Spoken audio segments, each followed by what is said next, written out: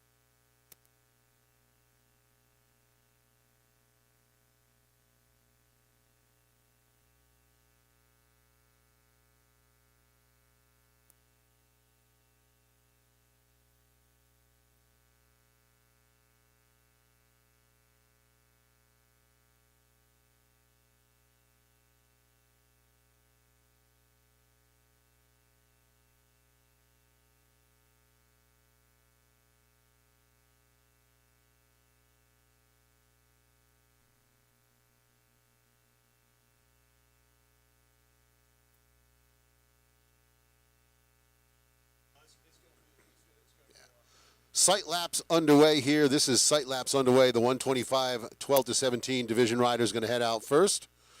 And then it'll be a rest of the classes right through race number 35. We'll head out and do a sight lap. As we work toward the end of the race order, yes, we may be doing some of the LCQs today. We'll keep you posted on which ones are going to be coming up. So, yes, if you're a rider in division racing from the top of the race order, you may need to do your LCQs today, so stay on the property. Don't go anywhere. And we will keep you posted on what we're going to do for the LCQs. At this point, I don't have a definitive answer to give you, but we do know that we're going to probably look to get through some of them.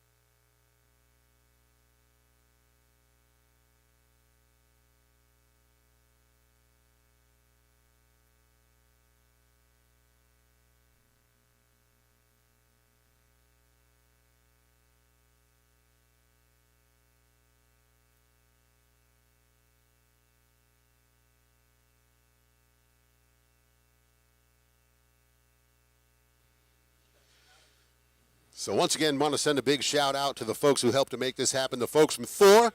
Head over to the Thor motocross rig right next to the entry into the infield there.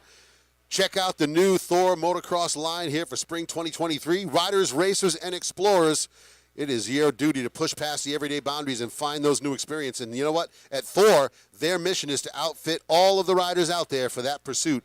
Championship-proven performance on the track. You got to look no further than their new Prime Racewear. The Sentinel LTD Roost Guards, that's a winning combination, folks. It's going to make sure that you got the best lightweight, flexible, and breathable technology. Whatever boundaries you're looking to break, We are Thor Motocross, and we are built for this. So again, big thanks to Thor, one of the presenting sponsors here, along with Parts Unlimited.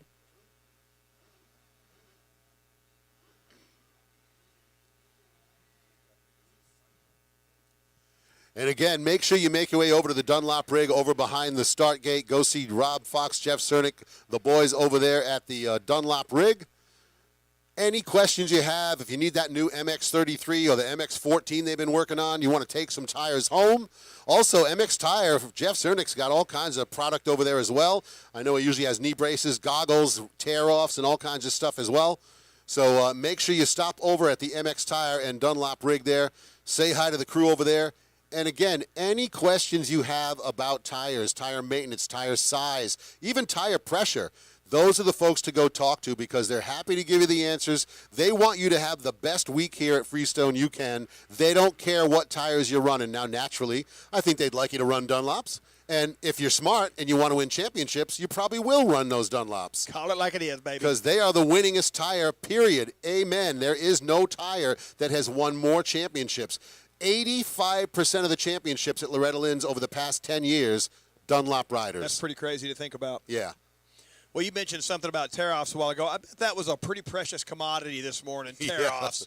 Yeah. Everybody walking around going, hey, you have tear-offs over here? Got a few extras anywhere, yeah. And the people that had them in the rig were like, well, what's it worth worth to you? I forgot mine, yep. It's a black market for tear-offs out there in the pits. Hey, yo, I got 100% tear-off. $20, baby. Hey, kid, come over here. So wrapping up the sight lap here for the rest of the race order. Several of the kiddos on the sight lap here got hung up over in that section after the Leonard Skinner oak tree there. For that right side, that deep stuff, they were on the left side, the deep stuff. They get off that line, they get out into the oatmeal, and the bikes just stop. The rider keeps going, but the bike don't. And over the bars they'd go. Yep, that's not a good recipe.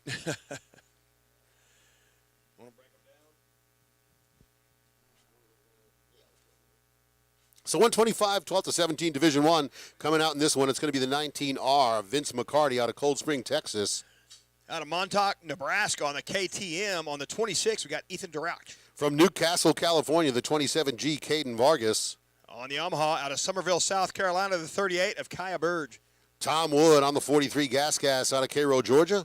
Out of Colorado Springs, Colorado on the KTM, my little buddy on the 63, Ryan Hadley. On the 66 from Gilroy, California, Colin Paskowitz. On the Yamaha out of Placerville, California, the 67 of Jesse Fraterno. The 68, Gavin Batson rides the Husqvarna out of Lincoln, Illinois. On the Honda out of Butler, Kentucky, the number 91 of Jonathan Yelton. The Husqvarna ride from Trabuco Canyon, California, the 94 Deegan Bloomfield. Out of Clinton, Louisiana, on the gas, the 105 of Franklin Boucher. On the 116, the gas from Aubrey, Texas, Tyler Hawk. On the Yamaha, out of Williamston, North Carolina, the 148 of Kalen Housey. The 196, Logan Crawford on the Husqvarna out of Punta Gorda, Florida. On the gas, out of Mountain Home, Idaho, the 218 of Trinity Bachelor. The 230 out of Grass Valley, California, the KTM of Austin Ellis. Out of West Point, Texas, on the gas, the 257 of Jessen Turner. On the 334 from Thousand Oaks, California, that's Nathan Abbott, the gas rider. On the KTM out of Ryder, North Dakota, the 369 of Cash Peterson. The KTM from North Berlin, Wisconsin, the 404 Riley Bus. On the gas, out of Bridgebane, Georgia, the 451 Ryder Thompson. On the 811 out of Newbury Park, California, the Husqvarna rider Riley Dickerson. On the KTM out of the Woodlands, Texas, the 817 of Roberto Tomei. And coming to us out of Waddell, Arizona, the 830 KTM is Makai Ulrich. That should be the field in Division 1 for the 125, 12 to 17. 25 entries, fixing to bang bars out here. Here we go. Going to sort it down to 40 riders by the time we get through the divisions and the LCQs. So the top 16 will go through here in this Division 1. 125cc, 12 to 17. And that's what you want to do if you can qualify yourself in directly out of the division. One less gate drop and race to worry about on the weekend. Yeah, 100% zero doubt you are on the money with that concept. So word on the street is, let me see here. I got to find him again. We've got a rider out here on a 2005 CR125. Help me out, J.P. Parsons. Jonathan Yelton. Jonathan Yelton out of Butler, Kentucky on a, Jonathan Yelton Yeah, I wonder if he found that CR in the barn somewhere down in Kentucky. Right, no doubt. Dug that bad boy out. Hey, RPMs are up.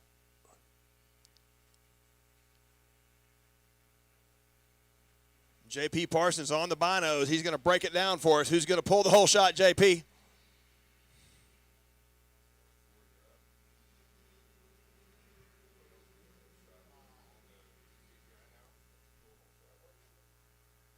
.43 out front. Yeah, Tom Wood. So Wood on the gas, going to grab the whole shot here for 12-17, 125 Division I. Honestly say I'm not too terribly surprised to see the 43 out of Carroll, Georgia, out front early here.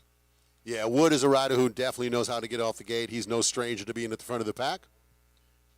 Well, not only get out of the gate well, he's already getting a gap there on the rider in the number 2 spot.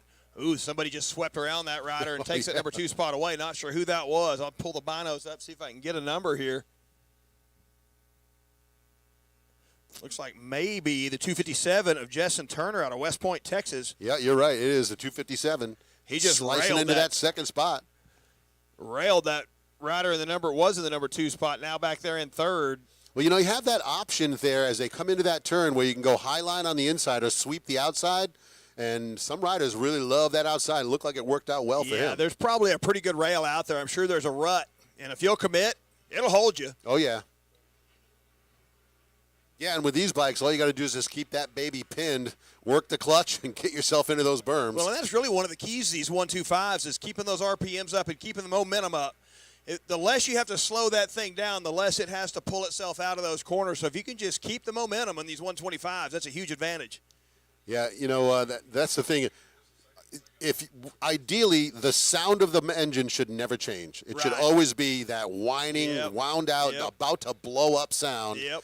And that's how you keep that 125 going fast.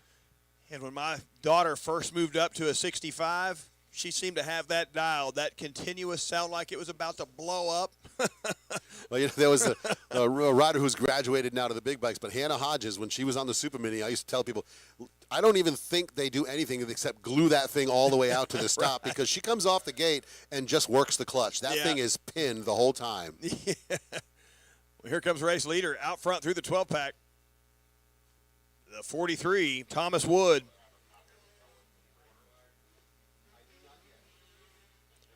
And that is the 257, Justin Turner.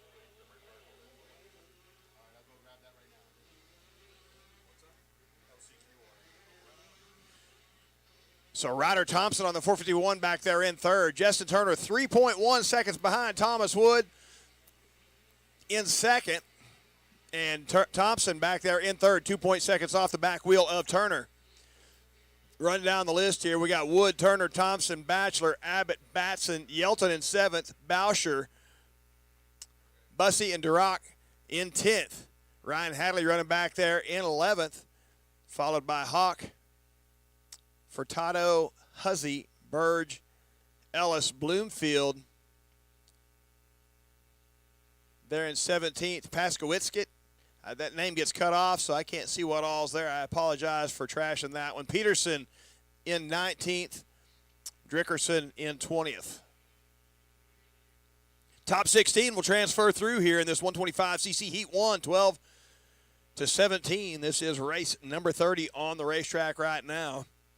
And our race leader headed up over the Kawasaki step-up. And looks like that 3.1 second margin has probably stretched itself out to a couple of seconds anyway now. May end up having a decent battle there between Turner and Thompson before it's all said and done. Looks like they're still about 2.5 seconds apart there.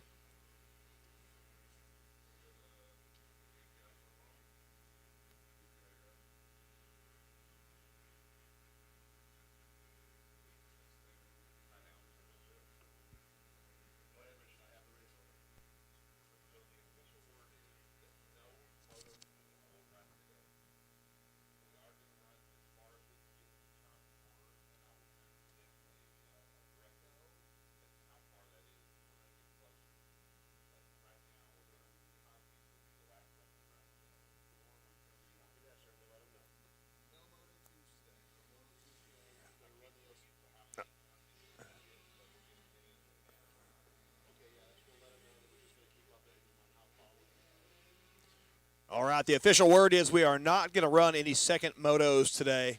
We're going to run as deep into the LCQs as we can. If we get the LCQs punched out, we'll start second motos tomorrow. Otherwise, we're just going to run as deep as we can into LCQs today, and we'll kick them back off tomorrow morning if we do not complete them. We are not going to run any second motos today, so we do have LCQ order.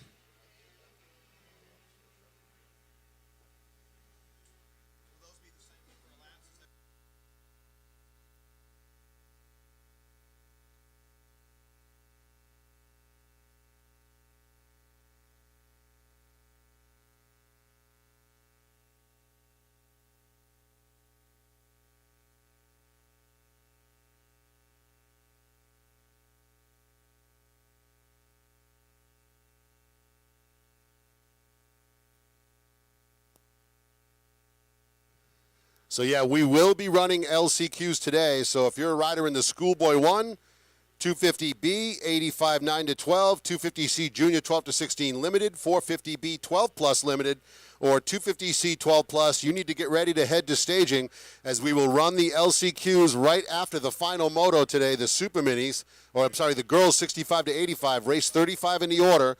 Right after that, we'll get into the LCQs. We're going to try and do as many LCQs today as we can. Right now, we don't know how many we're going to get. Richard White will be letting us know, and we'll be updating you as we get closer to that point. But you better plan, if you're in one of those top 5 LCQs I just listed, plan on heading down to the start gate right after race number 30, as you need to get down there and get ready to go right after race 35. Thomas Wood still out front. Running a 2:13, 7:62 on lap 2. Fastest lap of the moto thus far. Justin Turner in the number 2 spot, turning a 2:16.4.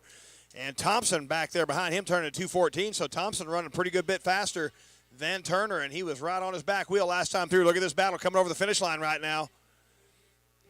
And Thompson still right there on the back wheel, so they've done an entire lap with a half a second gap. Yeah, Justin Turner not getting away. They've lost a little ground on James Wood.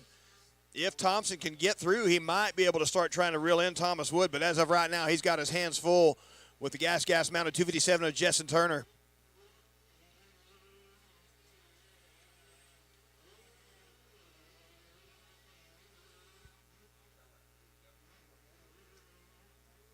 Jonathan Yelton out there on that 05 CR 125, running in, 7th place coming through. That bike is older than some of the people on the track right now. Yeah, I'm telling you, it is. And that's... No, but there's no way it's anything newer than a 2000. They stopped making it in 99. Announcer, you copy? Announcer? Go ahead. We're just announcing that if you signed up for the Stasic race for last night. Okay, guys, if you signed up for the Stasic race last night, we got bad news, but the Stasic race has been canceled. Conditions just aren't going to allow. So if you'd make your way back up to the tower, they're down there set and ready to give you guys a refund. And again, 1,000 sorries for that, but conditions just aren't conducive for the Stasic bikes to go out there and run. So head on back down here, get yourself a refund. Yeah, we're just making a guess on the year model. It's a CR 125. They haven't made one of those since the Stone Age. Either way you slice it. So pretty cool, that young man out here slicing and dicing out here on that CR, and it's inspiring to know that you don't have to have a brand new dirt bike to come out here and be competitive and have fun in the sport of motocross. So it's an older machine. He's out there mixing it up with these kids and new fancy pants, new equipment. He's out there running in 7th on that old Hondo CR 125. Can't kill him. Those things are built like a tank. Bulletproof. You talked about that little CRF 50 a while ago that you heard in the neighbor's yard. It's like the P-Dub. That's you it. just can't kill them things. So there you go. Wood on the 43. Another lap in the books out front as he continues to look flawless. No, we didn't. We're going into some LCQs. We can't. Richard didn't tell us yet. We're not running any second moto. So once again, we will not be doing any second motos today, but we will be going into the LCQs. We don't know exactly how many we're going to get through because, well, we just don't know yet. But we are going to be running LCQs. So if you're in a division race and you didn't qualify, you need to be ready to go for an LCQ. And again, Schoolboy 1, 250B, 85.9 to 12.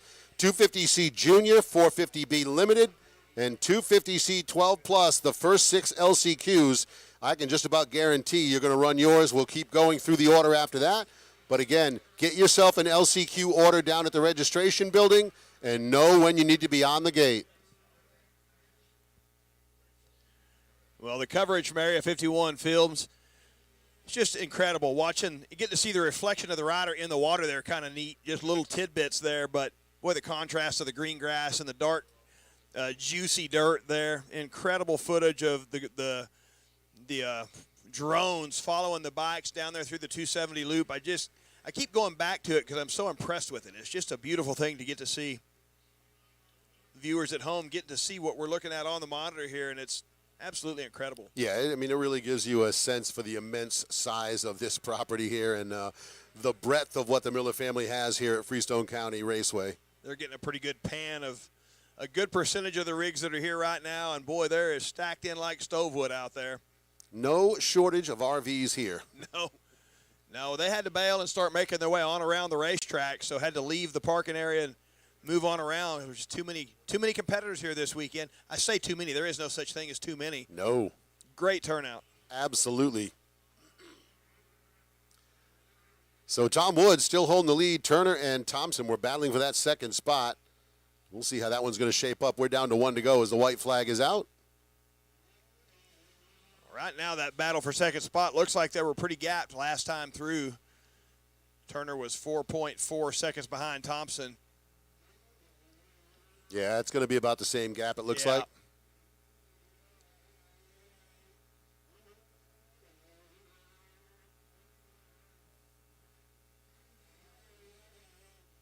Trinity Bachelor coming across on the 218 machine back there in fourth. Yeah, it looks like Abbott going to hang on to fifth on the 334, but Yelton trying to chase him down. On that old CR 125, he's up in sixth, making a bid for a top 5 position here. How cool would that be to see that old 125 CR take a top 5 finish here in heat number 1? You know, it kind of reminds me of Jerry Robin, you know, when he rode that 1986 CR250 and qualified for Loretta Lynn's.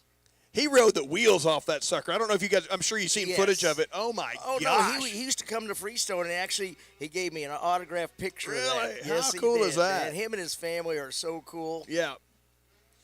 No, it's cool. And we used to have a guy in Dallas, Jeff Long, that would always ride a bike that was 10 or 12 years older than all the other bikes out there and get out there and smoke them. Wow.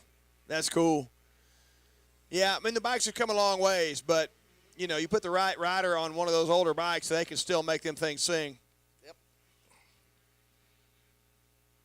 All in that right hand and line selection. Yeah. Well, you know, the technology has improved, but the theory is still the same.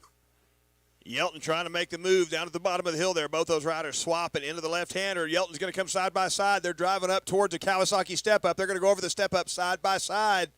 Yelton unable to take that spot.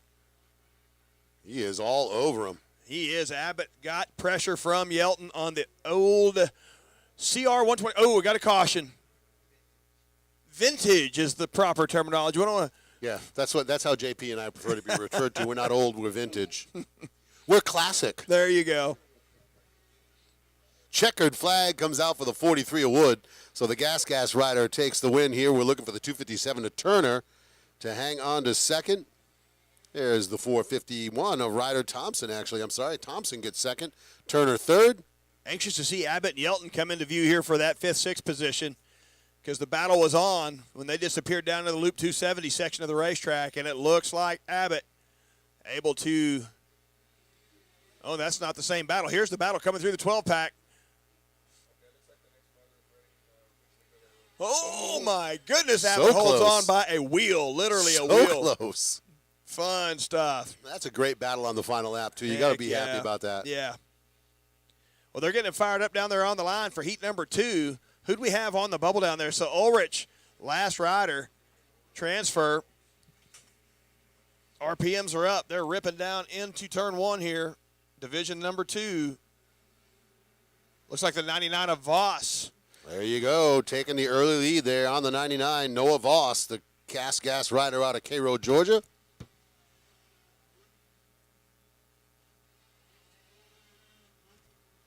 So real quick, guys, in that last moto, 125, 12 to 17, Division 1, 15 states represented. Now in this 15 Division states. 2, 19 states represented Wow. out of 27 entries. So for you online viewers, listeners, kind of give you some perspective of how huge this event is. Yeah, they come from everywhere. Yeah, it's really hard to appreciate it until you start looking at the paperwork and looking down the list, and it's pretty impressive. Really good battle going on back there for the number 2 spot. Looks like that number 2 spot's going to be taken. Yeah. Couldn't tell if that was 82, like the 62. Yeah. Clark Robbins. Yep, you're right. Out of New Jersey. Actually, that's pronounced New Jersey. Yeah, G from Jersey. Jersey. Well, that was the kid that I was talking about. Hey. That's what I was talking about. He's making a move to the lead. Oh, he did. He's got it. Nice run on the outside there. The 62 sweeps it around. Wow, he is charging through the field here. Clark Robbins looking to make a statement early. Yeah, he was the kid that I was talking about yeah. a while ago, and I said, hey, kid, come over here. You got that Jersey accent. Hey, Jersey. Is that where you what can't pump exit? your own gas? What exit are you from? Is that one of the places you can't pump Yes, your yes. It's Oregon and New Jersey. It's against the law to pump your own gas in I New jumped Jersey. out of my vehicle when I was driving delivering a GSXR 1000 there, and I stepped out of my vehicle, walked over and grabbed the gas pump, and this guy dressed in a little white suit come running at me. I thought I was fixing to get mugged, man. I went Miyagi-Do. I was ready to throw down. Nope, yeah, that's a full service. They put that in big letters right on the pumps, too. I don't know if you happen to read any I've of been that. driving for like 29 hours straight. It was a fog, man. All I know is I went in the crane kick position. I thought I was going to have to kick that guy in the shins. Well, you know, they want to make sure you stay safe, apparently, in the state. They don't trust you to pump your own gas. I like it. I like it. All right, here we go. The 62 taking over the top spot. So it is Clark Robbins holding down the lead. The 113 moving into second. That is Kai Gentry. And then it looks like we've got a, was that the 708? Yeah, Will Canniger running in third. Actually, no, they're saying Noah Voss in third, Canniger fourth. So Cade Johnson fifth.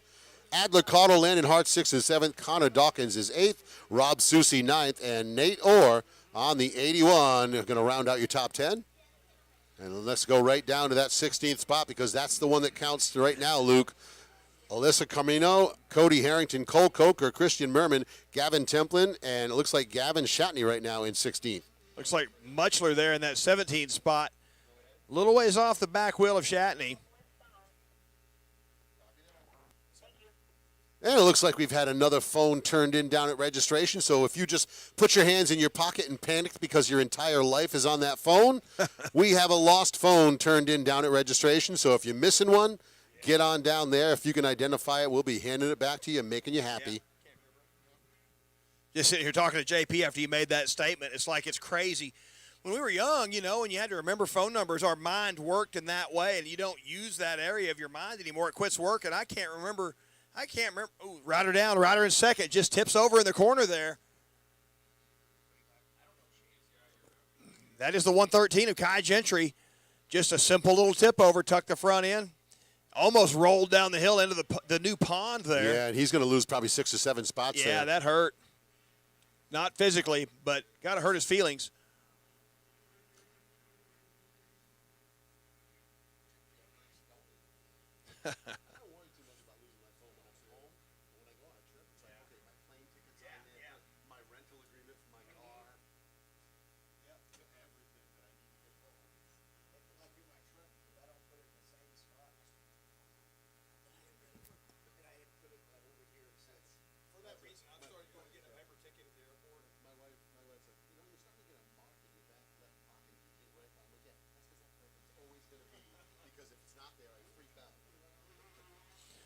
So Robbins coming across. He had a 3.5 second margin last time through. Looks like he's probably gapped that out a touch. He just cranked out a 2:16, 2:85 on that lap, and closest competition back is 6 seconds behind him, clicking off a 2:17. But hey, look at Landon Hartz. He just turned a 2:15. He's going to have the fastest lap of the moto here.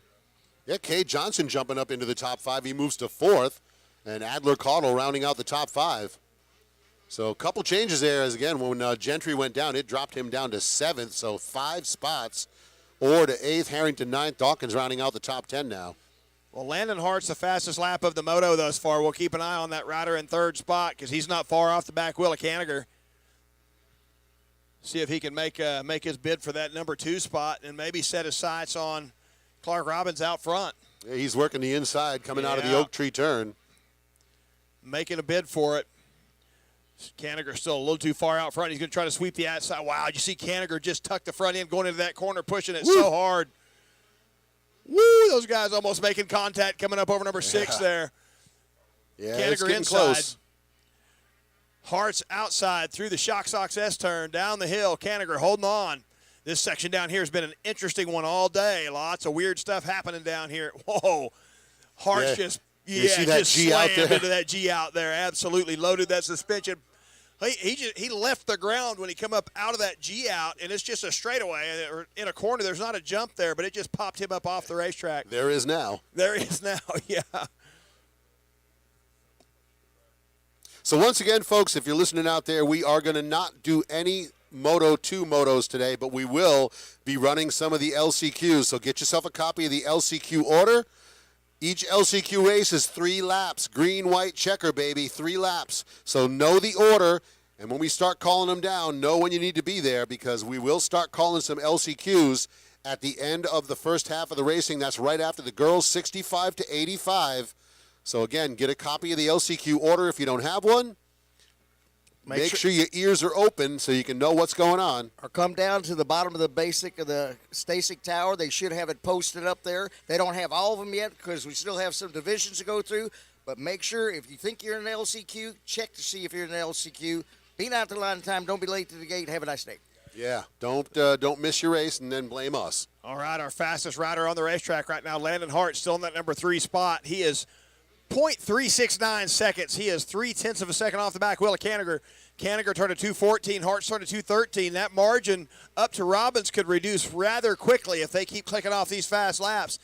They're battling, but they're not really slowing each other up. They're pushing each other because they're going to be catching up to the back wheel of Clark Robbins. Look at that battle. Wow. Boy, and hats off to Canniger as he is doing everything he can right now to hold that spot. Around the Leonard Skinner Oak Tree. Yeah, he's making Hart's work as much as he possibly can. Beautiful race action coming at us with the riders in 2nd and 3rd here in the 125C 12-17 Heat 2. Canniger holding on, but Hart's right there on the back wheel, and they're closing up on Robbins. Yeah, that's the kind of thing where a battle like that can either slow you down or speed you up, and it has definitely picked up the pace. Yeah, they are definitely dropping some heaters right now. Oh, Robbins hits that same pocket we were just talking about down there in the left. Wow, so much smoother. That line Canniger just took so much faster, so much smoother. They're literally hitting that pocket, and the bike is coming to a virtual stop. And these 125s, when you do that, you've got to re-get that momentum going, and it's a tough road to hoe on a 125. Yeah, that's a deep hole. I mean, you're dropping into the land before time in there. Yeah, for sure. These riders are going to come off the racetrack. They're going to go out there at 5'8". They're going to come back 5'6" tall from that hole over there. That's it. 50cc rider, you could fall in there and never find him again. Yeah. So Clark Robbins has been running a solid race out front. The 62 has pretty much had his own lines to pick. Canniger and Hartz have been battling for second, and that has closed them up on Robbins. So this one might come down to a barn burner on the final couple laps as your leader's going to make their way into the 12-pack. Well, here he comes. Clark Robbins on the 62. Anxious to see that margin on the clock when they come through, but it is definitely smaller. There he comes over the finish line. Here he comes, William Canniger in the number 2 spot. And right there in third, Hartz, all three. See, Robbins just turns a 2:14. He brought his lap times down. 3-second gap back to Canniger. No white flag yet, so they're going to have at least 2 laps to go. Yeah, and Canniger just put in his fastest lap, the fastest lap on the track right now. He sure did. Trying to stay ahead of Landon Hartz. Hartz is pushing him hard, man. And that push is catching them up to the back wheel of Robbins. That 3.4 seconds if they're right there going. Of course, Robbins, he knows they're coming. He just dropped down into the 2:14s himself, but he was 2:14.9. He was almost 2:15. Canniger 1.3 seconds faster that lap than race leader. Yeah, and they're going to come into that Leonard Skinner Oak Tree turn. Cade Johnson back there in 4th. Adler Cottle around in the top 5.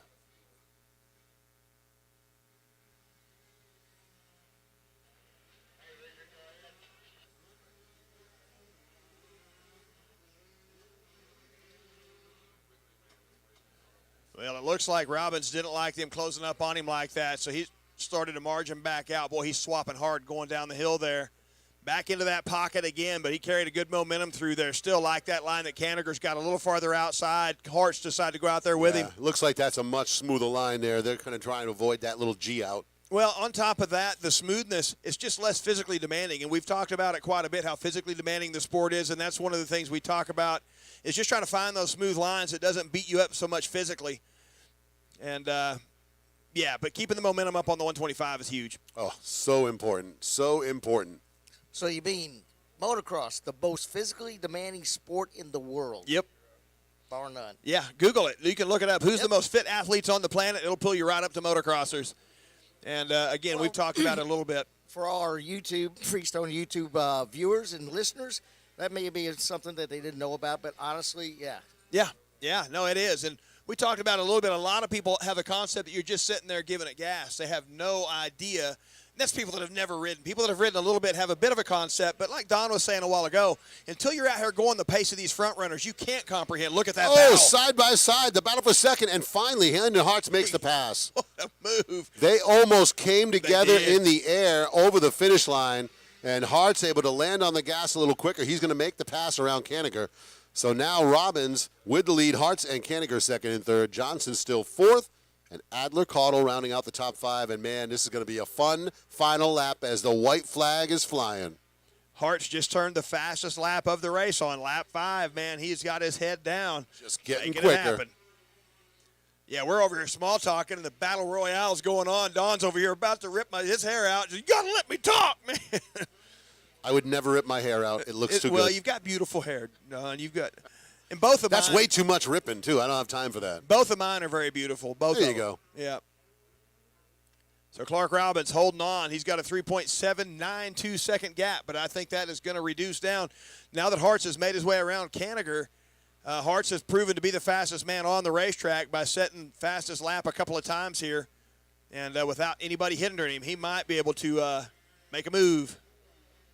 Yeah, and it looks like Robbins, again, dropping into that big hole on the inside. He loves that line, but, man, it is a tough way to go. It just looks painful, Don. I mean, it just kind of hurts to watch him hit that thing so hard. That's a lot of faith in your suspension right there.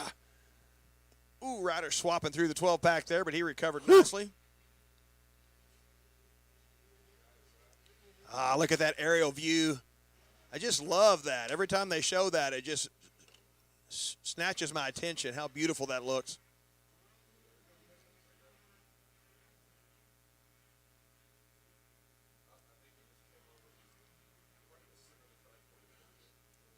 They're back there. They're coming over is that them coming over the FMF power wall Not right yet. there? They are working down to the bottom of the hill right now. We'll watch for them to pop over in just a second. Yeah, it looks like they just came over. Yeah, here they are. Yeah. And time's going to run out for that battle for Hartz. He's going to have to Yep. going to have to settle for second place in this one, as there's the race win to Clark Robbins. But boy, if you are Landon Hartz, take a big, strong dose of confidence from that one, because you went to work and made the moves. Kanigher hangs on to third. Kay Johnson closing in fourth. And Caudle. Looks like Caudle trying to make the move, yeah.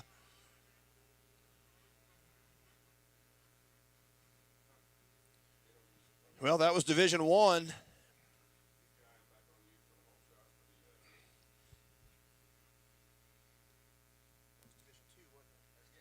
Oh, that was Division 2. So we move on to race number 31.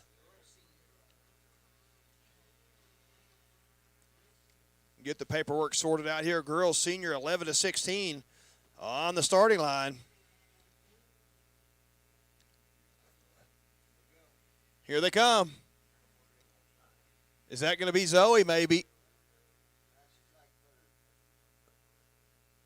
She's trying to slip it up underneath. It looks like the 22 out front early with the 11 side by side with the 22. The 11 is going to take that number 1 spot away. Yeah, that's Tinley McCoy on the 22. The 11 is Madison Casimir, rider out of Broadbrook, Connecticut, And taking the lead. I believe Zoe Moore back there in third. So, again, we've talked about it quite a bit. The Moore family, Moore goes back to fourth. We've talked about it quite a bit. The Moore family just got hit by a tornado last week, so Bud Moore come here to do some work on the track to try to make a little bit of money to, kind of help put the house back together. And, of course, been out here working on the racetrack. Got a section of the racetrack named after him now. It is the Bud Moore throttle section. You should have seen the smile on his face. I when we were can see talking the about smile in that. my mind. And he is just so, his gratitude is just. Well, the cat's as good as gold. At the end of the day, he's just as good as gold. And nobody that I would rather see get something like that would give him that joy, because Bud Moore, just a great guy. And taking over the lead, the 99, Lachlan Turner gets around the 11. So Turner out front. Casimir into the second spot on the number 11 Husqvarna. Well, I can They are assure breaking you, away from the field early. there's nobody out there on the racetrack that wanted to see Lachlan go by, because she is going to be a handful for anybody. Yeah, that's definitely going to be an interesting battle to see if Casimir can chase down the 99. So another interesting JP facts. 11 states represented in the girls senior 11 to 16 with 17 entries. Wow, there's So only it's 17 very entries. interesting how the stats work out, but yeah. Well, Lala, the 99 Lachlan Turner out of Greenville, Nevada, she came to the qualifier that I was announcing last week out in Amarillo. I got to visit with her a good bit. Really impressed with the young lady. Just carries herself well, well-spoken, and rides the wheels off a dirt bike. And let's don't forget, folks, you got a rider out there from New South Wales, Australia, and a rider out there from Moose Jaw, Saskatchewan in Canada. I like it, man. So it's an international field out there, JP. Cooksbrook.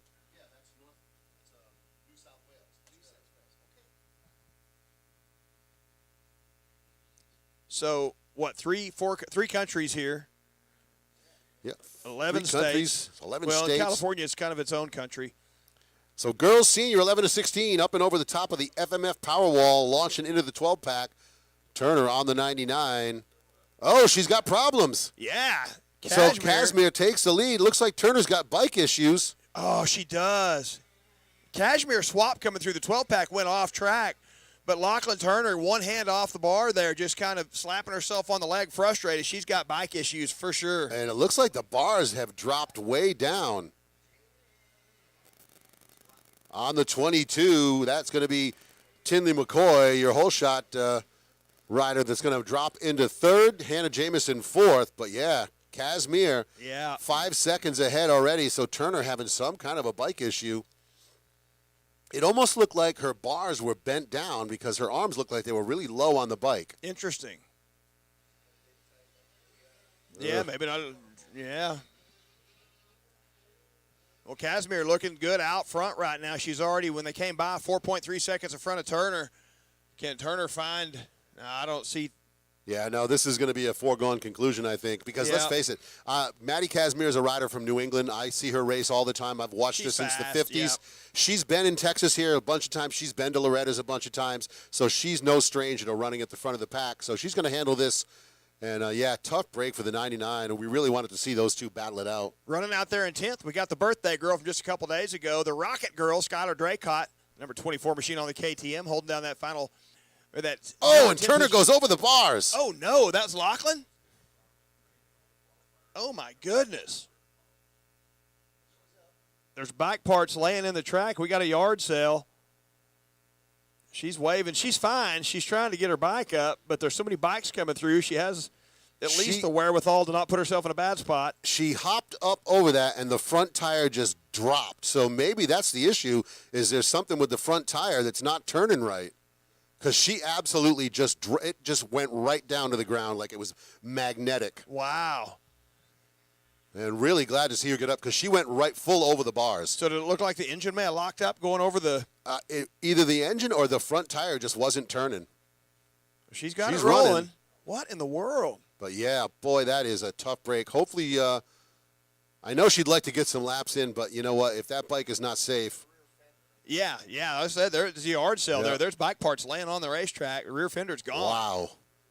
All right, she's glad up on to the see bike. Turner up. Yeah, she's up on it riding it at schoolyard pace, still taking an inventory of what kind of shape she's in. Yeah, she's going to pull in the mechanics area. So the 11 coming to the end of the rollers. Out front, Maddie Casimir. Little brake tap, bringing that front end back down in the air. That's coming to that next level stuff. You see in these riders who get their fair share of seat time, know what they're doing. Well, she trains at the Moto Sandbox, so she's got some plenty good coaching going on. And like I said, I've watched her race. She's put in a ton of time on tracks in New England and all over the country, so not surprised to see her where she is. Oh, she's absolutely nationally recognized, Maddie Casimir. Yeah. Everybody in the girls' class knows who she is. The women's class is already starting to look back. Oh, here Oh, she yeah. comes. She's coming. Yep, coming like a freight train. So Jamison moves into second. Looks like McCoy will move to third, Zoe Moore to fourth. And we'll see where they all come around here.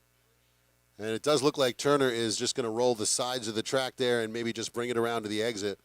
But wow, we are so happy to see her up and on the bike because that looked like it was a bad get off. Yeah. Oh, my goodness. Don explaining Lala's get off there, says she just lawn darted. And she's up on the machine. She pulled off the mechanics area. They did some discussing, and she's just schoolyard pacing it around here. So hopefully Yep. we can just keep it rubber side down and no more lawn darts. Yeah, that might be time to just take that one into the pits. Well, I got to visit with her the other day out in Amarillo at the race out there and just kind of asked her what her training program looks like right now. She said, I'm snowboarding a bunch. There you go. So she hadn't even been riding. That's an alternate training program. Yeah, yeah. So looking at the order right now, Madison Casimir, Hannah Jamison, Tinley McCoy, Zoe Moore, Hannah Cole, top 5. Josie Schuff, Sophia Williams, Mila Herrick, Reagan Davis, and Skylar Draycott through the top 10. So the birthday girl there in the top 10. That's the Rocket Girl, Skylar Draycott. There you go. The 100 coming across. Let's see here. Who is that? The 100 machine. Maybe that was Lindsay Morris on the 10.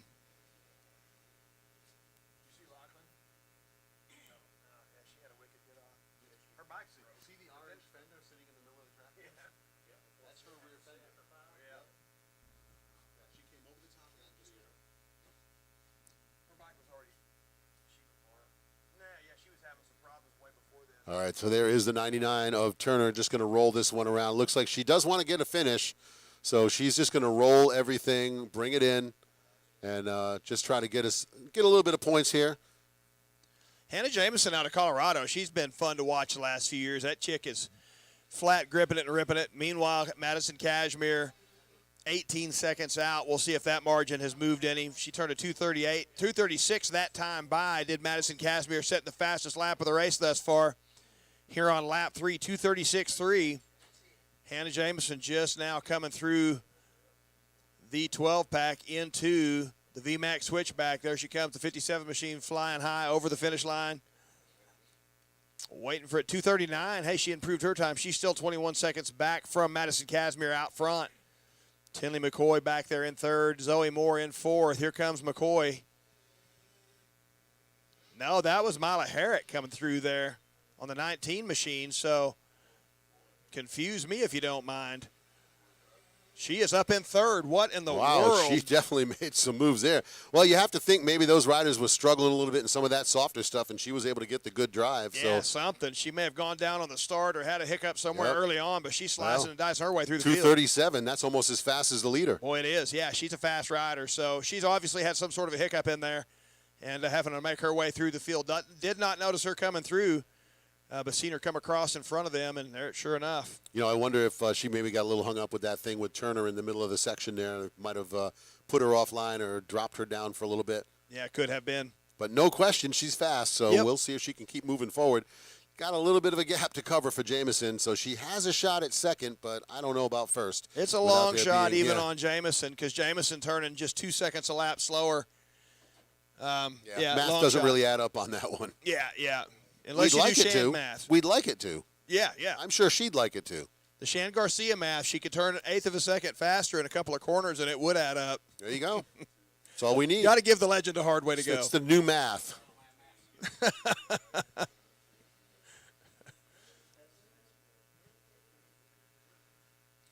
Yeah, pretty much everything kind of sorted out here, it looks like, because when they came by, Herrick had just made the pass on McCoy.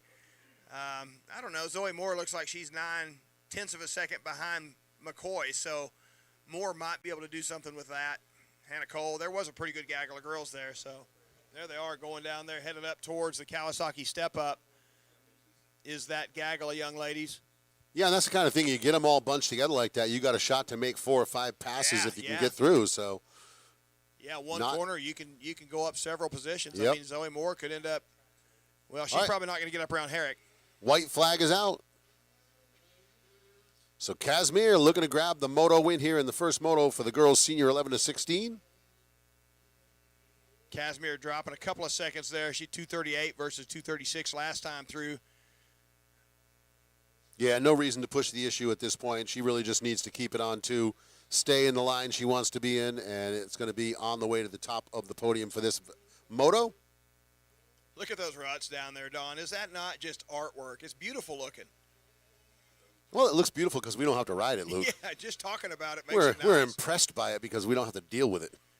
Well, I know even my daughter, she loves this kind of stuff. Oh, so yeah. most of these upper tier riders, they hunt Yeah. for this. This is Oh, what yeah. they travel for. This Yeah. is what they love. No one's disappointed by that if you're really Yeah, these upper really tier loving it. riders, they're purpose built for this.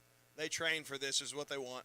Yeah, and look at those ruts coming out of the oak tree turn. You see Casimir having to negotiate that with the foot out because it was going to get dragged down into the rut. And again, she's kind of just skipping around the outside of some of those deeper lines there, staying in the middle of it. Steady shopping for anything smooth out there. But That's she's it. got a 23-second gap right now over Hannah Jamison. So Casimir got time to kind of shop, look around, find the smooth lines.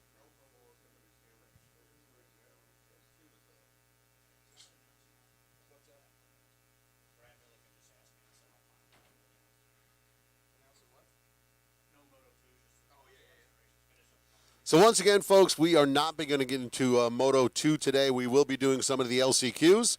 So if you have an LCQ or to look at the first 5 or 6 LCQs, you're definitely going to need to be ready to head down to staging, and we'll keep you updated as far as how many LCQs we'll be able to do today. We're still waiting for the official word on that. But yes, we will get into the LCQs today. We will not be doing Moto 2s until tomorrow. Race number 32 down there on the starting line. Them guys getting ready to shred. There's 31 entries in that 65cc 7 to 9. That's not going to be a qualifier. It's just an absolute moto there. Waiting for, who is this? It looks like the 961 Reagan Davis coming across.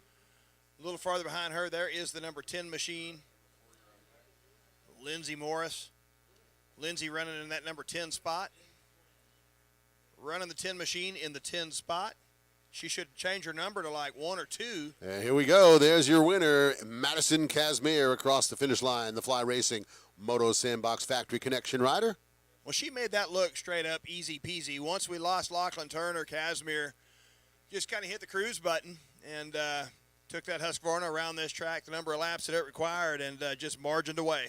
Yeah, you know, after that good start between her and Lachlan Turner, I think anyone that wasn't on that pace was not going to be able to match it. Wow, Jamison and Mila Herrick coming right down to the finish. Look at that, 0.219 seconds separating them. So Herrick was coming after her. She was. And Jamison just hangs on by the skin of her teeth to that second spot. Well, not sure what happened out there, but it was just a couple of minutes ago. I said it looks like everybody's kind of sorted themselves out, and then Myra Herrick must have heard it and was like, nothing's sorted yet, Jack. I'm coming hard. I got stuff to do. There's the 18 of Hannah Cole coming across in the 4th spot. We're looking for the 22 of Tinley McCoy to round out the top 5. And here we go with the riders in the 65 7 to 9. Looks like the 132 out front. Is that Wellsine? It might be the 132 there. Looks at Welsen. Yeah, Gavin Welsen on the 132 looking to grab the whole shot there. And this is race number 32. This is not a qualifier, race. baby. It's a race. It's the race. This is the real deal here. And, hey, once again, folks, if you entered in the Stasic Racing, we were not able to do that. They had to cancel that event. So you can head down to registration and get your money refunded for the registration for the Stasic race. Oh, and Lachlan Turner rolling off. She did complete the race. So she stayed out there trying to just get whatever she could get for points. Well, mad props to Lala for just hats keeping on off to her. swinging. Yep. Because she took a nasty digger. Really bad. Yeah. Like that was a scary bad fall. Yeah. You know, we've talked about it a little bit this morning, me and some of the guys here talking about the patented tuck and roll that some of these riders just do a really good job of. And a lot of these upper-tier riders, you'll see them take really nasty get-offs, and they get up and ride away from it. And you'll see some of the guys maybe in the back that'll just have a simple tip-over and get severely injured from it. And a lot of that is just learning how to do the tuck and roll. And we've been watching Hayden Deegan kind of perfect that here the last couple years. And I don't know, it just puts things in perspective. Athleticism carries over onto dirt bikes, and having a wherewithal to where your body is when you're flying through the air, impressive stuff. And I think Lachlan Turner might have been able to incorporate some of that into that tip over there. Yeah, hopefully she did get that shoulder out under and roll that through that, because she just went head first over the bars. It was really glad to see her get up. Well, I can tell you for a lot of years, I told my kids, if you crash, go head first. You're in the VAR. That's your hardest part of your body, so that's going to be your best bet. Because my kids are hard-headed. I don't know. I think the concussion protocol folks would disagree with you on that one. They ain't ever had a concussion. They're too hard-headed. We got a rider down on the face of 8 over there. Ooh, not a good spot to be. Looks like he's getting up on his feet. All right, there's Welsen on the 132 coming down to the bottom of the hill, going to make that turn through the Bud Moore throttle section. And on the charge up to the top of Cemetery Hill, Gavin Welsen. Pounding it into that rut there. Look at him driving hard up the hill, up over Cemetery Hill, going full send on it. Yeah, wow, nice drive did you there. see that? He just flat-landed that sucker. Jumped over it. Into the 12-pack. Here he comes. Race leader, the 132. Welsen on the gas. Look at that, man. Impressive stuff from the youngster. Yeah, the 132 Cobra holding the lead.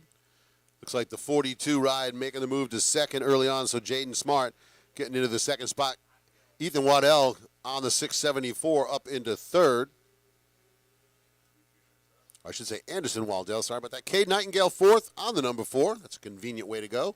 Beckham Smith third and fifth. So it's the number 3 of Beckham Smith in fifth. Absher Hall sixth. Oliver Abreu on the 21G. I never knew it was a G number. Okay. In seventh. Rayson Kyler is 8th. Levi Letty 9th. And Talon Hinson going to round out the top 10.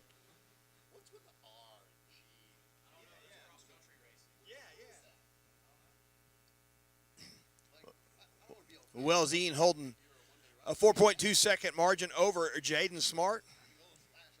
A little behind Smart. Waldell 2.4 seconds back. And then just a half a second back from Waldell back to Nightingale in fourth. Beckham Smith 4 seconds back off the back wheel of Nightingale. Not sure what's going on with Beckham Smith, but expect to see him run up towards the front. Oh, apparently he is a younger entry into this. Is that what we're hearing here from Shan Garcia? Yeah, he is, and he is young 8. for sure, just moving up to the shifter bike not long ago, but he's adapted nicely to it, doing some impressive things on it. Yeah, well, physically, you can see it. I don't want to throw a monkey wrench into anybody's theory here, but he's the same age as the leader, Gavin Welsen. Oh. They're both 8 years old. Oh, now we're going to pick on him for size, Shan? Is that what it is? Man, this is a tough room, folks. Love watching Beckham Smith do what Beckham Smith does. Meanwhile, Gavin Welsen holding on to that number 1 spot. Last time through, 4.2 seconds ahead of Jaden Smart. They're back there in the back section of the racetrack, fixing to make his way around the left-hander into the Bud Moore throttle section of the racetrack. The 132 on the gas. Here he comes. A little more throttle. Making it into a rhythm section up over the Cemetery Hill. Oh, he OJ's that. And just, my goodness. Wow. It's the second time he's OJ'd that thing. He's flat landing that thing. Just like to swapped it out, like to send him suspension over the test. bars. Well, he's got company coming back there in the form of Jaden Smart. Jaden Smart coming hard now. You know, and maybe that's why he's over jumping that. He can hear the bike behind him. He can see him pounding that bike back down to the ground. That's what he did in the last lap. He Yeah. heard that bike coming.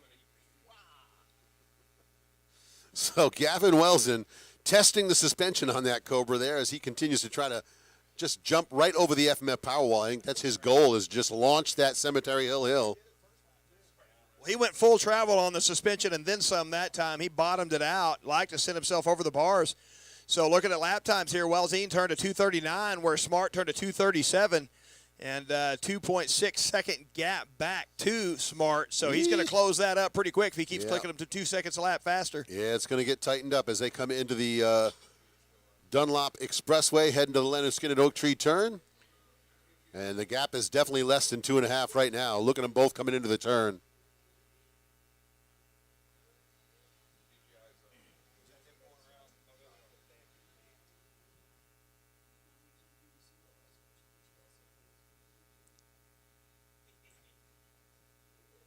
Both riders driving hard into the left-hander, coming up over number 6. Walzine still out in the number 1 spot, but Smart got him in his sights now. They're fixing to start working through the back markers. We'll see how it works out for Walzine getting in there first. It's going to be tight here for Walzine. They're going into that left-hander down there. Walzine not taking the line that I think he necessarily wanted. Both of them hitting, well, no, Walzine hit the pocket there, and Smart was able to avoid it. Smart getting really good drive, almost clearing over the Kawasaki step-up. So he rolls right up onto the back wheel of Walzine. Yeah, they're going to be almost side by side over that ski jump, heading down to the big loop 270, that sweeping left-hand turn. And here comes Jaden Smart. They're going to switch up lines. It's Welzin on the inside. He's going to switch back. He knows who's right there. Great footage. Watch him launch this Cemetery Hill drum. I am sure he's going to be about 40 feet past the landing now. Yeah, I bet he scrubs it a little bit this time, because that had to kind of jar him a little bit last time. Well, and like you say, it can actually just G the suspension out so much that you end up slowing down. Yeah. Yeah, well, it did. It almost parked him there, coming up through the Bud Moore throttle section. Up over. Let's see how he does it this time. He shorted it a lot. Yeah, Boy, he there you clipped the go. top that time. He's able to come back with a few teeth less after that last There hit. you go. All right, here comes Jaden Smart working the inside into the switchback. At this age, though, getting them teeth knocked out, it's all money in the bank for the tooth Yeah, fairy. They're that's it. side by That's side it. coming through here. They're going to fall out anyway. Yeah, they're baby teeth. It's just money, baby. That's it. All right, so the gap is going to shrink down to less than a second here. Yeah, 3/4 of a second. And Smart turns another 2:37. Smart turns the fastest lap of the race right there with 2:37.3 on lap 3. Continuing to lay down the heaters. But look at Nightingale back there. He turns a 2:37.6. He's 7 seconds back, so he's not really catching them, but showing that he can run fast laps here. So great race there for the number 1 spot between Welzine and Smart. Yeah, they're working through the twist and shout section now, going to work their way back down the hill. And here we go into the Leonard Skinner Oak Tree.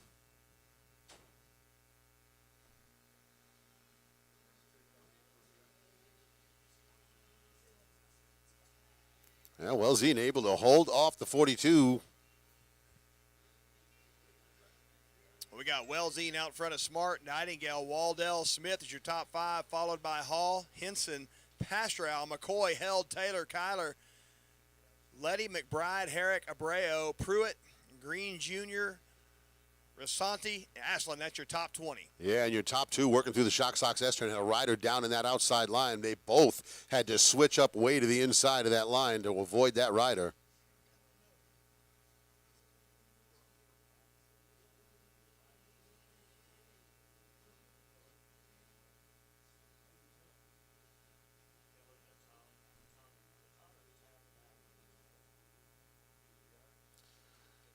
So Welzine and Smart working on trying to see who's going to come away with the win here.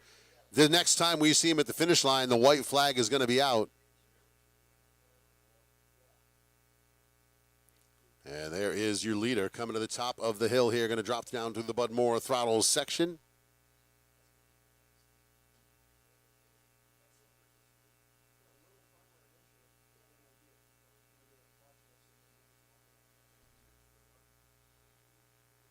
So here we go. Again, the battle for the lead coming up over Cemetery Hill. Got that one to the downside that time. Yeah, he's charging into the 12-pack here, Yeah. race leader. He's opened up a little more of a gap now. It looks like he was able to get away from Smart just a little bit. Well, Smart caught him a whole lot whenever he OJ'd that thing and almost parked out there, middle of the racetrack. White flag flying, Britt Lambert out there showing him 1 lap to go here. He literally come almost to a complete stop when he landed in the bottom over there earlier. Where is Boy, look at this. Cade Nightingale makes the move to second. What in the world? Where'd he come Smart. from? Jaden Smart. Boy, he dropped did. off the pace. Looks like he maybe had a trouble coming through the rollers, but yeah, Cade Nightingale Wow. coming through. He's still 7 seconds behind Welzin, so the 132 is in a good spot. Yeah, Smart definitely had a problem. He turned to 248, Yep. and yeah. he is faster than a 248 lap time on a good lap. Yeah, he must have had got himself caught in a rut or something like that, lost the drive somewhere. Looks like Beckham Smith has moved up into 4th now. So Smith was in 5th. He's moved up to 4th and not sure Yeah, Waldell drops down to 5th. What happened to Waldell? Because he had a pretty good margin over Smith. Well, again, look at the 2:57 lap time. Something happened out something there. for sure happened. There's a sniper in the trees out in the back. Where's Clayton Miller? What's he up to?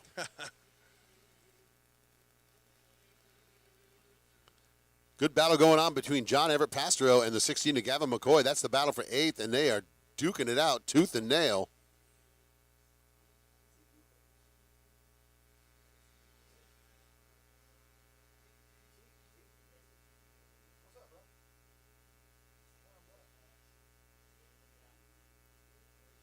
So the 132 of Wells making his way over the Kawasaki step up. Nightingale and Smart working behind him as they come to that section now.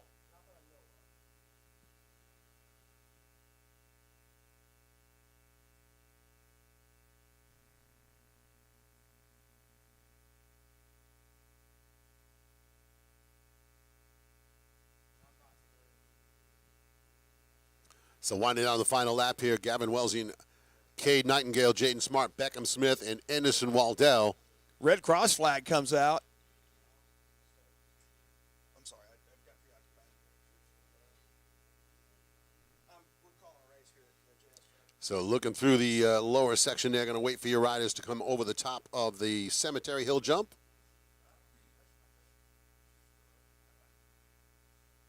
And it looks like there is the 132 coming through the FMF power wall.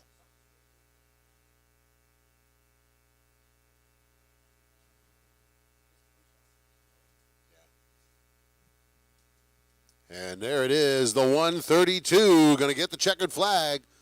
So Gavin Wilson taking the win. And it looks like Jaden Smart getting back around Nightingale. Wow, them guys had a battle. Yep, he sure did. Wow, by less than a second separating them too, boy. So Wells and Smart, Nightingale, Smith, and Waldell looking to be the top 5 here for 7 to 9 in the 65cc class. We have got the big bikes, the 250B on the line.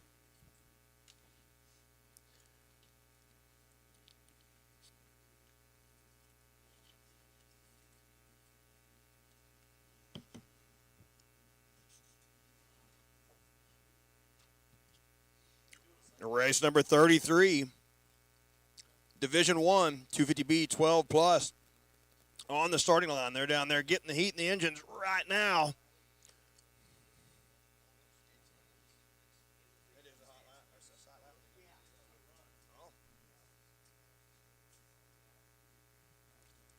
Look at the ruts, Don, off the gate there. Yeah, your gate pick is going to really be dictated by what happens out in front of the gate. You can notice right next to the doghouse It's there, a nobody mess. wants Yeah, that one. That's terrible. So, yeah, you got to pick one where you got a nice straight line out, because once they drop down into that, that's pretty much pointing you where you got to go. You're going to have to get on the gas to get out of that thing. Yeah, you're going that direction until you come out of that rut. About how far is that? Probably 10, 20 yards up the racetrack before you're even able to start making a decision as to how you're going to turn. Yeah, and you can see how some of them just hook out of that start gate. Those are the ones that are empty. Yeah. So glad we got that perspective. That was something I've been wanting to see how those ruts looked, for gate pick, because it matters. Gate pick really starts to matter. So you see these guys making war out here on the racetrack. Well, this is just a heat race. It's just for gate pick. Well, it matters when you start having to look at those kind of gates. 2-minute board is up. Exactly. So here we go. The 2 card's going to turn around to 1. We're going to watch it turn sideways, and we'll watch our starter charge off the track there to try to avoid being stomped. And here we go. Feel the rumble. Here they come.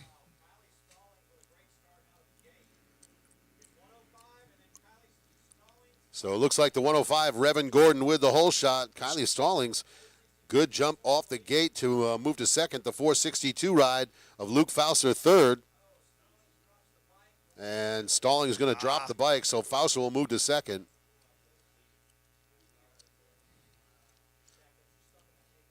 Stallings down, trying to get the bike out of the hay bale there.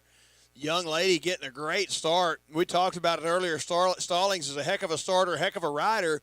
And her being so tiny, it's like you know, she almost has a bit of advantage because the bike don't even know there's anybody up there. So the power to weight ratios, that 250 pulls her great down the racetrack.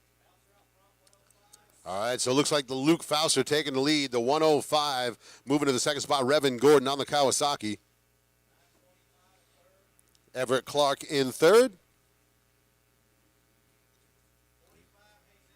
And it looks like Hayes Edwards, the Yamaha rider, in fourth. He's got another Yamaha right with him. Looks like the 97 and Noah Stevens. A race leader already gapping out on the field a bit. That great start that Stallings had probably had some bikes behind her, so when she got hung up there, they had to work around her, so that cost them some ground. And give the race leader, Luke Fauser, a little bit of an advantage unwittingly, early. she kind of helped out Fauser a little bit she there. did.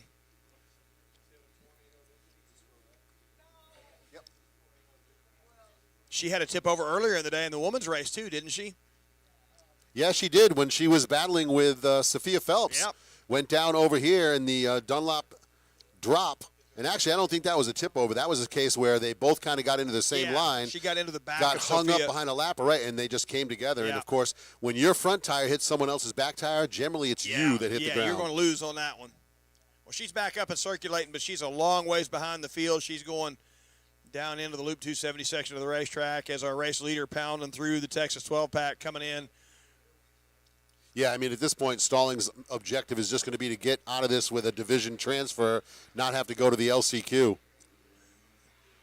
Yeah, and that's going to be a tough row to hoe. So Fauser and the 105 of Gordon 1 and 2, the 926 of Everett Clark still hanging on at third. Hayes Edwards, Noah Stevens fourth and fifth. Diesel Thomas up to sixth. Jaden Searles on the 51 is seventh. Reese Wheaton is eighth. Logan Edwards ninth. And James Grace on the 339. The Yamaha rider rounding out the top 10. Looks like Gavin Player, Riley Boss, Chase Canizaro, Jack Jameson, Taylor McKenzie, and right now Ramon Vidal, the 414 in the 16th spot. And Luke, that's the final transfer. It is. We're going to keep an eye on the 21 machine. Here she comes. Anxious to see how many positions she can make up from that far back. And I believe she will pass some of these guys. I think it's going to be a tough row to hoe to make it up into a transfer. Yeah, because the problem with that is, look at that, an 18-second gap for her to even get to 21st. Yeah, it's a B class that Yeah. she's running. I think it's going to be a tough row to hoe, but I think she can work her way up, catch up to the back of them guys, and have somebody to race with before it's all said and done. Meanwhile, Luke Fauser, 3.9 seconds out.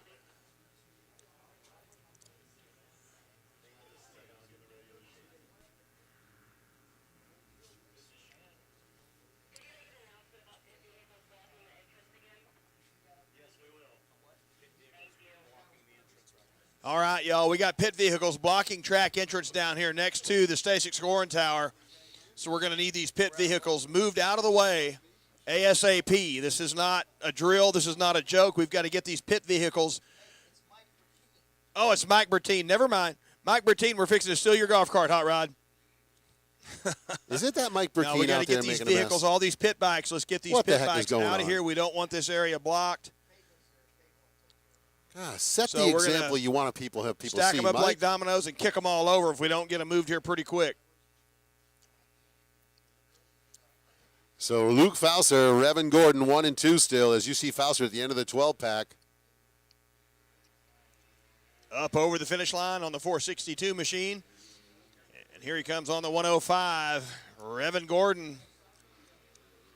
See what kind of Whoa. gap that is. Everett Clark cross-rutting out of the 12-pack. He's going to lose time, and Hayes Edwards going to close right up. Hayes right there on the back wheel now. So 213 from Luke Fauser, 215 from Gordon. Clark with a 217, Hayes Edwards a 216. Our top five, Diesel Thomas running 216 also. 5 seconds from Fauser back to Revan Gordon. 4 seconds back to Clark, and then Edwards 0.7 of a second behind Everett Clark.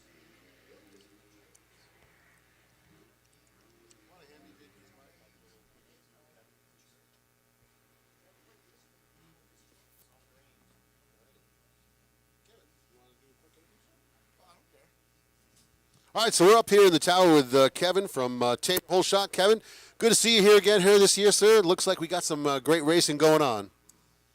Yeah. The weather and everything's been great. Got a little bit of rain last night. And, Just a little. Wasn't even bad. It washed off all of our dust off our awnings and tarps and everything, so it's kind of nice to see that. Our truck hoods and everything, so got everything nice and clean and got that taken care of. So There you go. It could have been worse. One less trip to the truck wash.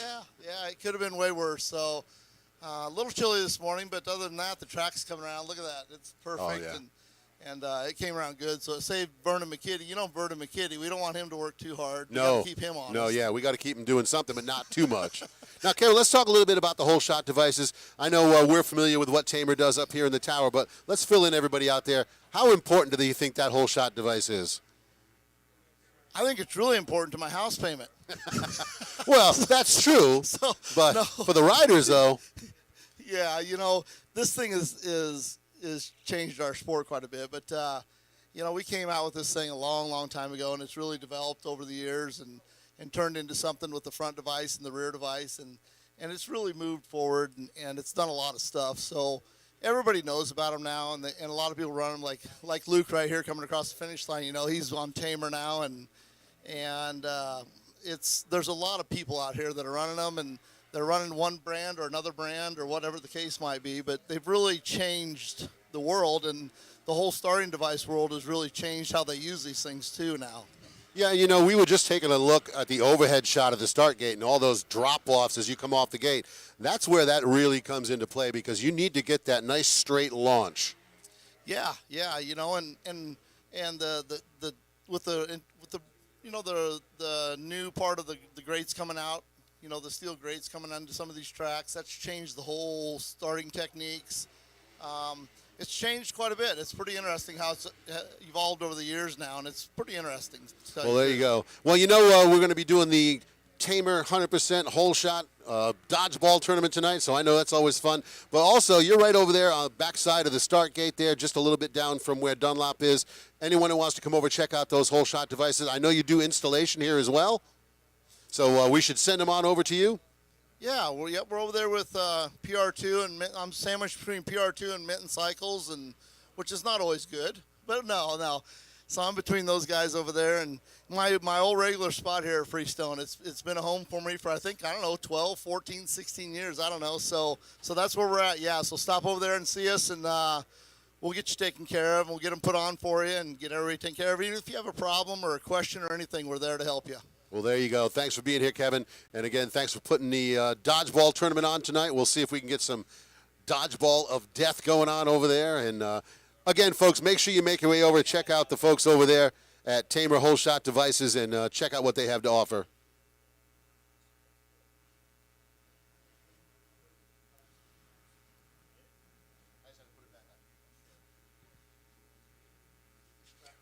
Well, Luke Fowler still out front. 6.5 seconds in front of Revan Gordon. Diesel Thomas 4 seconds behind him.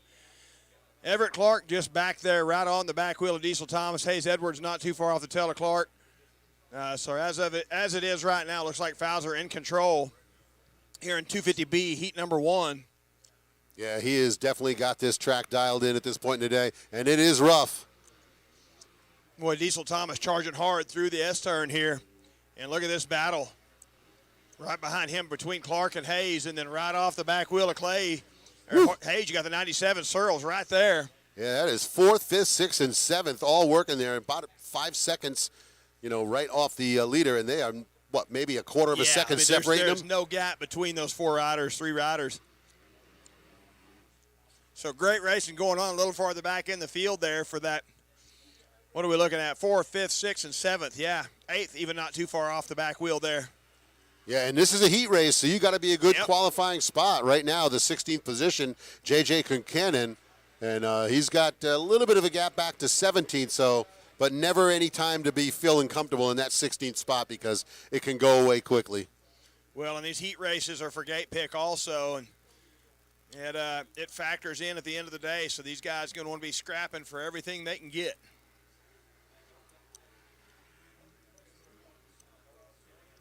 So Luke Fowler, Evan Gordon, Diesel Thomas, Everett Clark, Hayes Edwards, top 5. Jaden Searles, Noah Stevens, Logan Edwards, Reese Wheaton, and Riley Buss through the top 10. 339 DC3 suspension Yamaha of James Grace just outside the top 10 right now. See if he can charge up a little bit. And then you got Gavin Player, William Jordan, Ramon Vidal, Taylor McKenzie, and J.J. Concannon rounding out the top 16.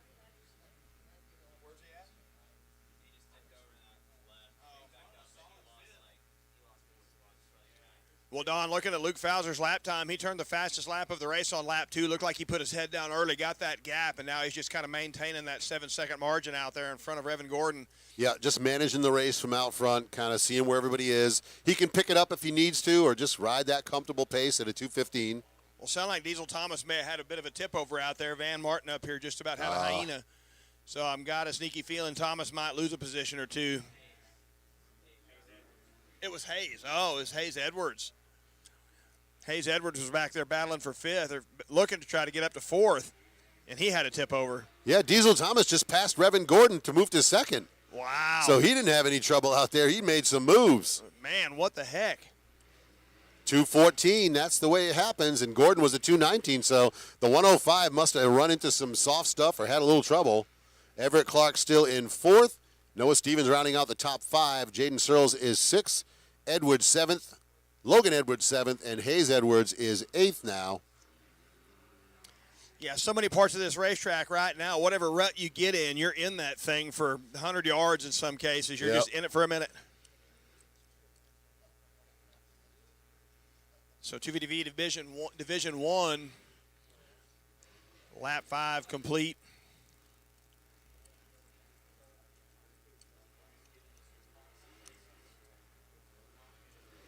Gavin Player coming across. He's right there on the back wheel of Jordan, it looked like. Those two swap positions there. All right, so working through the bottom of the race order, we're going to need riders for the LCQs getting ready to head to staging. Schoolboy 1, 12 to 17, 250B 12 plus, 85 9 to 12, 250C Junior, 450B 12 plus, and 250C 12 plus. The first 6 LCQs. You need to be down in staging right now, as we're going to be running your LCQs right after the girls 65 to 85. That is just a few races from now. How many do we have? We have 17 consolation races. You said 17 consolation. That's 2 consolation.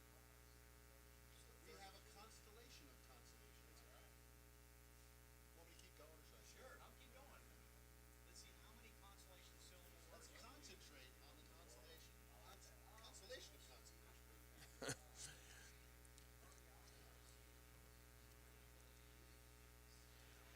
Well, Fauser out front. White flag flying here. 462 coming by. Yeah, he's got this track dialed in, Luke. Well, he had a 10-second gap last time through. I think it might be a little shorter this time. We'll see. Fixing to get the update right about now. 7.9 seconds. So he's still maintaining that pretty well out front. Yeah, and you'll notice that consistent 2:15 time. Yeah. That seems to be sort of his comfortable lap. If he needs to, he can bring it down He and shows really us drop he it. can go down if necessary. Yep.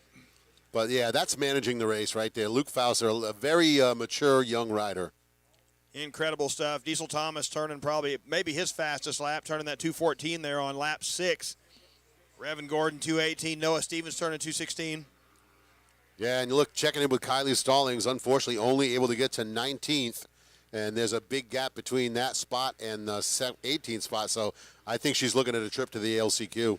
Still a pretty impressive ride for the young lady to jump up into the B class, go down in turn 1, and have a lot of real estate between her and last place. What was it, like 20, 30 seconds a while ago? Yeah, It was 30 eternity. seconds was the gap even just to get to last. Yeah, so she's caught them and passed a few of them. So impressive riding from the young lady. She's had some issues here today, but the tip over in the women's class didn't really affect her too bad. She was making a bid for the lead. Did not make that position, but didn't lose any position. She held on a second. And here's the thing, a second place in the first moto still puts her in the contention for the overall. Yeah. No reason to panic. And doing what she did, now she knows she's got speed. So, yeah, it's a cool deal for the women. You can always turn a negative into a positive if you look at it the right way. And, okay, I went down, but, hey, you did your work. You put in good laps. You didn't give up. Right on. You stayed strong. That's a positive you got to take out of it. Yeah. Well, she's been around the sport for a long time. She's mentally strong, and I'm guaranteeing she's got a lot going on in between her ears, but probably not a lot of it's negative right now. She's There probably you feeling go. pretty We're good looking at about Luke Fauster on his way up to the top of Cemetery Hill, smooth to the downside. And one more time over the FMF Powerwall as he heads to the checkered flag.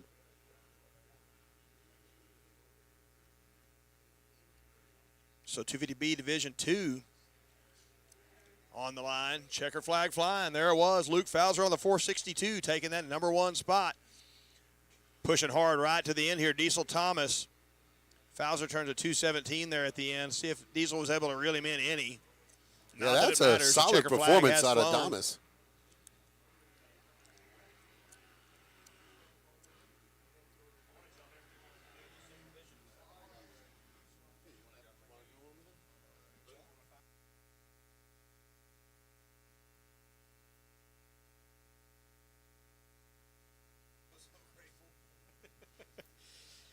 All right, Shan, the legend Garcia going to jump in. I've not got to announce with you, I don't think, today. Well, you never know. Who knows? It's been a long, crazy day. It's only 2:30. I know it. It's crazy, isn't it? A lot of racing's gone on. We've got division RPMs number are up, 2 out Shan. of the gate here. So it's going to be Fapani, Trace Holland, Micah Grubbs, Landon Peppard, Hayden Bone, Nate Freehill, Brock Henry. Hey, Jack Freehill just Carrick. pulled the whole shot, Shan. So it's Freehill with the whole shot here. The 41 out of Rescue, California, aboard the Honda. Trevor Bernard, Colin Burns, Wyatt Creighton, Cameron Ford, Cade Bradley, Walker McCrill, Wyatt Navarro, Matthew Still, Ryder Gwynn, Jadon Cooper, Sage Powers, Carson Mainquist. Just to name a few, 24 entries here, Luke.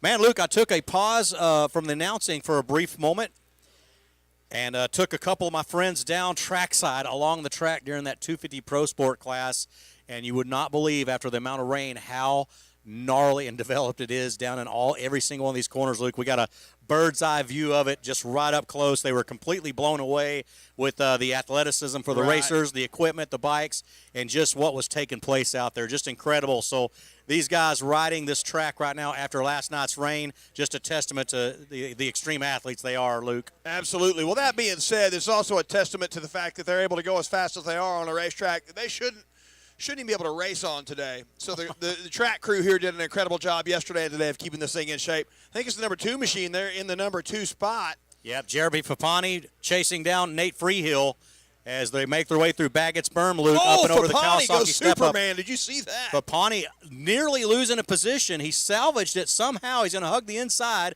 just before the number 8. I caught the tail end of that, but what a miraculous save, Luke Navarre. He just lost the position. He gave it up there. Yeah, I don't know what happened. It's like he almost whiskeyed out of the corner there. Ended up with his chest on the gas tank on the seat with his feet flailing behind him. I'll tell you what happened. He probably just hit an acceleration bump the wrong way, and it just kicked that him front out. end, that front end kicks up. So our front runners making their way down into the team cramp Budmore throttle, and then the team cramp corner. Freehill still out front on the Honda, looking great on the 41 machine, getting a monster start. Wow, look at those guys pounding him into that rut down there. Coming out of team cramp corner, Luke, up and over Cemetery Hill into the FMF Powerwall. It is our leader, the 41, Nate Freehill, out of Rescue, California. Through the 12-pack, Freehill got a nice rhythm through there into the switchback. Oh, Freehill drifting through the corner there. And it's Nicholas Packerlitz. Actually, it's going to be Micah Landon Peppard, actually. I'm sorry. Oh, Landon yeah, Peppard, the third. yeah. We've got a 31, a 37. It's hard to see with these old eyes, yeah. Luke. But it's Landon Peppard in second. Jeremy Fapani there in third on the KTM. Luke, who is rounding out that top 10. Well, we've got Gwynn there in the number 4 spot. Creighton in 5th. Behind him, we got Bradley, Huffman, Cooper, White, Henry, and Grubbs back there in 11th. So we're going to take the top 16 here. We're going to run on down and see who we got there. Grubbs in 11th, Burns and Manquist, my little buddy Carson Manquist back there in 13th. Hayden Bone right behind him, Wyatt Navarro. And Sage Powers holds on to that final transfer spot. Trevor Bernard back there in 17th. So he's got his work to do to try to get around Powers to move himself up into the transfer. Yep, just outside the bubble looking in is Bernard, Paskowitz, Stretcher, and Jack Carrick, the Kawasaki, the 53, back there in 20th position. Meanwhile, our leaders here, 1, 2, and 3 off the number 5 step up into the number 6 step up into the Shock Sox S-turn. You can throw a blanket over all 3 of them. The 37 of Landon Peppard into second, clipping that back tire off the number 6. I don't know if you saw that, Luke. Yeah, I did.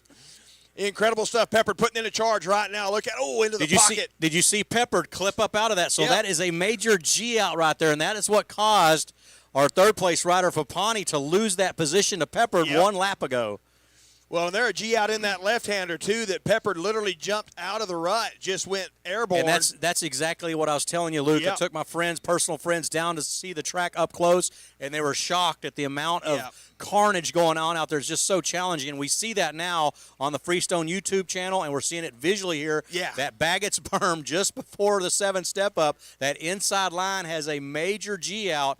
And if it was me, I'd be starting to switch it up and going to that outside. Well, me and Don have been talking about it all day. Me and Don Collings noticing that where that cowie is right now, just past that, there's an absolute pocket there that those bikes are going in. The suspension is completely loading up. It's bringing the bikes almost to a standstill, especially in the 125 two-stroke class. Those guys needed to keep that momentum. We were watching the guys who would take the outside. It was huge. Peppard. Oh, Peppard and Freehill coming together. It's still Freehill out front. I believe there was some contact. Man. Yeah. Pepper got cross-rut and stopped. Freehill nearly ran into him, so the race is on. We are saving some of the fastest here for the lastest here. Jadon Cooper back up in the 8th position. It's Huffman in 7th, Bradley in 6th, and what a race between Fapani, Peppard, and Freehill, Luke. Landon Incredible Peppard stuff. with a fast lap time of a 2:15.7. Woo, he's smoking it. Really great racing going on out there. And look at Fapani turning a 2:15.9. It's on right now. Peppard trying to get underneath. Looks like he's going to make the move. They are side by side, Luke, into Drag the Leonard, racing. into the Leonard Skinnerd Oak Tree. Oak Tree, you're in my way. Move out of the way. Goodness, look at this racing. Incredible stuff. It don't get any better than this anywhere on the planet, Shan Garcia. One rider to the inside, middle line, one rider to the outside. They're going to scrub off the 5 into the number 6 step up and head on into the shock success turn. Peppard has made the move around Freehill. Peppard going outside in, Freehill inside out.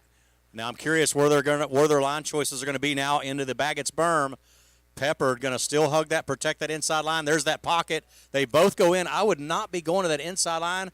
Yeah, I'm with you, Shan. I know that you feel like you got to defend, But but check this out. Fapani went about 6 inches over and it was avoided that so pocket. much smoother, It was so noticeably much smoother. Yeah, Yep. you can watch that bike not load up and almost come to a standstill.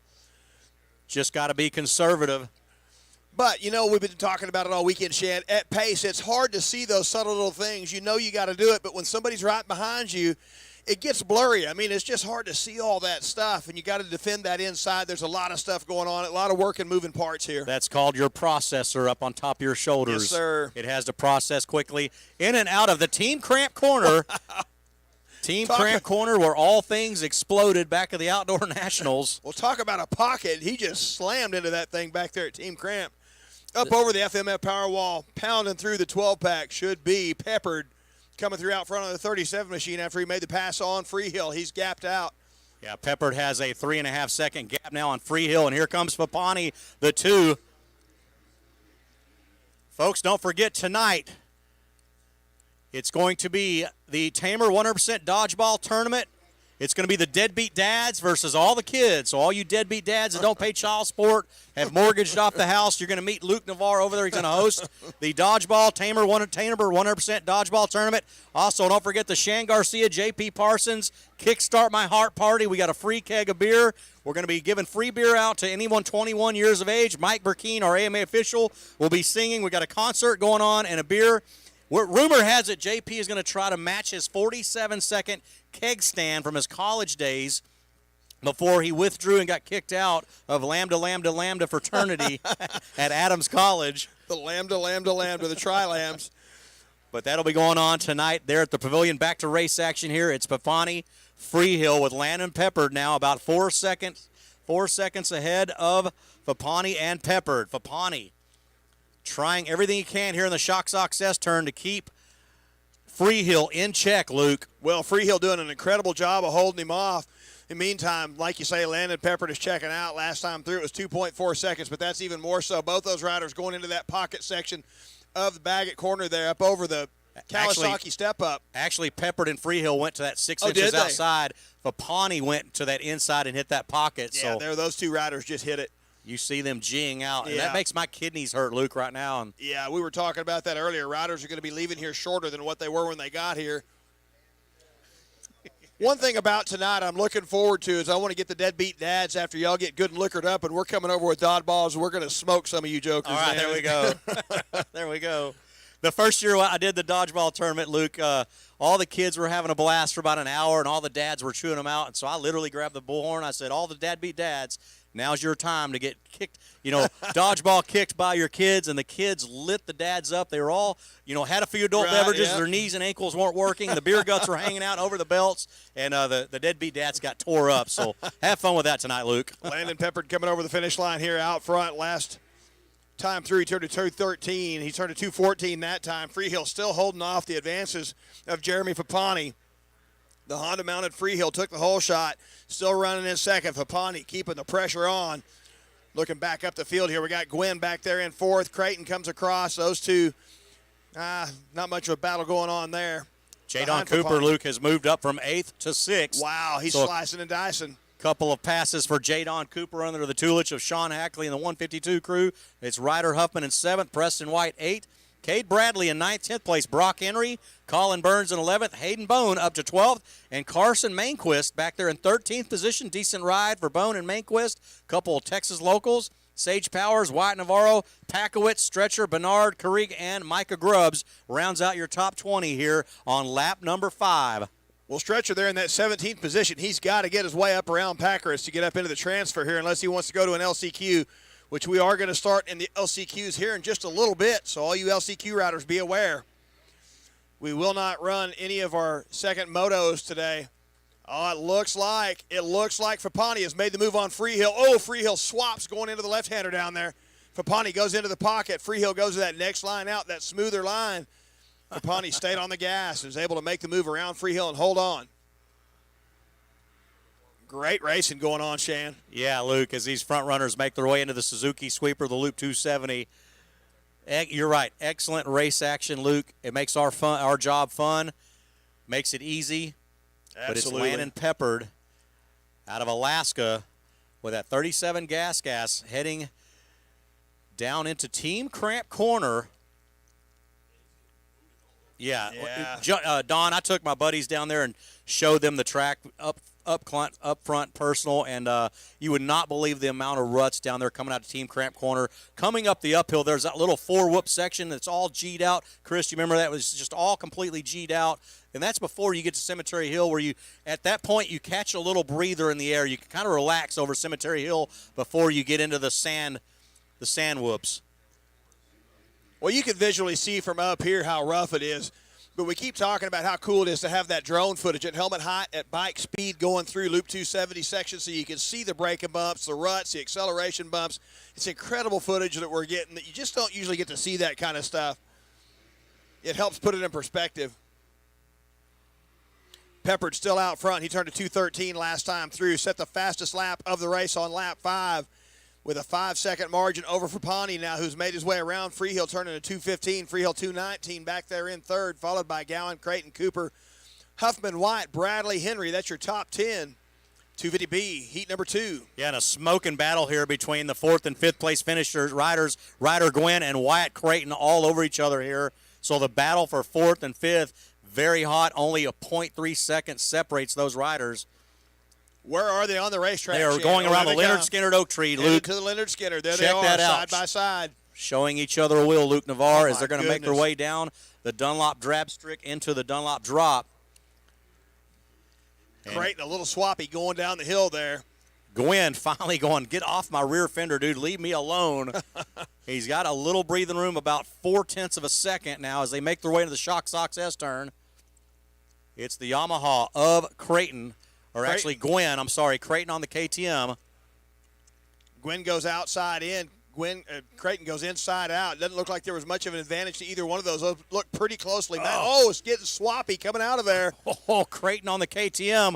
Launching up out of that rut, that's that pocket, almost threw the bike away. He wasn't far from doing the Fapani. That is a very, very, very challenging section. You want to protect that inside line naturally, but at the same time, it's so brutal trying to go through that inside line. 221 Cowie down out there. He's getting it snapped up, fixing to hop back up on top of that right away from the scene of the incident. Yeah, it looks like Preston White having a hard go at it here. Pretty quick section there. Glad to see him getting up. Meanwhile, race leader Landon Peppard coming across white flag out. Britt Lambert giving him the 1 lap to go sign. Out of Wasilla, Alaska. Man, sign me up. I'm ready for some Alaska. Not a lot of riders. You know, we had the Alaskan Assassin, Ben LeMay, come down, but not a lot of riders make their way down this way from Alaska and turn heads, but Landon Peppard doing just that. He's turning some heads down here and has been for the last couple years. And Luke, check this out. Fapani now has a 8-second lead over Freehill. So not sure what has happened to Freehill here the last 2 laps, but he's fallen off the pace. And it's Fapani about 8 seconds behind Peppard. Freehill 8 seconds behind Fapani. So the riders have all kind of sorted themselves out here as the white flag waves from the Huddle Hut. Our esteemed finish line flagger, Britt Lambert, doing a fantastic job. You're going to see his beard and the flag, and you might get confused, but one will be in his hand and one is hanging off his face. Yeah, sometimes when he can't grab the flag in time, he comes out and shakes his face. He waves his beard. Let me tell you something. He's Fire Marshal Bill.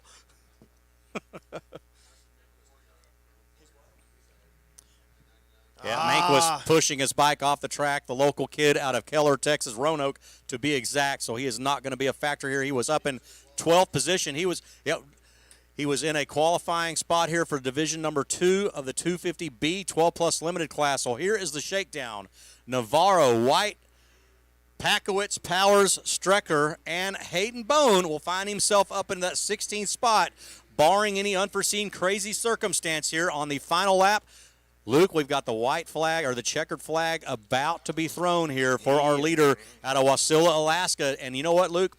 He's done it in pretty convincing style with an 8-second gap over Fapani and Freehill, and he started back there in 3rd position, Luke. Well, and he had to work pretty hard to get around those riders because Freehill was clicking off some fast laps early on, but once he got clear, he got his head down and started gapping out over the field there. Decided to go ahead and keep that margin once he got up there, and he's kept good lap times. Turned to 2:14 last time around, at low 2:14, almost down into the 2:13. So just continue to click off the fast laps, and here he comes through the VMAX switchback, sector number 37. Britt Lambert tossing the checker flag for a multi-fist pumping Landon Peppard. He is excited about that one, Shan Garcia.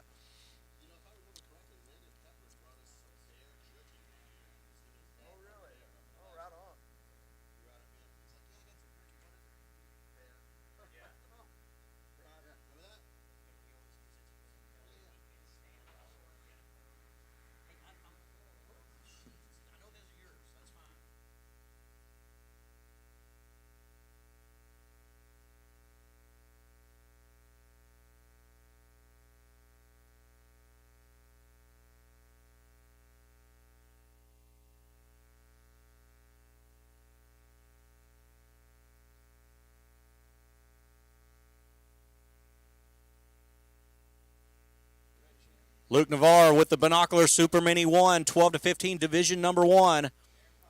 It's the 58. Darren Pine time out front. No big surprise there. Excellent gate reaction time by the Montgomery, Texas gas mounted rider. It's Pine. He's been pressured by the Kawasaki of it. Probably going to be Caden Dudney, number 40, if I'm a gambling man.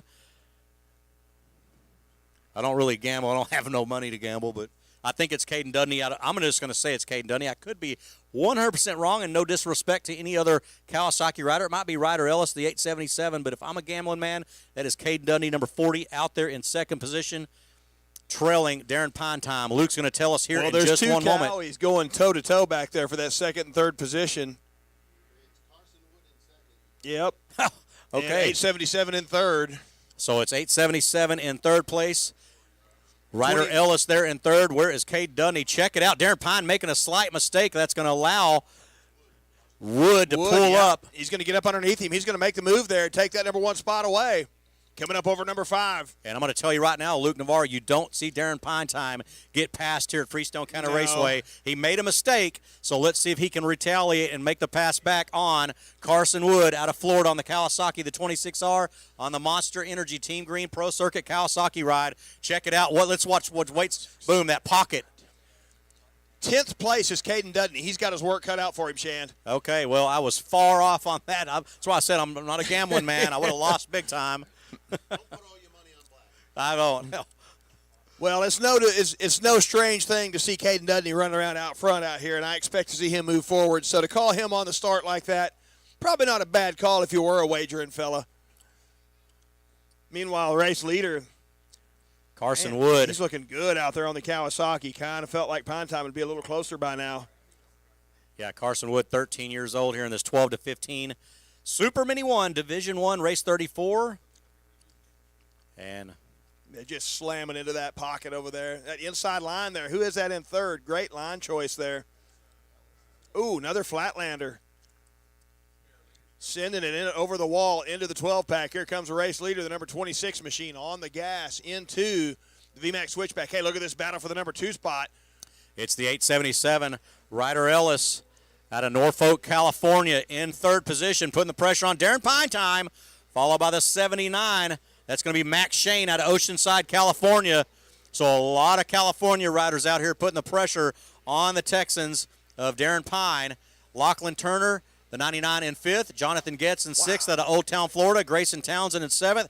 Cannon Hargrove in 8th. Caden Dudney back in 9th. It's Kobe Lesser in 10th. Vincent Way in 11th. 12th place, Trayson Payne. Oliver Camp in 13th. Cash Peterson 14th. Margarita Madden Jones back there in 15th place just inside the bubble. And it's Kylan Bells in your last transfer spot here in 16th position on the opening lap here. Luke, who's outside that bubble looking in? Well, we're looking back at number 17 rider, 17th position rider, Eli Gross, Cody Wells, Aiden, let's see, Handren. That's your 3 position riders behind there that are trying to make plays to the riders in front of them. But I want to go back to you mentioning Lachlan Turner. As soon as you said Lachlan Turner was out there running in 5th, me and Don looked at each other and just had happiness in our eyes because Don watched it in person. He watched her lawn dart head first into the ground over here after 6. Yeah, you're absolutely right. I was really happy to see her come around in 5th. That means that not only is she not hurt, but she's right on the money where she wants to be. Yeah. So, yeah, we are very happy to see that the 99, no ill effects from that get-off that she had because it did look pretty harsh. Well, it was just a weird situation because she was out in the lead. Then she had some sort of a mechanical, obviously a mechanical.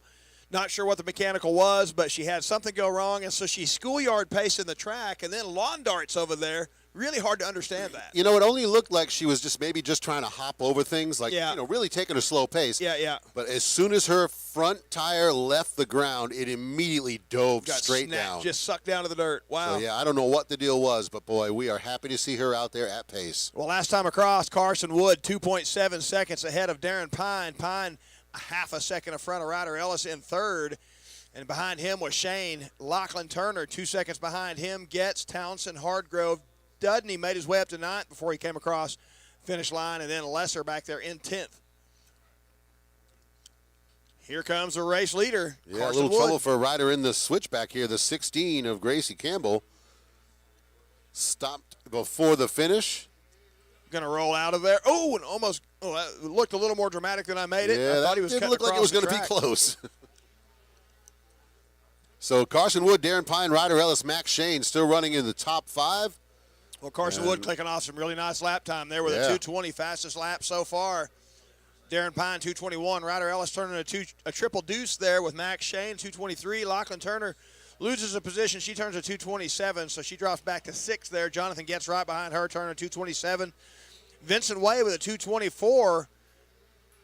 So looking back in that 16th position, wait till it get updated here. Yeah. So Eli Gross has made it up into that number 16 spot. Madden Jones up there in 15th. Cody Wells got his work cut out for him to try to get back around Gross to transfer.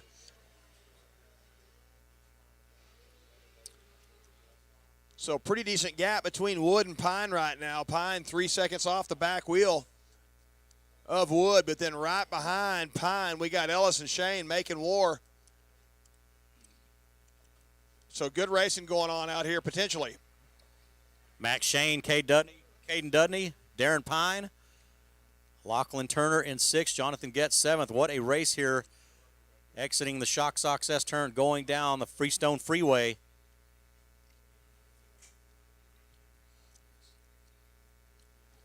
And once again, quick reminder, folks, we are running LCQs today. So Schoolboy 1, 250B, 885 9 to 12, 250C Junior, 450B, 250C 12 Plus, and Mini Senior 1. Those are the first 7 LCQs. You need to be ready to head down to staging as we are going to be running some of the LCQs today.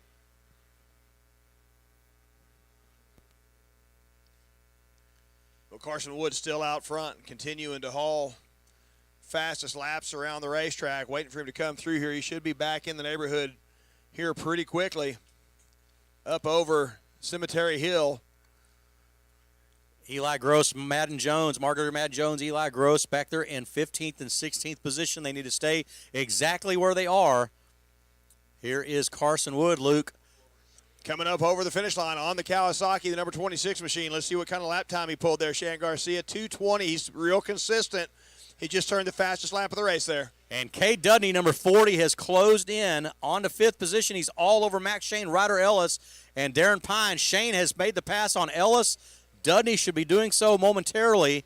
What a race we have here, Luke, for 2nd, 3rd, 4th, and 5th position. Well, I got news for him. Caden Dudney is a man on the mission. He come from 10th to 5th, and he's got riders close to him in front of him. He's got his sight set on Darren Pine for sure right now. And look at his lap time, a 2:18. He's 2 seconds a lap faster. Goodness. 2 and 4 seconds a lap faster than Ryder Ellis, Max Shane, and Darren Pine. So it's Caden Dudney. That's why I suspected it was him up front early on. Yep. Miscalculation on my behalf, but you're right. He is coming, and he's coming hard. He definitely has him and Darren Pine have the equal amount of laps here at Freestone Canyon Raceway throughout their amateur career. So he knows exactly where he wants to put that front tire lap after lap after lap. And as you said, Caden Dudney, starting back in 9th or 10th position, has moved up to 5th, and he is putting the serious pressure on 4th, 3rd, and 2nd place. Yeah, he's probably going to make relatively short work of them. That's no disrespect. I say that, and he's still struggling with them up there. Those guys are fast. I guess I need to not try to take the credit, but just looking at lap times, he's clearly got the speed on everybody here, or he does in this moto anyway, turning the fastest lap of the race. And Max Shane has made the pass on Darren Pine time around Baggett's berm. Up, he passes him in midair, up and over the number 7 step up. Shane going to that outside, not getting collected up. Darren Pine doing what he had to do, Luke, to protect that inside line. That allowed Max Shane to carry that momentum, not get stuck in that pocket. Yep. And he aired it out over the number 7 Kawasaki step up, makes the pass on Darren Pine, so Shane goes up into 2nd. Darren Pine does get past here, Don. Twice in one moto. It's the announcer's jinx. Well, that word racecraft that we hear that gets overused, but the racecraft are trying to make the decision. Am I going to go in and hit that pocket, or am I going to step out just a little bit and leave that open? Obviously, that time he should have went out a little bit and left that pocket open, because you're not going to get past in that pocket right now. It's just too hard of a hit. Got J.P. Parsons up here doing some mechanic, and he's taking his crutch and just whacking things to fix it. And Caden Dudney now makes his way around Darren Pine. So the announcer's jinx hits Darren Pine right in the face. And here comes Caden Dudney. He is going to put some serious pressure on Max Shane. So Dudney going from 9th up to 3rd. And he is not done yet. We don't even see a white flag. So I have a suspicious feeling Dudney is going to get around Max Shane to move up to 2nd. Will he catch Carson Wood? Absolutely not. But Carson Wood 6-7 seconds ahead of Shane, Dudney, Pine, Ellis, Getz, Way, Turner, Lesser, Camp, and Hargrove, just outside your top 10 back there in 11th. Well, Caden Dudney shows us he can turn a really fast lap here. So if he can get around Matt Shane pretty quickly here, who knows what can happen, because Carson Wood out front might just hit cruise control, ease off for a lap or two. Man, that gap could close up really, really quick. Who knows? We'll just have to watch and see. That's why we drop the gate and run all the way to the checker flag, because there's a lot of things can happen in between there. Because Caden Dudney was in 10th on his first lap, and he's made his way up to 2nd or 3rd place right now, and he's got his sights set on Max Shane, no doubt about it. Meanwhile, Carson Wood going through the Shock Ox S-turn, looking solid as a rock. Dudney going to the, go ahead, Luke. I'm sorry. No, I just wonder what line he's going to hit down there, but let's look at this battle, Shan. Yeah, Dudney going to the outside of the Shock Ox S-turn, which sets him up for the inside. And check it out, Dudney knife into that inside, hits the pocket, loses a little momentum. He's closed up on Shane. They air it out side by side. It is Dudney going to eventually make this pass, Luke Navarre, as Max Shane is just being pressured, and Dudney has too much skill set. The pass has been made as they make their way down the Suzuki sweeper. Caden Dudney now up into 2nd position. It is Caden Dudney now up into 2nd position through the Bud Moore throttle section. That's going to be Ryder Ellis. Down. So Ellis back there in 5th goes down. And our leaders making their way through the Bud Moore throttle section just before the team cramp corner. And Ryder Ellis has to be disgusted. He cannot get the bike back up. Well, he was stuck under the bike there, and he was pleading for help, but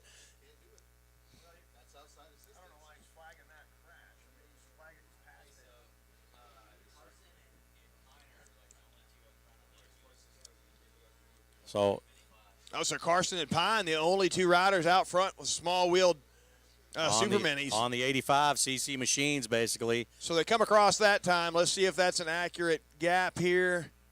Should be 4 seconds. Oh, God. Caden Dudney, 2:17, bro. Whoa, Luke. Caden Dudney is 4 seconds behind Carson Wood. With one and lap he's to go. 3 seconds faster than Carson Wood per This could lap. come That down, means yep. it could come down They're to gonna be the dealing back markers.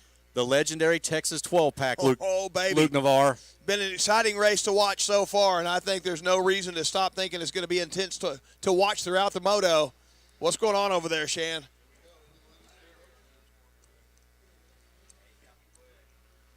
Couple of cowies. Oh, Wood Yep. out front on the 26. Dudney on the 40. The two Kawasaki riders driving hard down the hill into the left-hander. Dunlop drop.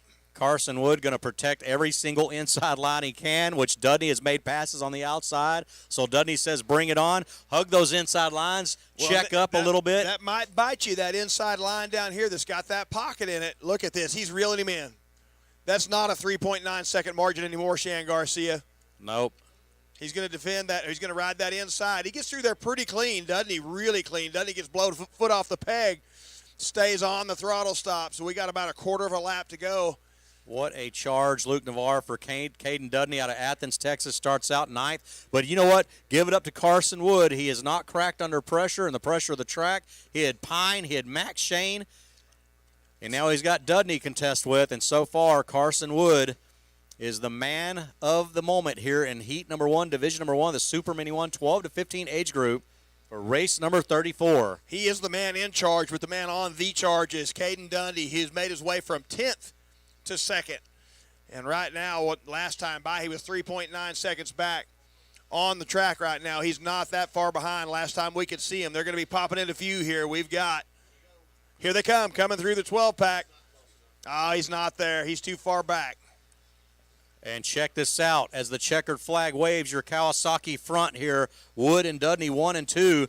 What I'm looking at now is the 16th place rider of Ryder Ellis, who went down. Oh, he was yeah. up in 5th. He's holding on to that 16th place transfer spot with a ton of fast riders. Margarita Matt Jones, Eli Gross, Cash Peterson. We'll see if Ryder Ellis can hold on to that 16th spot. But it is Wood, Dudney, Max Shane, they're in 3rd position. Darren Pinetime, Jonathan Getz, Vincent Way are going to come across here in 5th, 6th, and 7th position, with Lachlan Turner back there in 7th or 8th. Luke, what a fantastic moto here. Incredible stuff. And here's one of the things that I'm liking seeing down here at the very bottom of the screen. Shan Garcia, the number 40, Caden Dudney, turned the fastest lap on the last lap of the race. That kid had his head down from the gate, dropped, slicing and dicing through the field, and kept the hammer down to turn a 2:17.2 at the end of the last lap of the race. Cannon Hargrove going to come across here in your top 10 spot. 10th for Hargrove, or maybe not. Let's see where Hargrove comes across here. We're looking for our come top across 10. in 11th. It looked like it just updated. Yeah, they're changing a tire on the front on the start gate right now. We've got a 2-minute hold here. Ooh, Hargrove still You see dropping. Drew McMillan, our start gate. Yeah, Hargrove dropping like a stone right now. He's down in 14th. Yeah. Unfortunate luck here for Cannon Hargrove. We'll see if he can roll around and hold on to 16th. There is Ryder Ellis, the 877. So we got a tire change going on at the gate. We got a 2-minute hold. Drew McMillan, 410 shotgun. Drew McMillan doing a fantastic job. We got a 2-minute hold, and we got Cannon Hargrove finishing up in 17th place. That's going to put Brody Barth into the 2nd moto automatically. We're going to see Cody Wells. Cannon Hargrove should be the odds-on favorite, no doubt, to win the consolation race. He does not want to go to a consi, but it's going to have to be a factor here. Hopefully he is okay. Here comes Cannon Hargrove, the 17, and I'm not sure what has happened to Cannon Hargrove, but he's not going to be a factor. We'll see him, Don Collins, in the consolation race. Looks like his visor is lifted up too. So. And, boy, they are furiously working on that bike down there on the line. You got the whole Dunlop crew out there helping out. It looks like Cole Timbo, the rider with the hand up. Yeah, they're pointing him down. 2 minutes is over. Drew McMillan. Drew McMillan giving the boys the finger, the good finger. Yeah, and this is the thing. You get 2 minutes. If you can't fix it in 2 minutes, boys, they start the dance without you. that's so nerve-wracking right there, Don. Oh, trust me, I have been on the gate with a wrench in hand, furiously trying to change something myself. They got it going. Here it goes. Check it out. He's going to set. Wow, last second. Oh, Cole Timbo. Oh, a terrible start, but at least he's He out made there. the gate. And it's going to be the 46. Looks like Matthew Williams with the whole shot. And then looks like 723 moving up into the second spot. That's Landon Gibson. And Deacon Deno going to move into the second spot now as it looks like Gibson going to take over the lead. Followed by the 18 of Landon Gordon. Yeah, your usual suspects, Don Collins, your usual suspects. One hometown kid here, and There you Deacon go. Deno, the Deacon. He won a moto earlier today. Deacon Deno did, so we'll see what takes place here as Landon Gordon, the 723, or Landon Gibson, the 723 out of Peachtree City, Georgia on the gas. And Deacon Deno has already made the pass. No big surprise there, Don Collins. Yep. He is going to definitely know the fast way around this track. This is basically his home track, his home racetrack. There you go. And again, don't forget, the LCQs are coming up, folks. Just 2 races from now. 1 race from now. So the girls 65 to 85 is next off the gate, and then we're into the LCQs. So Schoolboy 1, 250B, 85-9 to 12, 250C Junior, 450B 12 plus, and 250C 12 plus. You all need to be in staging. Those are the first 6 LCQs. What a battle here, Don, for 4th, 5th, and 6th position, launching off the number 8 ski jump. Yeah, Have no they're clue who they are. We'll know in a few too close to seconds. call, really. They are all so bunched up. It's too close to call who's who.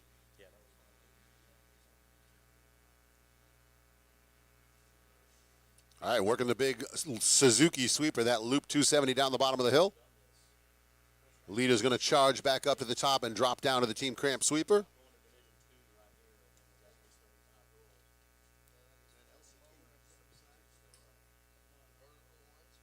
Don, have we been told how many Consi races we're going through? Okay, we do not have a Richard number on White the is going to Consi let us know as we get into them, but we do know if you're in an LCQ, be ready to go to the gate. races. Yeah. And if you're in the first 6 LCQs, you should be in staging right now. So the 419 out in front, Deacon Deno. There's the 723 of Landon Gibson. 18 of Landon Gordon. Looks like Moberg on a 317 up into 4th. And Matt Williams going to round out the top 5. Heath Fisher is 6th. Nick Stefanik is 7th. DeAndre Ruse in the 8th spot. Braden Johnson 9th. Max Bowling going to round out the top 10. I got to tell you, Shane, I'm curious to see where the 343 of Seba comes around, because there it is, Cole Timbo in 12th. He's in a qualifying spot after almost not making the gate. Yeah, pretty miraculous save there by Cole Timbo, the 343. You're right, and what a last-minute, literally a last-minute gate drop into. Exactly. Hook that whole shot pushed him in, device. set the whole shot device, and boom, the gate was down. He didn't get the best jump out of the gate, but you know his nerves were rattled. Well, you know what? He better jump off the gate than sitting behind it with a flat tire. That's Yeah. for sure. It's Wyatt Harrington. JP saying he doesn't recall ever seeing a tire change on the line like that when it came down to the last second. Wyatt Harrington, Don, in 16th position, and just outside looking in is Blake Mara, Sawyer Treadwell, Ryan Wilbanks, Cameron Bradley, and Luca Modica. They're in 20th, 21st position. So Harrington and Mara are going to have to do everything they can to try to get up inside that top 16. And Free beer for that pit crew. I was going to say, this is the thing, too. Look at that. Look at how everybody pitched in. You saw the Dunlop guys down there. There was a Yep. bunch of people. One dad that came running down from the other side of the gate to help him. That was a team effort. So, yeah, I got to tell you, the 343 of Cole Timbo, he definitely owes somebody a couple of adult beverages. That's right. Well, we got free beer for the pit crew of Cole Timbo tonight at the J.P. Parsons, Shan Garcia, Don Collins, Luke Navarre, Kickstart My Heart party for J.P. Parsons. Oh, Ryder going down over 6.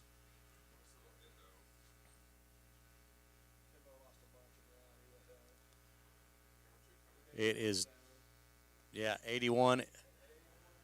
Cameron Bradley in 20th position. He is going to be down after the number 6. He's trying to pick his bike back up. Check out the battle here for first, second, and third. No big separation. Oh! Deacon Dino going down pretty hard here. He's back up, mount on his feet. He looks at the riders as they go by, and all of a sudden we've got the 723 of Landon Gibson and Landon Gordon, number 18 on the Kawasaki Dino, facing backwards, Don, having to fire that up. You do not see the Deacon make mistakes. Well, you And know what? This is going to make it interesting. It's so tough in that section. There's so many lines. He got into it and just cross-rutted it. It kind of threw him off the back. Don, that's one of those situations where he had no idea it happened until he was on the ground. That's it. It happened too quick. Everything's good. Why am I looking at the sky? And facing backwards at oncoming traffic. Well, Landon Gibson, Landon Gordon now taking over the lead. Mortberg into third, Fisher fourth. Deno gets up and going in fifth, so he not a catastrophe. Williams to sixth, Stefanik seventh, Braden Johnson eighth, Max Bowling ninth, and Dandre Ruse running in the 10th spot now. Followed by Gavin Moon, Wyatt Harrington, Aiden Zing, Rossi Shimate, Drew Marson, and it looks like it's going to be Cole Timbo, the 343, dropping down to 16th. That's the final transfer. And Deacon Dino looked over at Fisher and Mortberg, and they both looked at him like, is he facing backwards? Are we seeing what we're seeing? So a little gift for Mortberg and Fisher. And guess what? I'm going to be really excited to see Deacon Dino put on the afterburners here and try to get back up in that third or second position. But it's Landon Gordon with the fastest lap time of a 2:17, and that is literally 6 and 7 seconds faster than Mortberg and Fisher. Yeah, and right now Gibson was able to make the most of that issue that they had because he has opened up a pretty good gap. So it looked like Landon Gibson also capitalizing there on the misfortune of Deacon Deno. But Deacon Dino has already started to close in on Fisher and Mortberg. He's got him on his radar here as they make their way in the Suzuki Sweeper, Don. So the Deacon going to throw the gauntlet down, so to speak, and really put some pressure on Mortberg and Gordon. With Williams, Stefanik, Johnson, Bowling, Ruse, Moon, Harrington, Zing, Shoemate, and Marson in your top 15. It's Cole Timbo, the 343, with a last-minute tire change in 16th place. He's in the transfer spot. Hopefully he stays there. It's Treadwell out on the outside looking in with Modica, Mara, and Wilbanks rounding your top 20, Don. Yeah, and Timbo was 12th, so he dropped down a few spots to be in 16th. You got to wonder if maybe there isn't still an issue on that bike there. They were just quickly getting that wheel back on. And Deacon Dino, Don, I'm sorry, Deacon Dino has closed in on the 47 and the 317. So just like that, just a lot faster than Fisher and Mortberg. Yeah, we expect he's going to pick up those spots again. Where it's going to get challenging is once he gets around Mortberg, it's a pretty solid gap to catch up to Landon Gordon.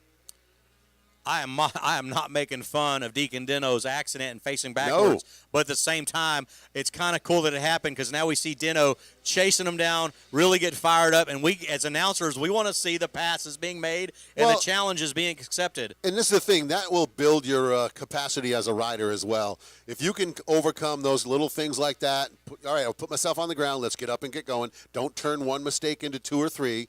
Then that's the mark of a smart rider. I would have loved to have been a photographer down there looking, snapping Deacon, looking over as the two guys went by like, did this just happen? Don, I'm going to repeat myself. He did not know he was on the ground until he was on the ground. It happened so quick, and he was facing backwards. Gets up and he says, all right, this is not good. I'm looking the wrong way here. Exactly. I should not be looking at the rollers. Meanwhile, our leader, Landon Gibson, the 723, boy, he is checked out. He's got about a 13-second gap here on Landon Gordon aboard the 18 Kawasaki. So yeah, Gibson, fast lap Don, on the track, too, a 2:17 flat. Yeah, he's the real deal. Don Collins just totally has separated from the rest of the field and annihilated this extremely challenging and rutted track. Yeah, I mean, they're doing that on the toughest track of the day. The cool thing about all this cloud coverage, Don, is once they get out there and do the track work tonight, tomorrow's track conditions are going to be as epic as they possibly can be. What do you say, Absolutely. magnificento? Chef's kiss. Chef's kiss. Don was a chef. I don't know if you knew that, Luke. Don was a chef. Yes, because Rock and Roll Singer didn't pay that well. Yes. So there it is, 723 Landon Gibson coming up and over the finish line. And yeah, he has got a solid gap. There's Gordon on the 18. And where is Deno? They are lapping up into lap riders, and we should be seeing And guess what, man? Mortberg and Fisher have kept Dino at bay.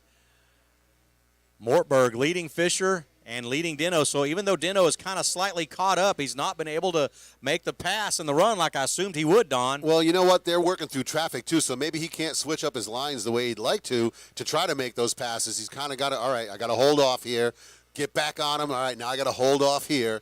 So that's the only problem with battling back through that when you got all these lapped riders. Reset and refocus. It's Drew Marson in 16th position now, just behind Shoemate and right behind Luka Modeka in 17th position, with Bowling 14th, Zing 13th, Harrington in 12th, Gavin Moon 11th, Dontre Ruse in 10th. Cole Timbo has moved up to 9th. So guess what? After a really bad start, after a late-minute front tire change-out, Cole Timbo rewarding his staff here and his family with a top 10 ride. Not too shabby for a guy that had, it crashed and went back to 16th. Yeah. So not too bad for a guy that really, really left the gate probably completely rattled mentally. Well, I'll tell you what, that shows how well he was able to keep his composure. You know what I mean? Came off the gate, all right, got to settle down, got going, good jump. All right, went down. All right, I got to go back to work. So he just kept his composure, focused forward. I didn't come to Texas to have it happen this way, he says. No. I'm going to move up to the top 10 after this nonsense. Yeah, drove out here from California. He's got places to go. That's right. Don't forget, folks, 6:30 p.m. up at the Pavilion. Dodgeball. Yeah, I know. I got it.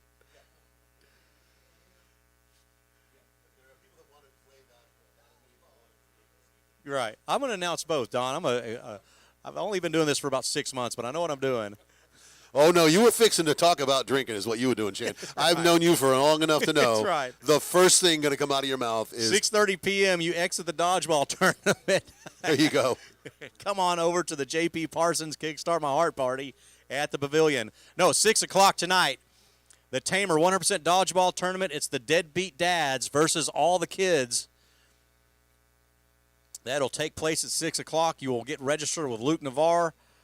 Luke, if you need that's going to be at 6:30, actually. That's what I was getting at, 6:30, the Dodgeball Tournament. Luke, if you need my bullhorn, I'll let you borrow it, because you're going to have to yell at these kids. They go absolutely bananas out there with dodgeballs in their hand, Luke.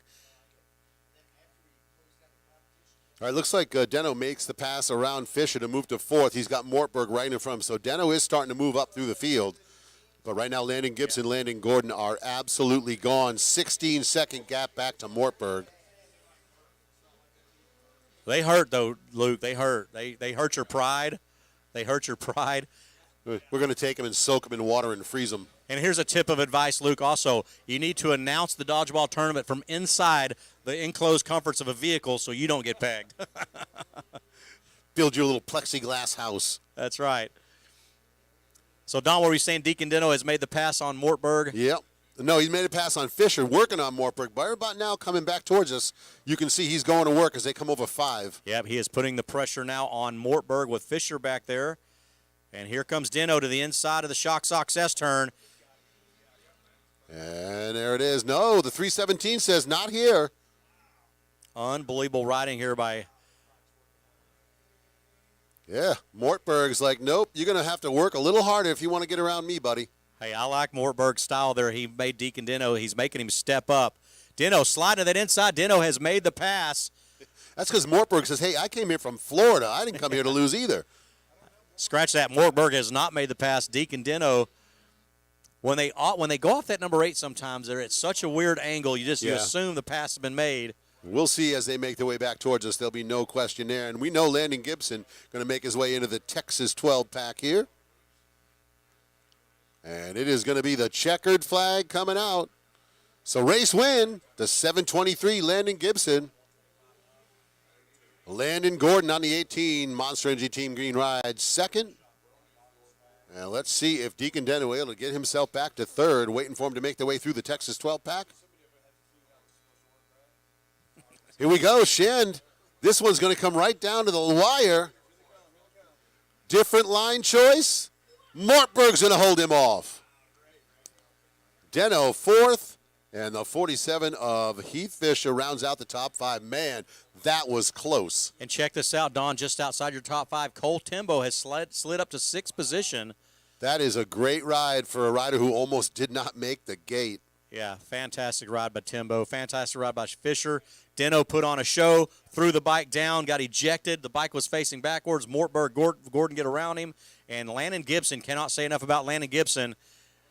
Gibson, the 2.723 on the gas, just annihilating division number 2, the Super Mini 1, 12 to 15 age group. We're going to move on here. JP, do you want to get all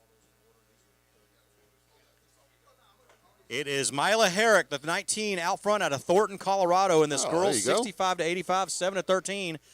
Okay, Hannah Jameson. And Hannah Jameson in second. And it's the 22 of Tinley McCoy out of Tennessee. Back there in third position on the KTM. That is Jansen McCoy's little girl, Tinley McCoy, Jameson, and Herrick. 3, 2, and 1 respectively with Ivana Garza, Rayson Kyler, Zoe Moore, Kinsey Watnett, Reagan Davis, and Riley Davis also up there in the mix here. 9 entries, Don. So Zoe Moore in 4th place. And guess what time it is now, Shand? Time for some LCQs. Time for the consolation That's race. it. So, yeah, LCQ riders, you need to be in staging. If you're in an LCQ, you should be down in staging. We know the first 6 need to be there right now. Schoolboy 1, 250B, 85 9 to 12, 250C Junior, 450B 12 Plus Limited, and 250C 12 Plus. Those are the first 6 LCQs. You should be in staging right now. And then we'll get ready to go with Mini Senior 1, 450C 12 Plus, 450B 12 Plus, and 65 7 to 11. That is LCQ number 10. So there's your first 10 LCQs. We should be able to get through all of those, and we'll keep you updated on the rest of the LCQs. Mila Herrick out of Thornton, Colorado on the Husqvarna in charge here. This girls 65 to 85, 7 to 13 age group, Don. With an outstanding start here on the Robert Raynard Training Complex backed effort. So you know darn well, Don, if you're getting trained by Robbie Raynard, you're going to be going extremely quick. You're definitely going to be strong all the way through to the end.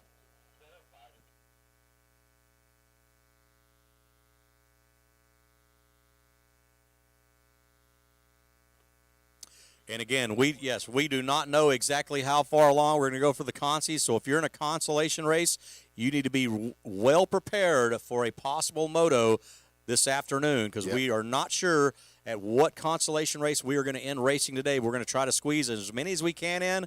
So if you are the next 10, 15 consolation races, you need to just be sure and be prepared. Be ready. Be ready to race. It's the 19 of Herrick out of Thornton, Colorado on the Husqvarna, and we should be seeing the 57 of Hannah Jameson. And Jameson now on a KTM has gotten off the Yamaha. So first time to see Jameson on a KTM on the Fox Sun Power Sports T-Rex throttle and 100% goggles effort.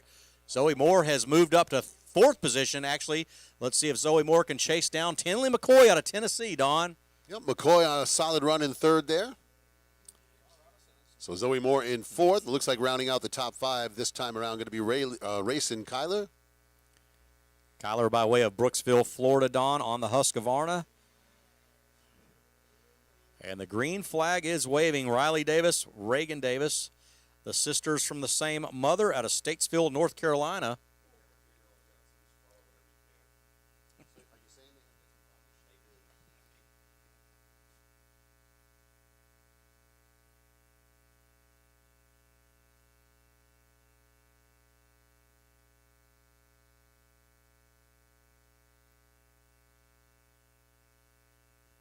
There's your leader up and over number 6 into the Shock Sox S-turn. Shand, solid run early from Mila Herrick. Yeah, she is just incredible looking right now, making her way down, navigating this very challenging layout here, Don. And I got to tell you, Hannah Jameson looks like she is on a good pace. I know the gap was 6.5 last time around, so we'll see if she can close that up. I know, Don, that Hannah Jameson was out there in a moto earlier today in one of the 85 classes. I do not recall if Mila Herrick has been out yet, but here it is at 4 this afternoon. Yeah. She goes out and says, what happened to this track? Yeah, I don't know if she has been out earlier or not. I don't believe she has. Wow, yeah. What a way to have to jump into it. Yeah, they're all thinking that. Zoe Moore, Kyler, Watnett, McCoy, they're all going, whoa. At least Jamison kind of saw it midway through the day, the development we're talking about. Yeah, some of them are like, did I actually sign up for this? Exactly. But once again, if you're in an LCQ, be ready to go. Schoolboy 1, 250B, 85, 9 to 12 are the first three. So fairly confident those are going to run. So get down to staging. Might want to be ready to go to staging for 250C Junior, 450B 12 plus, and 250C 12 plus. Hey, don't forget also the Gas Scavenger Hunt. You can pick up the scavenger list at the Gas pit. Okay, we're done with that? Okay. It's started at 8 a.m., but it doesn't say when it finished, so make your way over to the Stasic Tower and find out if there's still available scavenger hunt items. I think there's still some people out there in the fields wandering around. They'll never be done. Wandering I went to aimlessly. Freestone, lost my kid on a scavenger hunt. That's right. We'll see. We'll pick him up at the Loretto Lynn Regional There back you in go. June, here in 3 short months. Some little kid will ride a wild boar out of the woods there. Yeah, there will be. Here comes the 22 of Tinley McCoy, and Zoe Moore is chasing down Tinley McCoy. Yeah, good battle there. They are pretty close. Tinley McCoy, her dad, Jansen McCoy, grew up racing here in Texas, moved to Tennessee probably a good 12 to 15 years ago. And good to see the McCoys here at Freestone for spring break. But it's Herrick, Jamison, McCoy, Moore, and Kyler, your top five. And just outside your top five, it's going to be Davis, Watnett, and Garza. Ivana Garza back in 9th position here in the 65 to 85, 7 to 13 age group. What an incredible day of racing. That very first 10 o'clock 450 or open pro sport class really opened the line choice and the gate the lines up to the track. And thank gosh they had a 10 a.m. start. Otherwise, it would have been a 2-line race for the majority of the day here. Well, and I'll tell you right now, Shanda, if you came in this morning and looked at the track and left, if you came back right now, you would not even believe this is the same racetrack because it was looking like it was going to be a very sloppy day, and boy, it has come around to be a very raceable track. Rough, but no muck, no mud, no nothing anywhere. This is just a tough, rough race course, and boy, great job by the track crew. Yeah, we had roughly about an hour and 20-minute delay this morning, hour and 30-minute delay. Let the track magicians get out there and do the track maintenance magic, and they brought the track back to life. First couple of motos were a little bit muddy, but by Moto 6, Moto 7, by the 10 o'clock Open Pro Sport Moto, the track really came around. Yeah, absolutely. Perfect day here. Turned into a great racetrack. And that's what it's allowed us to get all the way through the first half here as well. And now we're ready to do some LCQs.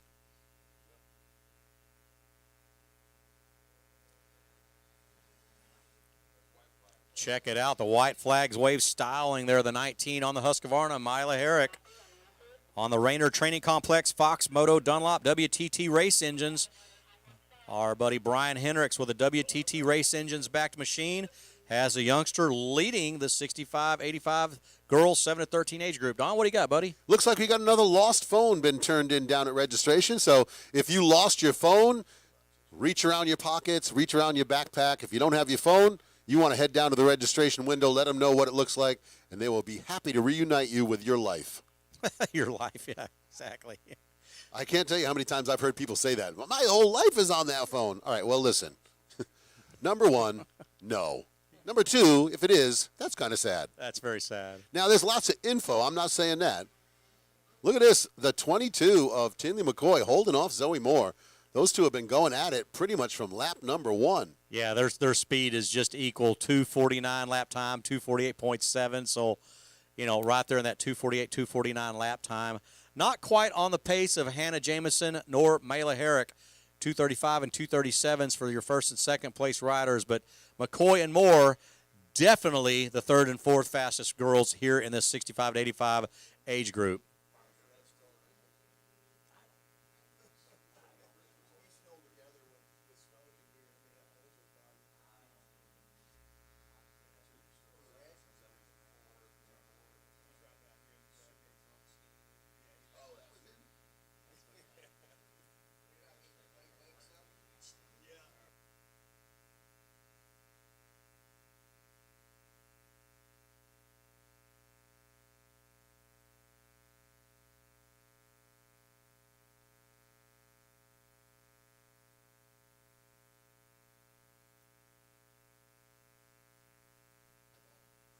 Yeah, there we go. We've got consolation bikes fired up here, Don. I'm going to hand the mic over to Luke when the checkered flag waves, as I've got a date with Wortham Beer Store.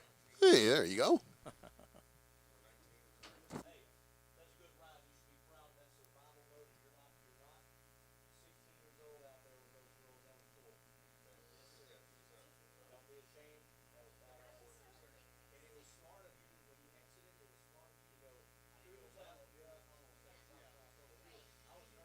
And there it is, the checkered flag, the race win on the 19 Husqvarna ride. Mela Herrick with the win. Looking for the 57, there's Hannah Jameson. Charging through the end of the 12-pack. She is going to hang on to the second spot. We'll see if Zoe Moore able to finally make the pass on Tinley McCoy here. She surely had the pressure on the entire moto. She's put on a really good charge to try to put it on Tinley, but wait and see. We shall wait and see. They're getting it fired up down there on the line for our first LCQ. Hey, I hear motors. Nope, that wasn't them. That was something else. Maybe it was a drone buzzing. I think the tower has been buzzed. Permission to buzz the tower. Yes, sir. Almost spilled my coffee in my lap. Wow. Here goes the first LCQ, Schoolboy 1.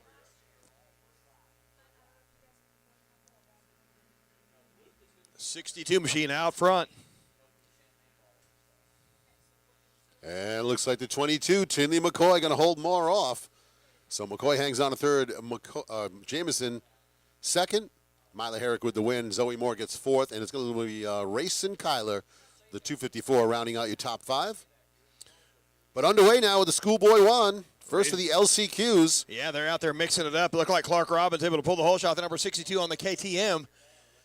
Out front early. And boy, Luke, we know this start is important, but in this race, 3 laps, baby.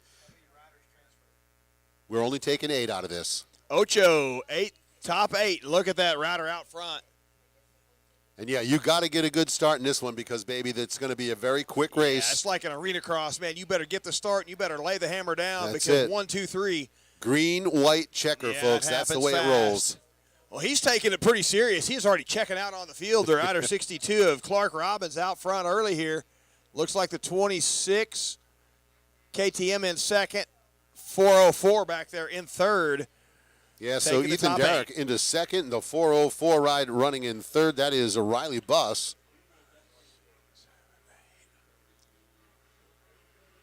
And yeah, not a lot of time to make up for mistakes in this one.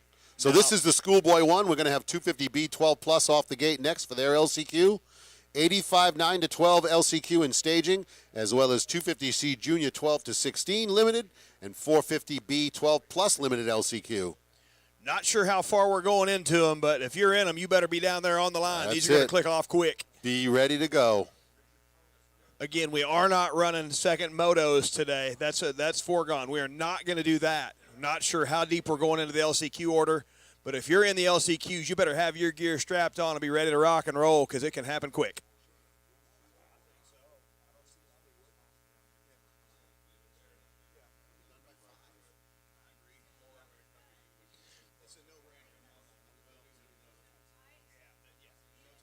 Here comes the race leader here in the LCQ out front, the 62, Clark Robbins.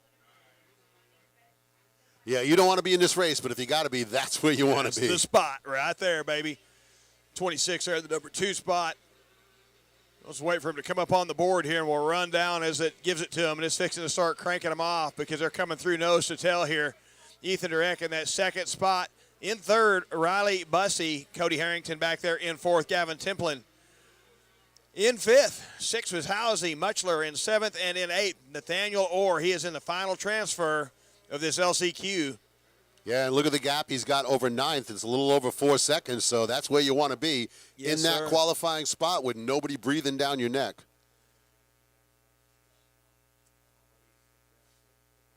Robbins, Durock, Bussey, Harrington, Templin, Housie, Muchler, and Orr.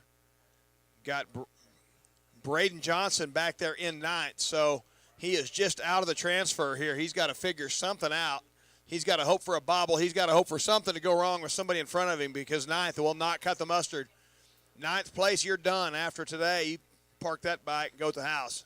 Yep, you're going to be watching the rest of the races in that class. And let's face it, you didn't come all the way out here to watch the races, sir. Luke. We did. They didn't. Right. And I'm enjoying it. I'm telling you, I would definitely make the trip to come watch these, but if I was a rider, I want to race my motos. Clark Robbins making sure he's going to race his.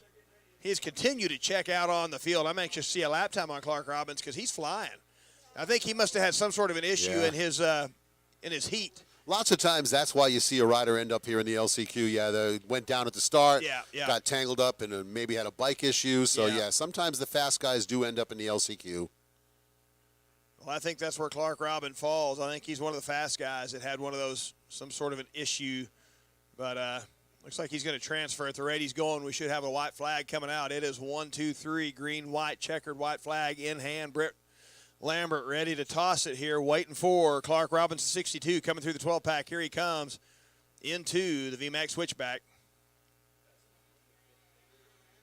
So there you go, 1 to go, showing us the drain plug here.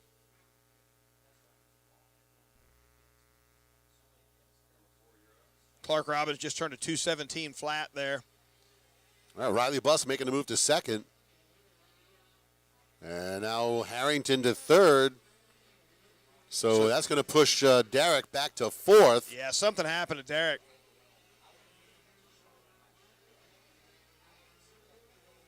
See if he continues to drop, or did he actually come by? Okay, he did come by in fourth.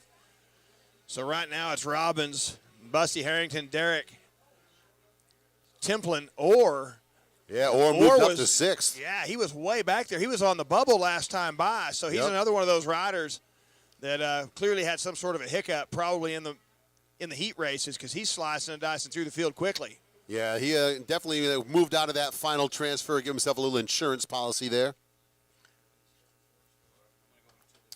Eli Gross was in 16th last time by, or actually, 16th, and now he's in 14th, so he's moving forward.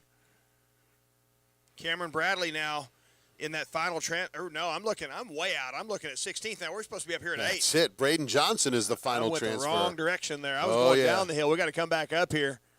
Yeah, so Mackay Ulrich, Hyla Hawk, Austin Ellis, they're on the outside looking in, as well as Jamison Muschler. And they're going to have to find some speed because right now it's the 11 of Johnson who's got the final transfer. 250B 12 plus next off the gate for their LCQ, 85 9 to 12, and 250C junior LCQ in staging. Britt Lambert got both flags in hand. He is ready.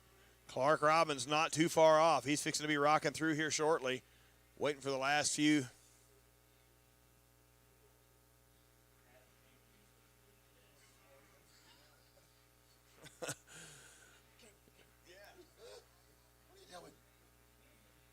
Looking for Robbins out here on the racetrack, waiting for him to come pounding through the 12-pack here.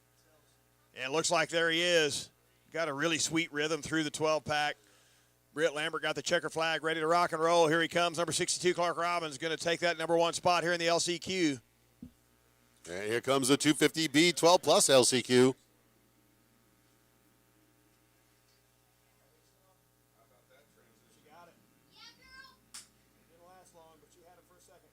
So it looked like Kylie Stallings with the whole shot. She's going to give the lead up immediately. 18 KTM taking that spot away. That is Grayson Fair.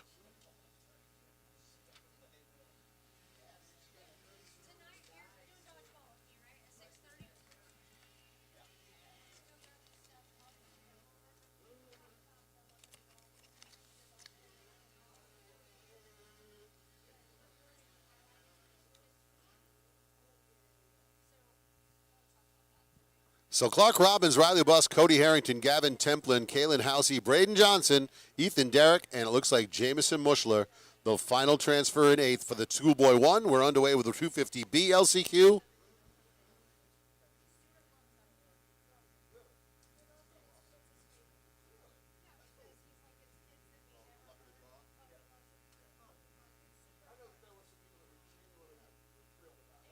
So the 18 of Grayson Fair out front. Kylie Stallings hanging on to the second spot.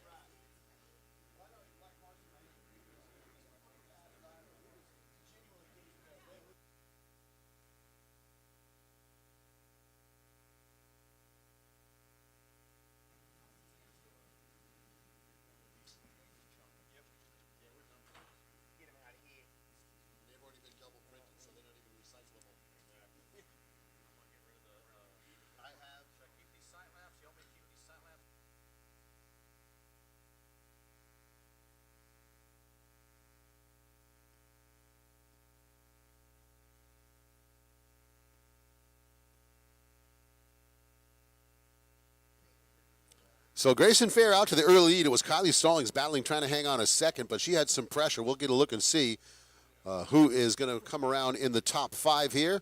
Got to be top 8 to get in, but we'll look at the top 5 first as your leader getting ready to head over the FMF Power Wall. So this is 250B LCQ, 85 9-12 LCQ next. 250C Junior 12-16 limited LCQ in staging, as well as 450B 12+.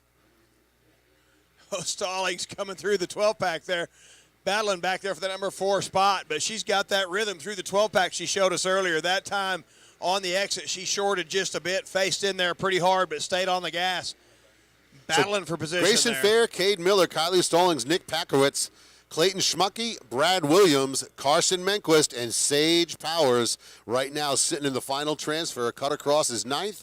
Brian Prudy is 10th. Matt Stetcher, Mike Hill, Regan Smith, and Sophia Phelps through the top 14 here in 250B. So the top 8, Powers is in. Cross right now is out. Yeah, and not a lot of time to make those things happen here. Green, white checker, baby. Yeah. So you got to make those moves quick. But boy, look at They're Grayson halfway Fair. through this moto right now. Yeah. Grayson Fair doing himself the biggest favor you can do in an LCQ. Get the heck out front and run away. Well, he looks, again, appears to be one of those riders that probably had some sort of an issue. Just really fast, looking really solid out there in the lead. About the time I said that, he comes sketching out of the section there, but he's looking good. Well, you know, he kept that bike underneath him. That's a better thing than I would have been able to do in that situation there because, yeah, he got booted all over. Stallings still holding down that number 4 spot. Look at the bike swapping, going down the hill there. The back end's just kicking all over the place. Oh, this whole track is 20 miles of bad road at this point. Yes, it is. Yeah, there's teeth scattered throughout.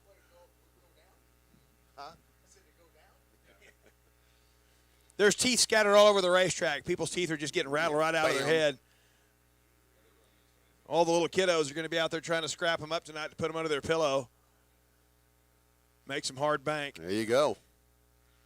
So Grayson Fair, bottom of the hill, going to make his way up to the top and launch that FMF Powerwall. The white flag's going to be waiting for that rider when he gets to the end of the 12-pack. 85 9-12 LCQ firing up for the next race off the gate. Well, he's Again, coming. if you're in an LCQ, make sure you're ready to go to staging. We're going to keep calling them off until they tell us to stop. So if you're a rider who's supposed to be in an LCQ, you need to be ready to go. 1 lap to go. He's banging them out right now. I'll tell you what, lap leader turning to 2:19 here on lap 2. Grayson Fair holding on to the number 1 spot. Kane Miller there in second, turning to 2:21. Kylie Stallings. Let's see how they come across here. Looks like Packeraz in third now. Stallings back there in 4th. Carson Manquist moved up to 5th. Shimmicky, Williams, and Powers. Powers holding on to that final transfer here. Cutter Cross. 0.2 of a second behind him, so we're keeping an eye on that battle. Yeah, and I think that was that big group that just went over the finish line pretty much all together. Because look, 0.3, 0.2 separating them. You got them 1 for second sure. apart. Yeah, it's going to get a little hectic here. Yeah, because 0.2 of a second is a spoke sideways. I mean, That's it's it. just there is no space there. And when you're that close and tight here, and it's going to wind down to the bottom of the LCQ, folks, it'll get a little aggressive. Well, and you got those guys back in 11th and 12th and stuff like that. They're watching that going on up there, knowing anything can happen. Yeah, they're all saying, yeah, come into it. Go knock each other down. You better go for it, guys. I'm just going to cruise right on around. Really surprised to see Sophia Phelps back there in 11th. Thought she'd be a little farther forward. Are they already dropping the gate? Yeah. Here they come. Boy, howdy, they're getting them done this evening, boys. 85 LCQ off the gate. Looks like the number 80 out front. Yeah, it's kind of a toss-up. We'll see. They're side by side. Yeah, that's Logan Ford on the 80. He's on that number 1 spot right now. Well, we are not messing around with the LCQs, sir. folks, so you need to be in staging. If you're supposed to be in an LCQ, put your gear on, get the bike down, and get down to staging because they could be going fast and furious. Yeah, if you thought we were joking, we said they were going to punch them out. Well, there you have it. It is happening quick. It is no joke.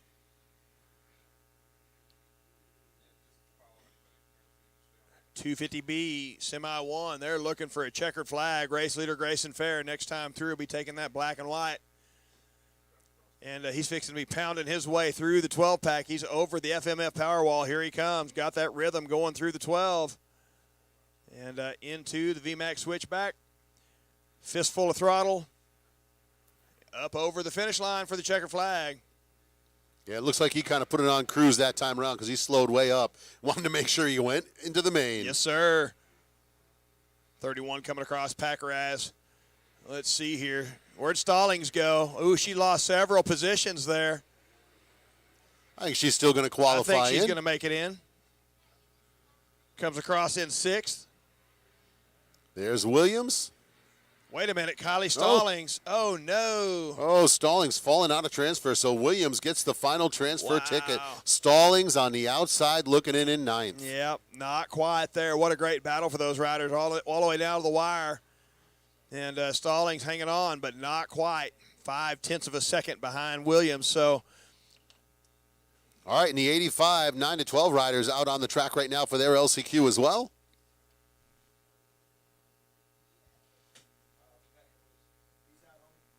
We'll be here. Or maybe we won't. we might not be here, Mr. Garcia. It's it to you. All right, here's your leaders in the 85 and 9 to 12 LCQ going to charge up to the top of Cemetery Hill. Is that my little buddy back there in second? Is that Cole Trinkle on the I 265? think it is. Trying to get a look at the numbers here. We'll watch him come down through the 12-pack. Style over the FMF Powerwall, For whoever sure, it and is. he's going for the rhythm there, man. He's charging. He's going for it as they come through the 12-pack here into VMAX switchback. Yeah. Nope, that is the 705 machine. 705, Woo. 105. Yeah, that's the 705. Kylan Bells, and you can tell he just missed qualifying as he comes around. Well, he made the move. He's in that number 1 spot. So that'll put Logan Ford into second. Cole Trinkle comes across there in 4th, it looked like. That's my little buddy from Montana. So Logan Ford, Kylan Bells, Emmett Baker, Cole Trinkle, Tennyson Lopez. That's your top 5. Braylon Harden in 6th. Hudson Short running in 7th. And Jersey St. Croix right now, the 1-2-2 with the final transfer. Diego Gross, Lucas Ludwig, 9th and 10th, but that is outside of transfer.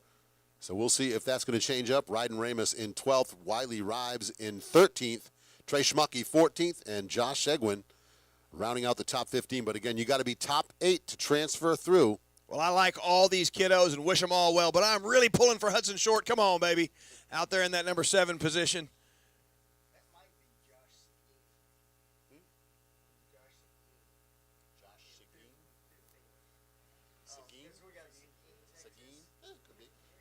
We'll say it both ways.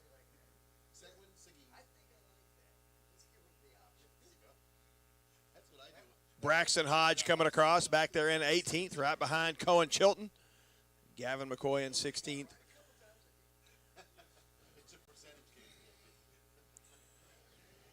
So battle for the lead right now is ablaze up over the Kawasaki step-up. Woo. Yeah, don't take any crazy chances, boys. It looked like Bell's was able to clear the Yeah, step-up. Logan kind of faced into it there. He lost some ground. Yeah, so it's going to be the 705 of Bell's taking the lead away from Ford.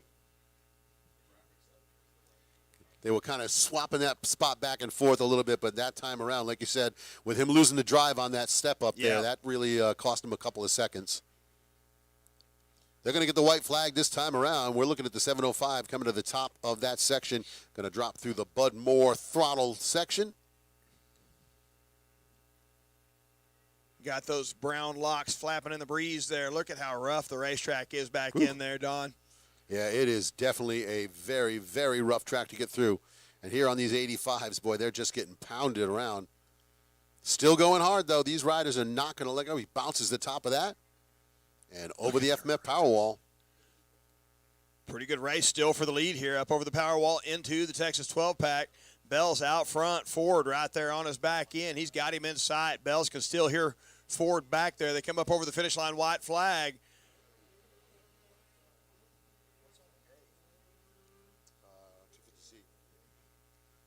So 250C Junior 12 to 16 limited going to be the next LCQ off the gate. 450B 12 plus limited, you should be in staging, and 250C 12 plus LCQ, you should be in staging as well. And we'll give a first call to Mini Senior 1, LCQ number 7. Oh, down on the track to 74. Yeah, Tiago Gras. Oh, he was close to moving into qualifying. That's going to push him way back. Hudson Short still holding on to that number 7 position, turning a 247. And so he's going to have a little breathing room between him and St. Croix back there in 8th, and then Ludwig a little ways behind him too. So right now, St. Croix in that final transfer position. It goes Bells, Ford, Baker, Trinkle, Hardin, Lopez, Short, St. Croix. That is your transfer top 8. They're getting them fired up down there on the starting line, Don. Want to remind you guys, we're clicking them off quick. If you're in an LCQ, you better be down there in staging. No guarantees we're going to get through all of them, but you want to be down there for just in case.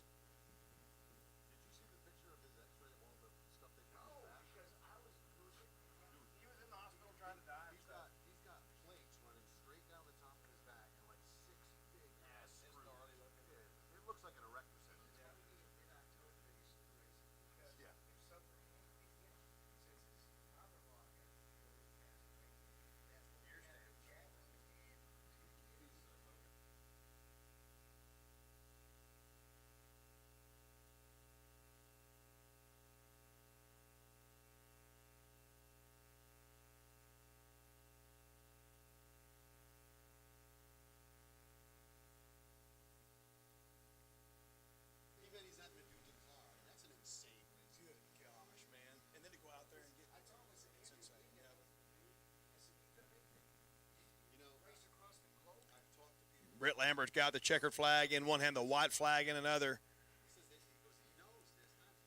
Waiting for Bells to make his way through the area here. He's charging hard. Up over the Cemetery Hill. Drops into the Texas 12-pack. And he is holding on to the number 1 spot. Britt Lambert's got the checkered flag in hand. He's ready to let her eat. Going to toss it for Kylan Bells. 2 corners to go into the VMAX switchback on the gas at 7:05. Going to take the checker flag here in LCQ. The number 80 machine, Logan Ford, comes across right there behind him. Here comes the 309, Emmett Baker, looking back up the track from a little homeboy, Cole Trinkle. Out of Montana, looking over, making sure there's a checkered flag. Man, that seemed fast, Trinkle said. 331 coming across back there in 5th. Let's see here. There is the 10 machine, 10 Arv, Tenzin Lopez in 6th. Where is Hudson? There's Hudson Short going to hold on to 7th. The 169 machine, Lucas Ludwig, going to get around St. Croix and take that number 8 position away unofficially. Yep, there it is. It's on the board. All right, so 250C Junior LCQ next off the gate. Looks like there's only 9 riders in this LCQ, so only one of them going to be disappointed. And we may not even have 9 on the gate. But here's the thing, folks. You got to run the LCQ so we know what the gate pick is going to be for the second half. So even if they're all going to qualify, you still got to run the LCQ. Looks like 5 of them showed up to the gate here. So all these guys are going to transfer, but you're right. Got to run them. This is 250C Junior, 12 to 16. Here they come. RPMs pinging on the rev limiter here. Who's going to pull the whole shot? Looks like a Kawasaki. That looks like it might be the 133 of I Maddox think you're Brown. right. Yep, that is the 133. Not sure who that is on the KTM there in second. The 919. That's Gianni Love on the 919 in second. Looks like the 172 back there in third. Yeah, that'll be Blake Mills. So we'll see if these guys are going to throw down or if they're just going to cruise to the – keep the bike in one piece and cruise to the transfer. I got a sneaky feeling the gate drops and there's somebody on it with you. You're going to race them.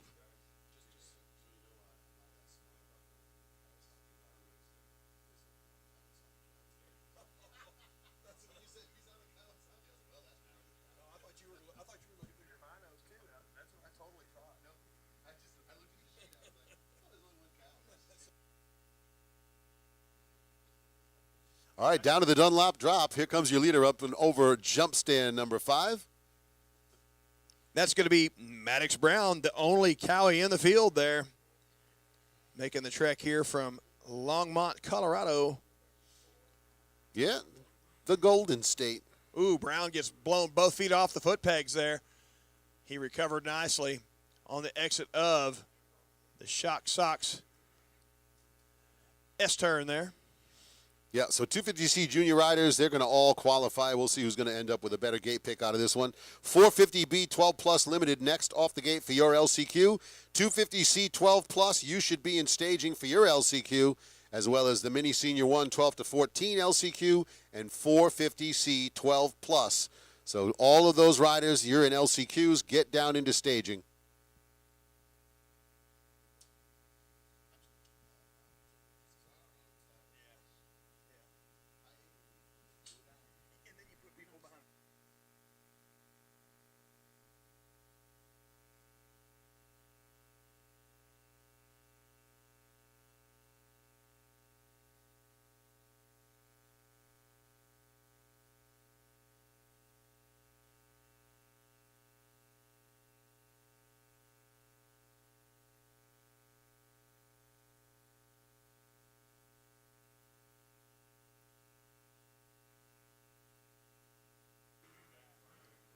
Coming over the finish line there. It's still out front on the Kawasaki. That's Maddox Brown.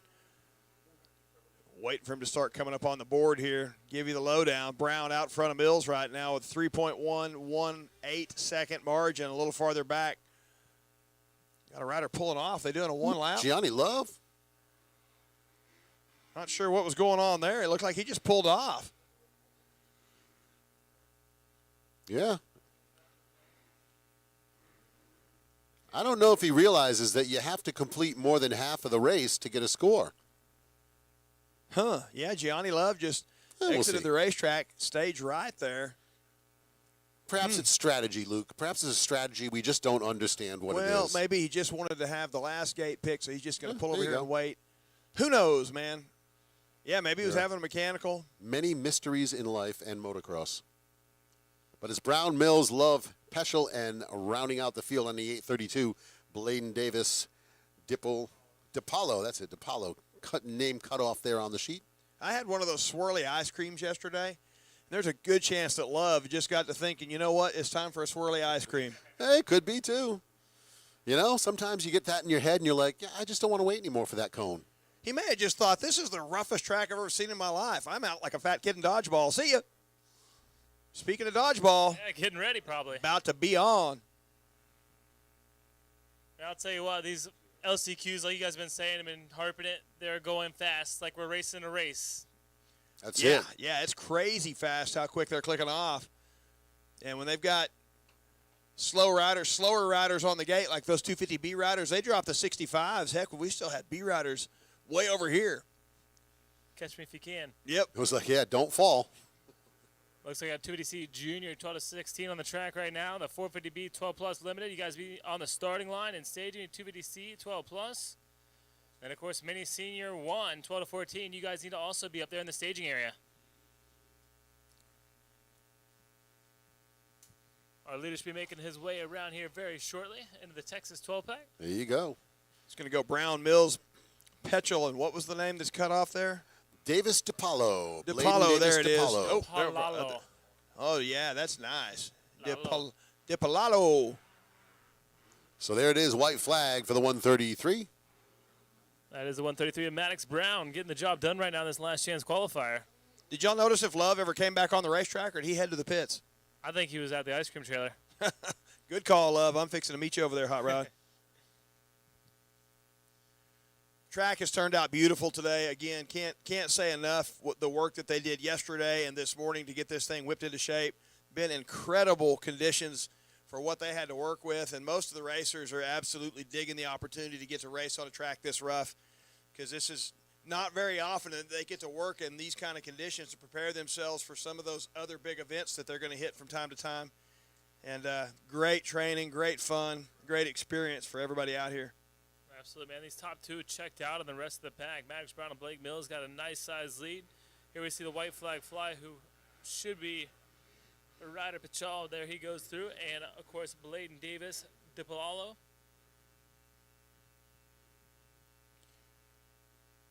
Yeah, race leader turning a 230.5. Blake Mills back there behind him turning a 233.9. And then you go back to Pichel turning a 302. So he's probably had some sort of a tip over a bobble there.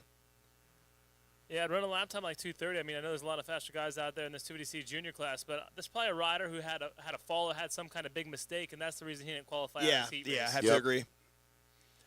Yeah, We've seen a few of those in each of the heat races so far that it's pretty clear that they had a mechanical. They had something that didn't allow them to finish because clicking off some lap times. Here they come.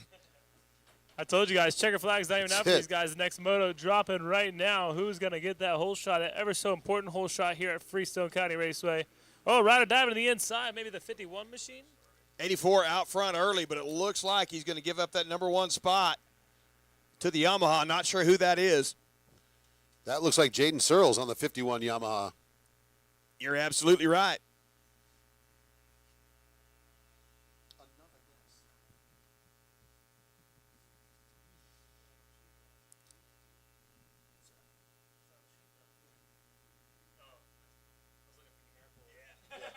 This is all over the place. I know. I love when they give us the gate orders and finish orders. It's like, this is not any. I got to hunt around for a number.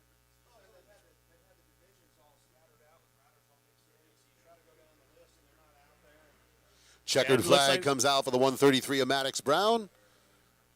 Blake Mills across the line second. We're looking for Ryder Petchel and Bladen Davis DiPalalo come across the line and round out the field here in the 250C as we've got the riders in the 450B working their first lap in the LCQ. These guys looking good right now, scrubbing, staying low, looking like they're not LCQ riders. I mean, I heard Searles for a long time, and that 51 machine obviously had some problems probably in his heat races. Yeah, Searles is hauling the mail out there right now. I think he's going to click off a pretty nasty lap time. I'm actually looking forward to seeing what he cuts here in this lap number one. Yeah, looking at this list here, you got Liam Olaf, Brandon Sanchez in this LCQ as well. So definitely had to be something where there's some riders that went down.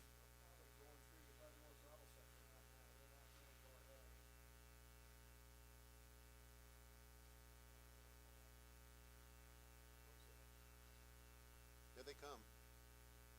They're just going to make it over ahead of them. Yeah, because they're just coming over the power wall into the 12th back.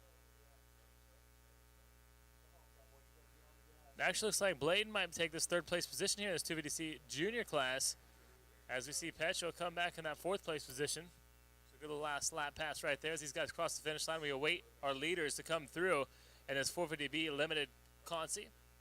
It is Searles still out there in the lead of the number 51 machine. And second looks like the number... Yeah, it's the 84 making the move to second, Wyatt Creighton. And Colin Burns in third.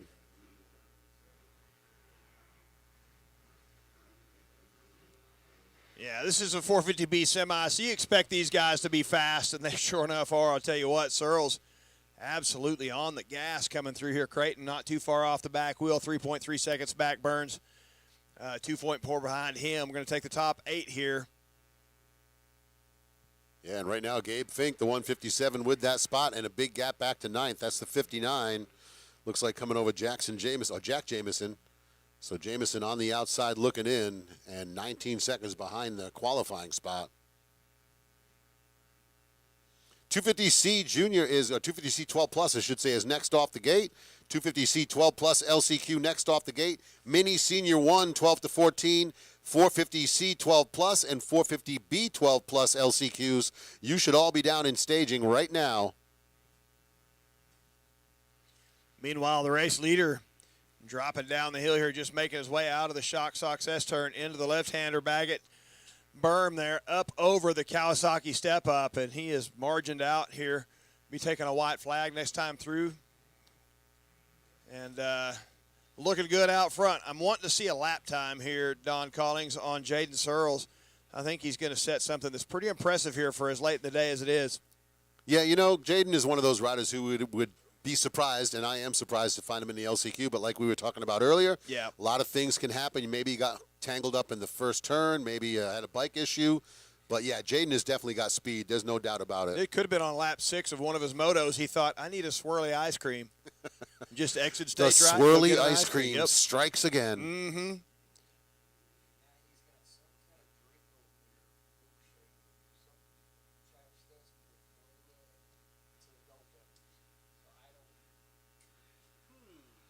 250C on the gate getting fired up. Quite a few of them in there for that one. Oh, yeah. White flag is out. So there's the 51, Jaden Searles. Going to get some lap time action here. Creighton continues in second. Yeah, 2:16. Yes, sir. On the late day track like this, he's definitely able to get after it. Yeah, no doubt. Same thing with Creighton, Colin both of them. Burns. Those are all really respectable lap times. Yeah, they absolutely are. In any conditions, but these conditions, they're moving.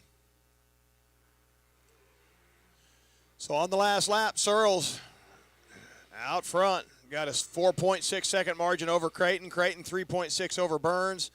Burns 6.9 over Canizaro. Canizaro 8.6 over Polson. Polson 1.8 over Navarro. And not too far behind him is Carrick and Fink in that final transfer. Jack Jamison still on the outside looking in. Hoping and praying. Well, he's closing up a little. He's down to 17 seconds back. Yeah, he's Gotta really be optimistic there. very optimistic, yeah. With about a half a lap to go for our race leader. Really a lot of body English on the Yamaha. Looking good. Look at that Yamaha working underneath him. Boy, that suspension going full tilt, full travel. Yeah, at this point in the day, you are getting every inch of travel out of that suspension, Luke. Dropping the gate. Here we go. This is 250C LCQ. The 953 out front. All right, looks like that's going to be Lylan McDonald. Yeah, she give it up Lillian to the McDonald. 618 machine, but she was out front for the whole shot. There you go, Lillian McDonald with the whole shot. Nick Jensen, the 618, taking the lead now in the 250C LCQ. Meanwhile, Jaden Searles, be watching him here shortly coming through the 12-pack one last lap.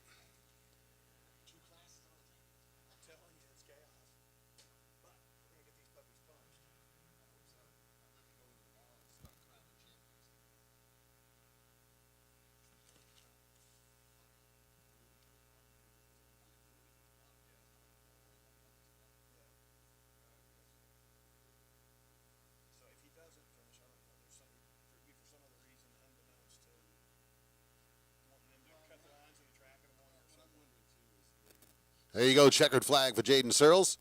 Maybe they don't want to make the people who had a really late division race go back right out right away. Could be, but I'm sure those people would rather just get it over with. I know our papers. What's that? We have all our papers for the LCQs. Yeah. Okay. Well, we should.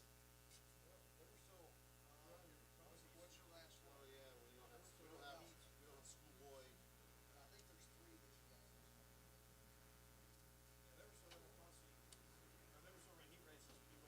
Yeah. I can go down and see.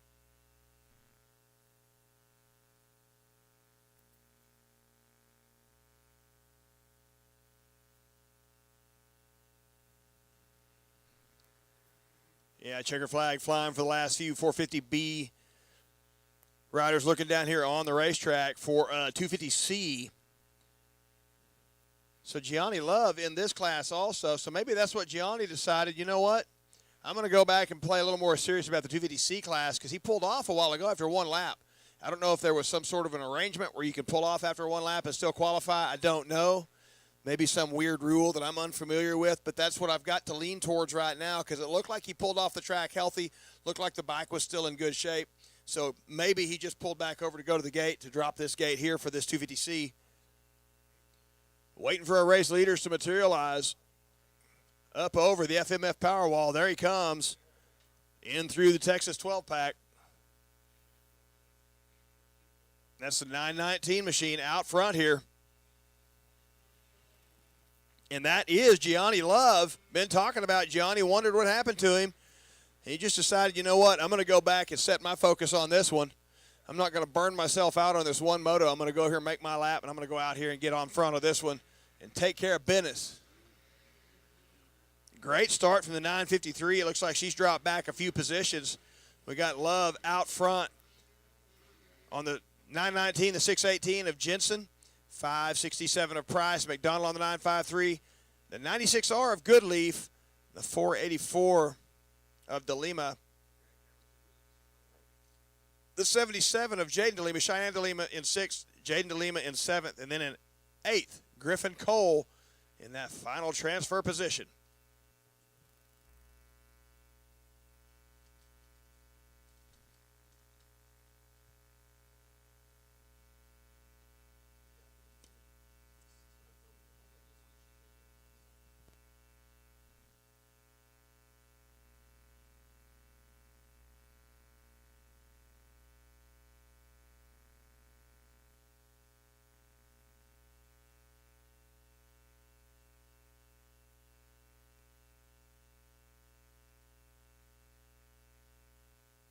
turn.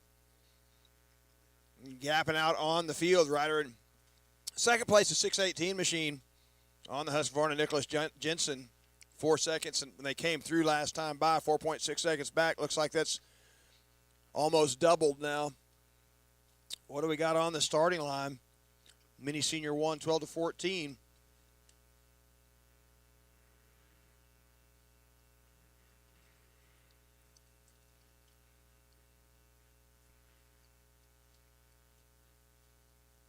So it looks like only 9 bikes may have showed up for this 250C. So only one of these riders not going to transfer.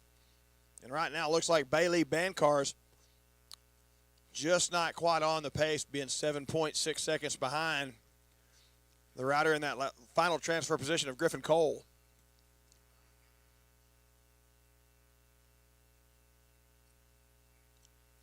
Waiting for a race leader, Gianni Love, the 919. Where are you at, Johnny? There he comes, dropping into the 12-pack, pounding his way through the Texas 12 on the two-stroke. Hear that two-stroke screaming, going for the outside in option up over the finish line. White flag flying from Britt Lambert. Gianni Love, 1 lap to go. Impressive stuff back there from Nicholas Jensen, going for the rhythm through the 12-pack. Looked like he was doing a pretty good job there, but looks like still losing time on Gianni Love. We'll get a breakdown here on the shortly. Yeah, 12.6 seconds back now from Love to Jensen. And it won't be long after these riders come through. We'll be hearing the Mini 1 senior bike screaming down the start straight.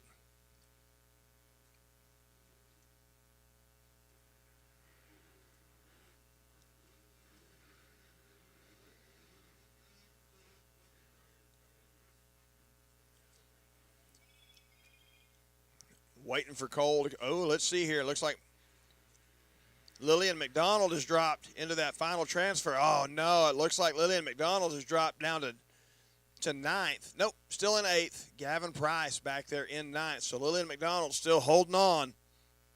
But it looks like Gavin Price only 1.9 seconds behind Lillian McDonald here on the last lap. Lillian McDonald got to put her head down. She pulled the whole shot on this moto. So she can go fast in a straight line. You just got to find a straight line out here to go fast on to hold on. That number 8 spot. Here's the RPMs. They're coming down the straight here. Pull up the binos. See what we can see here through turn 1.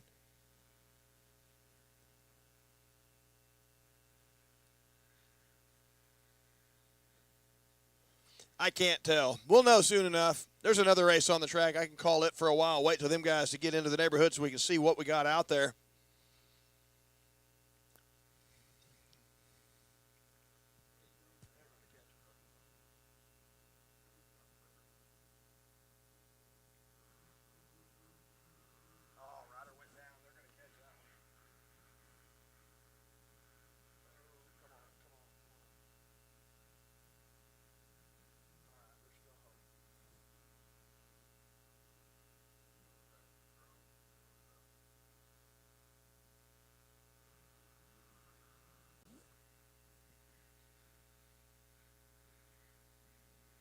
So Gavin Price went down there, was able to snatch that bike back up, get moving again.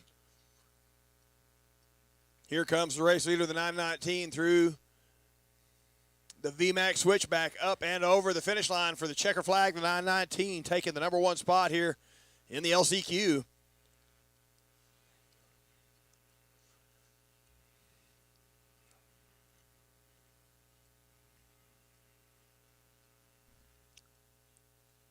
Mini Senior 1, 12-14 on the track.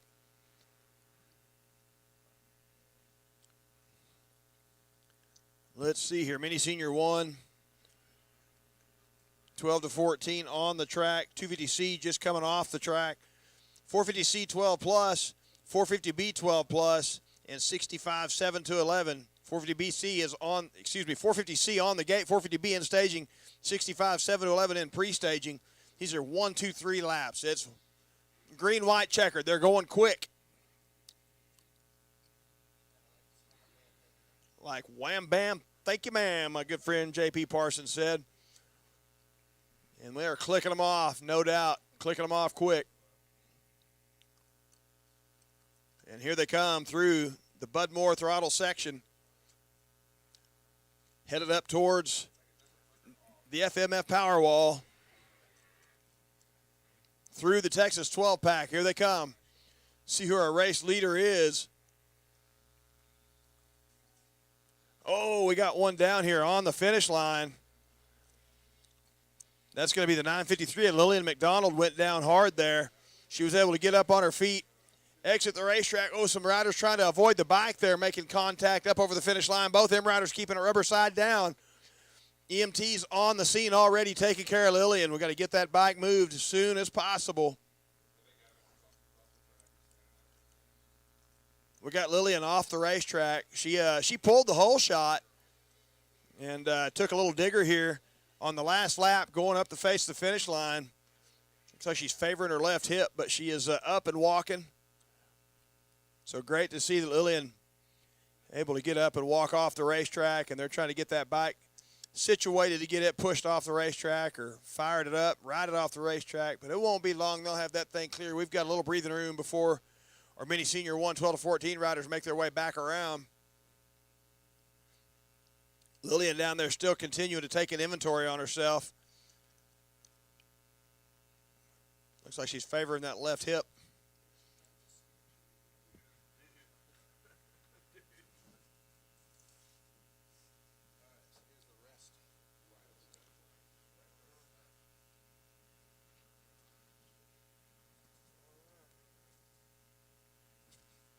So Graham Bowers out front on the number 45, followed by the 148, Ethan Romero, Drew Marson on the 37, the 7 double deuce of Bacon, Lawrence on the 66, the 49 of Blue, Trinkle on the 265, and the final transfer on the 94, Cash Bollinger, holding on to that final transfer position. Oh, got one down out here in the Shock Sox S-turn. Who is that? That looks like that could have been the 17 of Blake Mara. So Blake was running in that number 9 spot. Looks like he's going to let Jacob Bagley go by and let Jacob have a chance to chase down the 265 of Cole Trinkle. But Cole Trinkle, he's one of the top of the food chain riders up in Montana. That kid's fast up there.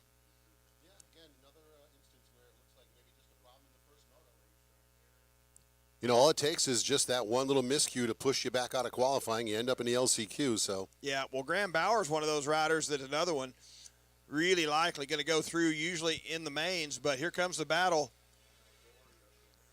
And the 37. Yeah, the 45 lost his drive coming through there, so Drew Marson takes over the top spot. Waiting for it to update here. Kind of confusing because it's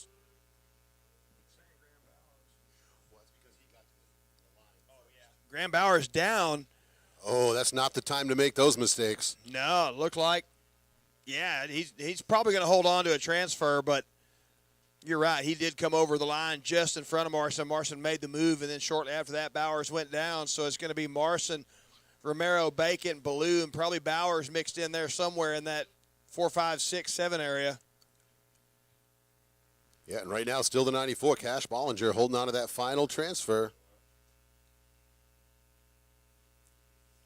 What do we got down here on the line, Don? It's going Sounds to be like 450C 12 plus, going to be the next LCQ. 450B 12 plus, you should be in staging. 65 7 to 11 LCQ in staging, and 85 9 to 12 limited riders in your LCQ in staging. Meanwhile, the 37 of Marson, he is checking out.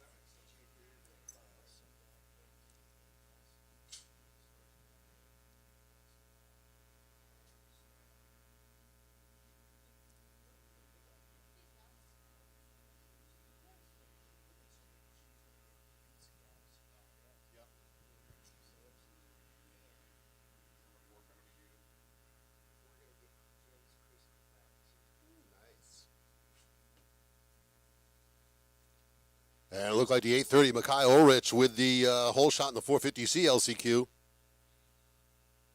And folks, there was a 65-gallon tank last night lost leaving the storm last night. So it was on a black ball valve, clear 1-inch hose. It might have been on the roadside. If you happen to see that large gas tank, a 65-gallon tank, so it looks like it must have been their water tank. If you see that on the road, call Matt Snyder at area code 252-571-4439 or tell him down at registration that you found it. Again, there's a reward for that 65-gallon tank, so they want to get that back. They left last night kind of in a hurry because of the storm. It has a black ball valve, a clear 1-inch hose, and it might be on the side of the road somewhere between here and, say, Mahia. But again, if you find that 65-gallon tank, there's a reward for that.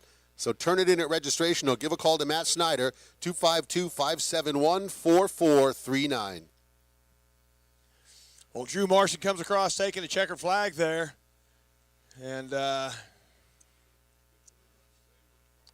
looking to see where Graham Bowers is going to be after that tip over. We got Ethan Romero in the number 2 spot.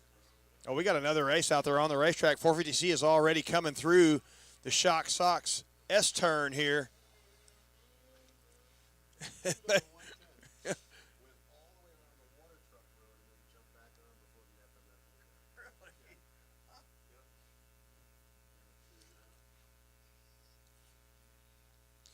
So Cash Bollinger, the last transfer there. We went Morrison, Romero, Lawrence, Bacon, Ballou, Trinkle, Bowers, and Bollinger. That is your transfers out of the mini senior 112 to 14. Yeah, and we got 450C out on the track for their LCQ. 450B 12 plus LCQ next off the gate.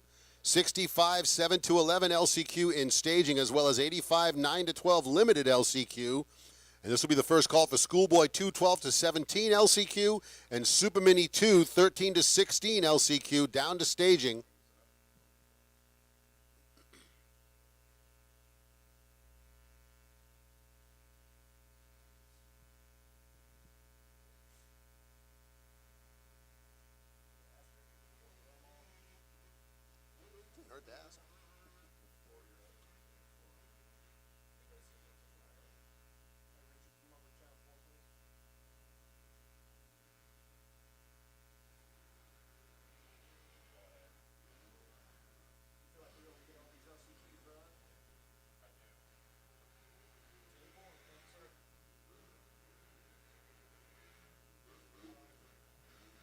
So it looks like we are going to go through all of the LCQs today. So if you are a rider who did not qualify directly, you need to be ready to head down for your LCQ. So right now, 450C 12 plus on the gate, or on the track, I should say, for their LCQ. And again, 450B 12 plus next, 65 7 to 11 in staging for your LCQ. 85 9 to 12 limited, Schoolboy 2 12 to 17, and Super Mini 2 13 to 16. You should all be in staging now because your LCQs will come up quickly.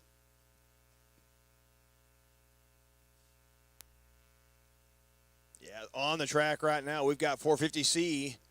Looks like Mackie Ulrich out front, 14 seconds ahead of Spencer Weldon, 7 seconds ahead of Gavin Price, 2 seconds ahead Jenna Tingley, Lucas Goodleaf back there, a couple seconds back. Christopher Cook, 1.7 back. Tangler, 1 second off, and then back to Michaela Thomas, 5 seconds back. Looks like all the 450C group is going to transfer. Looks like 8 riders out there on the track. Yeah, it's a pretty good feeling if you're Michaela Thomas to know you're not going to worry about somebody trying to take that spot away. Yep. And again, when they are all going to qualify, still got to run that LCQ. Oh, the 43 is down.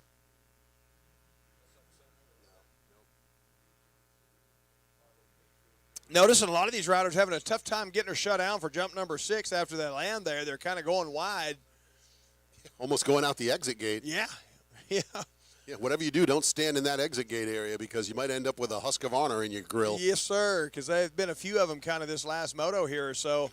Kind of maybe OJ and overshooting 6 there a touch, but they're coming wide. Yeah, and let's don't forget, this is the 450C class, so a rough track plus the C class adds up to anything can happen. With a lot of horsepower, yep. That's it. Whiskey City coming in hot. Here's our race leader. Yeah, Mikhail Ulrich, solid run out front for the 830. Doesn't sound like a 450 to me out there that Mikhail Ulrich is on. I want to say that's probably a 125 he's I'm on. with you, yep. You know what? You see a lot of that. I see a lot of that up north. A lot of riders will just put the 125 or the 252 stroke out there in the 450. Like you're saying, that's a lot of horsepower to try to control. Right. Well, there's upper tier guys that talk about detuning the 450s to make it handleable. Oh, yeah? We're talking about upper tier guys like factory riders that are talking about detuning stuff. So 450B LCQ fired up on the gate, it sounds like. Working through the waning moments of the 450C LCQ. And, folks, we are going to do all of the LCQs today. So if you're a rider who did not qualify out of the division race, you need to be ready to go for your LCQ. We are doing all of the LCQs today.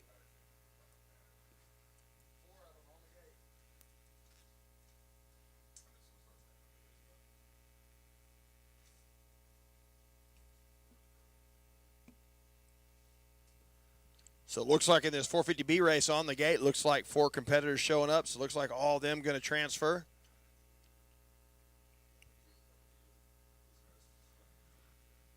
They're going to have to let these 450C riders get a little farther up the track before they turn these 450B riders loose. Yeah, it could get a little hectic quick.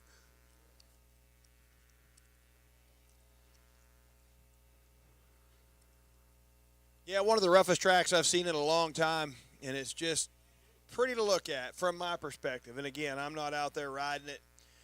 When you start dealing with the LCQ caliber riders, a lot of these riders, this is out of their league. This is overwhelming to them. But those riders that qualified early, a lot of those riders love it just like it is right now.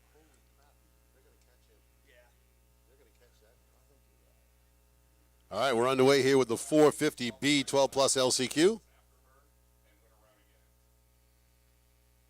They're 3 wide coming out of turn 3 there.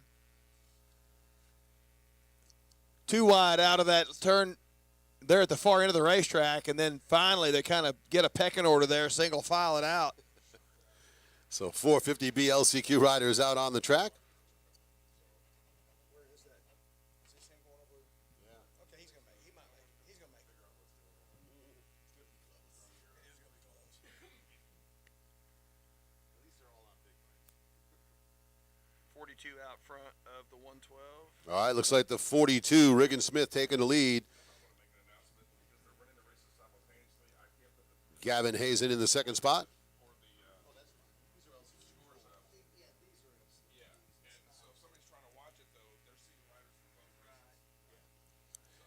Yeah, just want to let you guys out there on the live stream know that the Area 51 Films bringing this to us on the live stream. Want to let you guys know that they're dropping the gates. So we're having 2 races on the track at the same time. So as the race that's on the track is finishing up, that last rider, when he gets so far past on the racetrack, then they're dropping the next gate. The Area 51 guys are saying, hey, man, we just want to let them guys know that there's 2 races going on at the same time, so it might be a little confusing. So just bear with us. We're trying to get these LCQs punched out. And welcome to motocross. And have a nice day. There you go. So 450B riders heading out for their LCQ as we wind down the 450C. The 65 7 to 11 riders going to be lining up next in the gate for their LCQ. 85 9 to 12 limited, Schoolboy 2 12 to 17, and Super Mini 2 13 to 16. You should all be in staging ready for your LCQ. And 125 12 to 17, 85 9 to 13, 250B 12 plus limited, and Super Mini 1 need to all be down in staging for your LCQs as well. Don Collings, we got some racing going on out here in this 450B LCQ. They're headed up towards the FMF Powerwall. Going to come down the Texas 12-pack virtually side by side. The rider on the Cali back there in third got him in his sights. Coming up over the finish line right now, we have the 42 out front of the 13 machine with about a bike length between the two.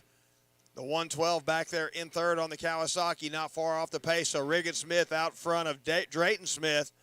Both them riders on the Husqvarna on the Kawasaki. Got the 112 of Gavin Hazen back there in third.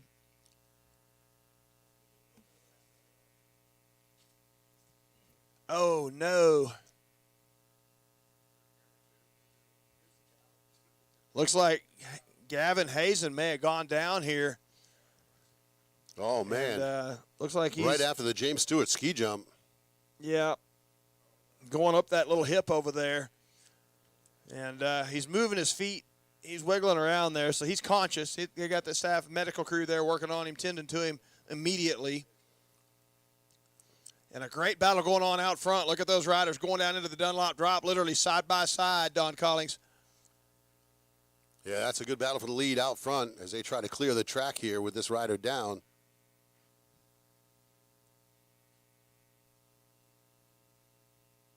He is setting up, taking his goggles off himself, communicating with the good to medical see staff that. over there. So Gavin Hazen going down hard there, but looking like at least he's moving around and conscious of what's going on around him. So that's good to see. So a really good battle going on for the lead there. And it's kind of neat to watch Regan Smith, Drayton Smith, because they know they're transferred. They're in. But when the gate drops and there's another man there, you're going to race them. Boy, Gavin Hazen looks pretty discombobulated there. Yeah, he hit the ground pretty hard. He's probably not sure where he is right Yeah. now, kind of wondering how he ended up sitting there with all these people asking him how he is. Wondering what his name is still. Looks like he's fixing to try to come up to his feet here possibly. Oh, he's getting up. That's great to see that. Come on, Gavin. You got it, big man.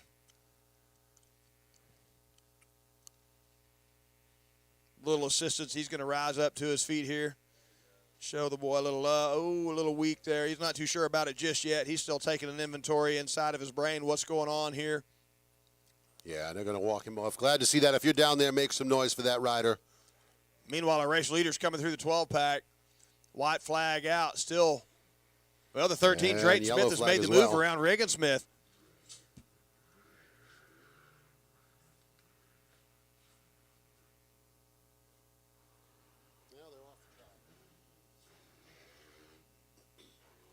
So Drayton Smith out front. What do we got down here on the starting line? We got the 65 7-11 LCQ, Luke. Because they are fixing to turn them loose, I promise you. Boy, there's a yeah. pile of them. Look at all them bikes. Yeah.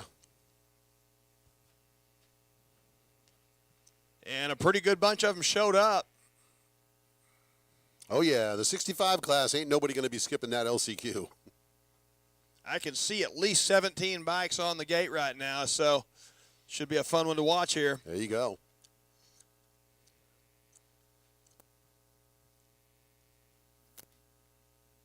RPMs are up. Here they come, Don. I got the glass on. I'll call out some numbers to you.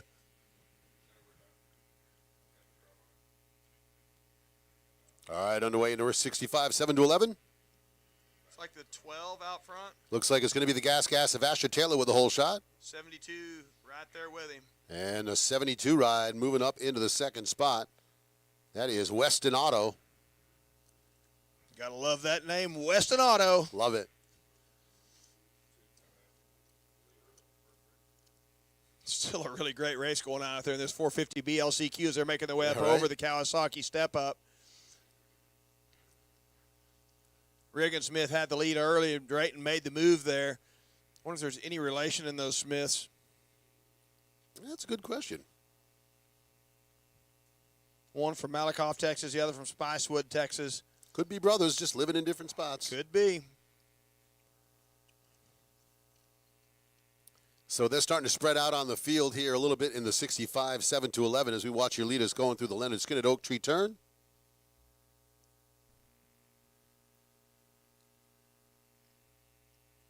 And that battle between Drayton and Regan starting to mellow a bit, so we'll turn our attention down here to 65cc 7-11 as they make their way up the hill here, coming up over jump number 6. Race leader Landon Lee on the 14. Looks like he's out front. Landon Lee got them big pink handguards on there, easy to spot. There you go. The 12 of Asher Taylor hanging on to second after getting the whole shot. Looks like the 72 of Weston Auto continuing in third.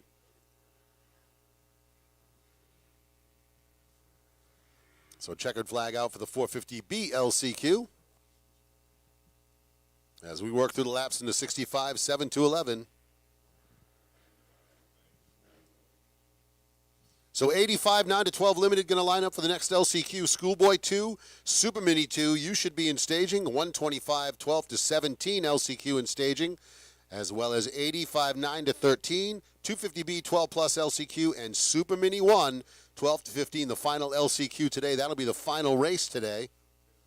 And that means that tomorrow morning, bright and early, we are going to start crowning champions here for the 2023 James Stewart Freestone Spring Championship, presented by Parts Unlimited and Thor, part of the American Motocross Championships.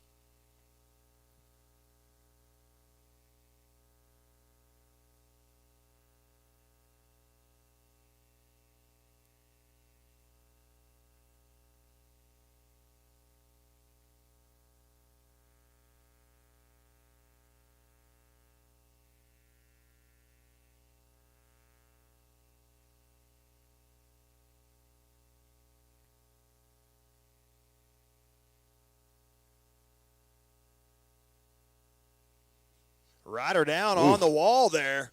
Yeah, launching that effort, and another one down right before it. So it looks like the 19 machine is on the other side of the wall. Not sure who that was on this side. Tough spot to be in, trying to fire that bike up. I don't know how he's going to get over that. Yeah, it's going to be tough. Can he do it? He does. Yeah, no problem. Woo! We were all pulling for you out Yeah, there. pretty intimidating to be sitting there at a dead stop with your front wheel already started up the thing. That's pretty gnarly. So Landon Lee, Asher Taylor, Weston Otto, Landon McBride, Kyler Pruitt running top 5. Easton Hoskins in 6 on the 111. James Gomez 7th, and it looks like right now that final transfer ticket, it'll be the 223 of Jace Carapina. Talon Hill, Axel Roberts, and Bruno Rossani on the outside looking in right now, and that was Rossani on the 19 who had trouble right before the wall. Well, I'm impressed that he was able to get over that thing like you were. That was a gnarly situation. Be sitting there thinking, what am I going to do? Well, he just fired that thing up, dropped a gear, grabbed the clutch, dumped it, and took off. And no harm, no foul there. He got over it, but he lost a bunch of real estate. Yep, and we'll see if he can work his way back. Short race, so he's going to have to really get on the move. Golly, the beauty of those shots, man. They've got the beauty shots with the drones today for sure. Landon Lee out front. Asher Taylor, followed by Weston Otto, Landon McBride, Kyler Pruitt, Easton Hoskins, James Gomez, and Jace Carapina holding that final transfer spot. 85 9-12 on the gate. Limited.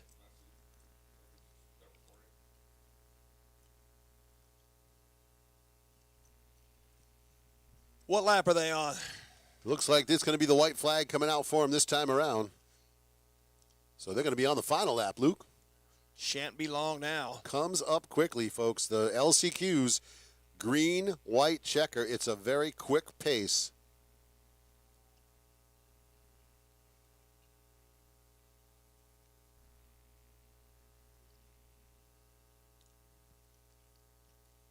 A lot of great race action going on there a little farther back in the field. Not necessarily for a transfer, but they don't care. There's somebody in front of them. They want to try to beat them. That's it.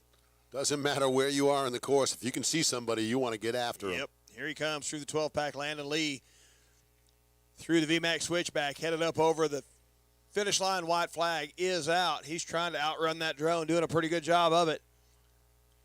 Yeah, Asher Taylor going to come down the 12-pack on the gas, holding on to second. As we watch our race leader work through that ski jump section, off into jump stand number 3.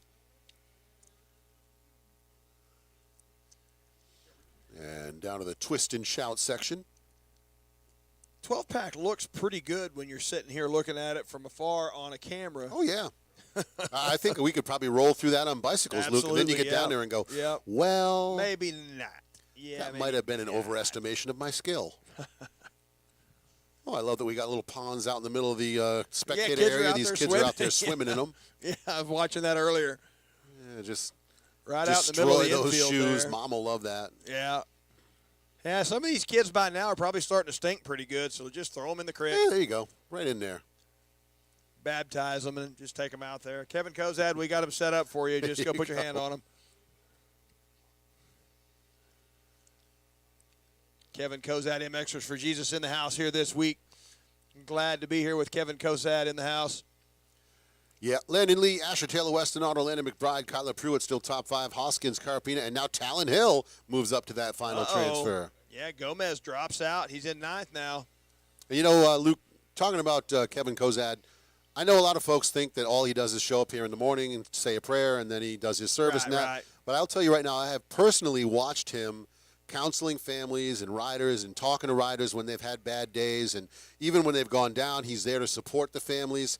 And it's a whole lot more than just what you see on the face of the ministry. He does a whole lot of stuff behind the scenes, and he's a very humble guy. Yep. So he'd never be out here telling you what he does. We have to be the ones to do it. And we're also going to be the ones to tell you that his ministry is supported by donations. Yep. So if you'd like to go over there and help Kevin out, give a donation over there. I know he's not going to ask for it. We're going to tell you it's a very good service.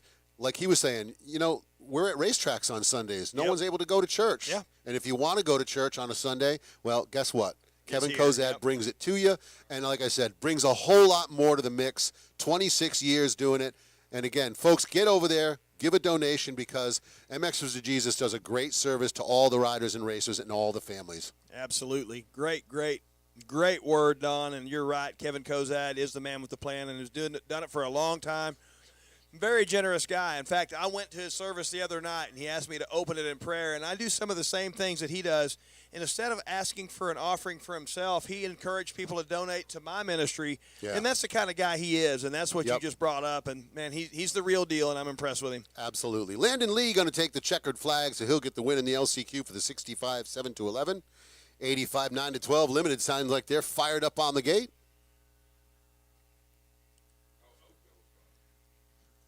Here he comes, checker flag. Landon Lee. Asher Taylor takes second. Weston Otto on the 72 third.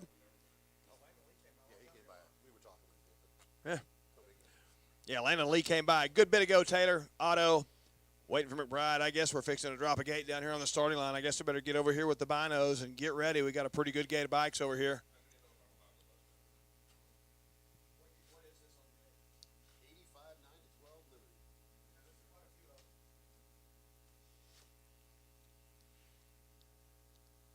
So Landon Lee, Asher Taylor, Weston Otto. Looks like Landon McBride going to hang on to fourth. Kyer Pruitt going to round it out in fifth. Looks like on the 173.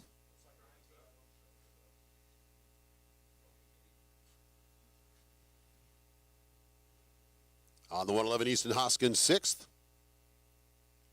Jace Carapina running in seventh, and it looks like it's going to be the 100 Gas with the final transfer in eighth.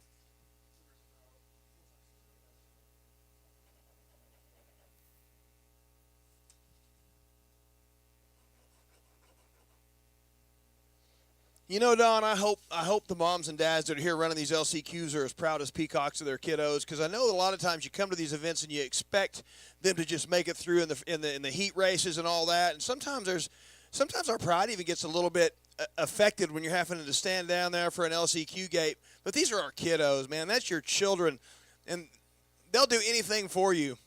Yeah, be proud of them no matter where they are at the end of the race. There you go. Yeah, I hope that you're proud of these kiddos because they're giving you their 10/10s. I promise you, they want you proud of them.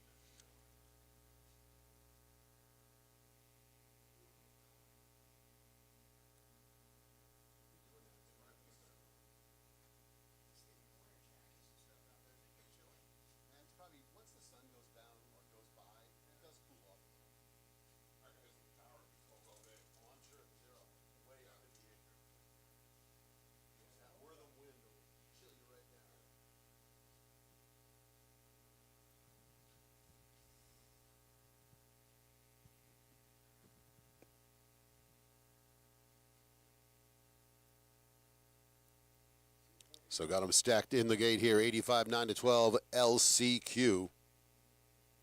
And here we go.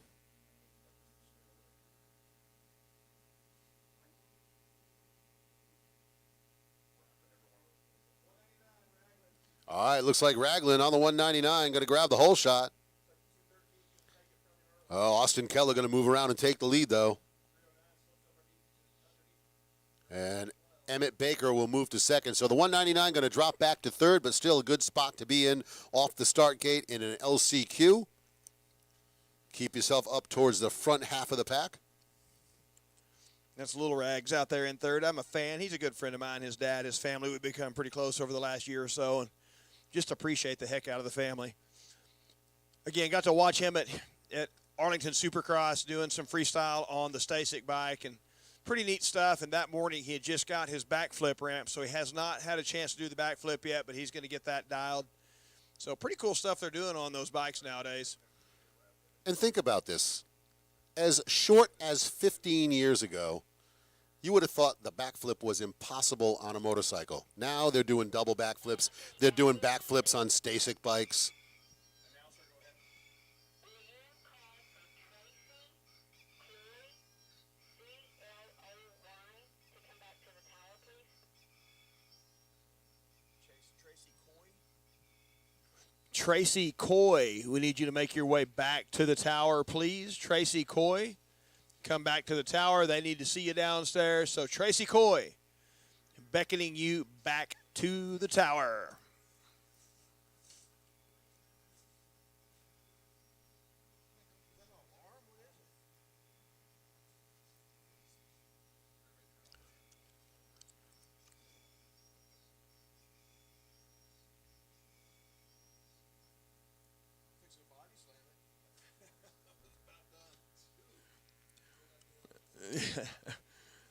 Waiting for our race leaders to come up over FMF power wall down through the 12 pack. It's going to be a segundo or two before we get them through here, but it is 85 CC 9 to 12 on the racetrack. Yep, Schoolboy 2 LCQ loading in the gate next. Super Mini 2 13 to 16. You should be in staging, as well as 125 12 to 17. 85 9 to 13, 250B 12 plus limited, and Super Mini 1 12 to 15. All those LCQs need to be in staging because we're loading the gate and getting them done quickly. So, folks, make your way down there if you're supposed to be in an LCQ. Here comes our race leader. Looks like that's going to be the number 80 machine. 309 in tow. So There's Logan Lil Rag Ford in out third. front. Looking good out front too, man. These guys, I'll tell you what, they were back there on the bubble in the heat races, but pretty solid riders. All these riders out here on the racetrack right now carrying really good speed. So Logan Ford, Emmett Baker, Robbie Ragland, Austin Keller, Jersey St. Croix running top 5. Braylon Harden in 6th, Hudson Short 7th, and Cohen Chilton rounding out the field in 8th. The final transfer, Jake Bagsley, Lucas Ludwig, Chase Brennan, Wiley Rives, and Ryder Bloomquist on the outside looking in, 9th, 10th, 11th, 12th, and 13th right now. Yeah, Logan Ford looking really strong. He come across out in front of the 309 machine, Emmett Baker there, 1.7 second margin when they came through, but it looks like that's even more so now. They're making their way around the Leonard Skinner Oak Tree. And he's pushing a 4-second gap out right now. It's not quite 4, but he's real close. So he's stepping away from the field. Looks like Lil Rag's still in that number 3 spot on the 199.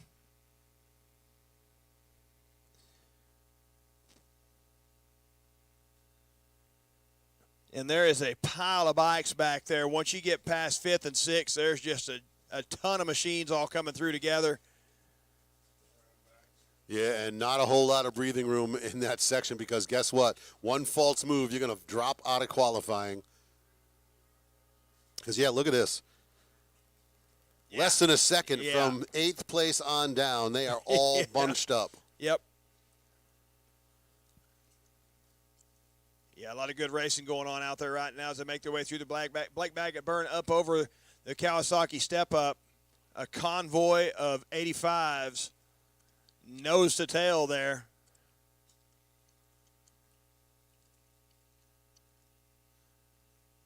Ford, Baker, Ragland, Keller, St. Croix, Harden, Short, Chilton. Those are all in the transfer their last time through. Bagley, Ludwig, Brennan back there on the bubble, but you can count a lot of riders back, and they're all still right there within sight because, like you said, Don, all those riders are just within a second or a blip of a second, Yeah. not even a full second in some cases. Yeah, one little miscue and someone's going to go by. Thomas Ragland back there in 20th, little brother.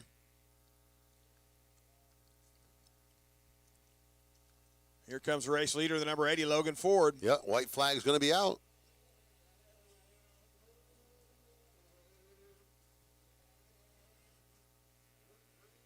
There's Baker on the 309. There's Ragland on the 199. No backflip. Very disappointing. Yeah, yeah. All right, Keller hanging on to the spot. So's Jersey St. Croix. And here's where it's going to get hectic, Luke. Yeah, looked like Short may have lost a few positions there. Yeah, he's going to drop out of qualifying. Yeah, looks like he'd come across in 11th. Yeah, that hurts. He's got his work cut out for him if he's going to try to get back up into that number 8 spot. And even Chase Brennan right now running outside of qualifying. That's a rider who we watched battling for a win earlier in the week. Right. Wow, what's going on with that? That's crazy. Logan Ford clicking off 238s. They're getting him fired up down there on the starting line. Schoolboy 2, 12-17.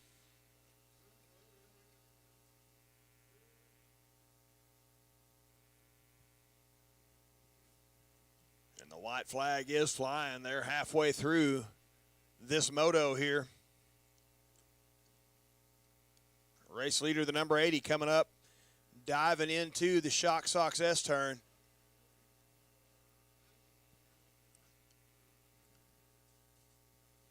Thomas Ragland coming across the finish line here. He's kind of lost touch with the field there, but big brother Robbie still up there holding on to the number 3 spot.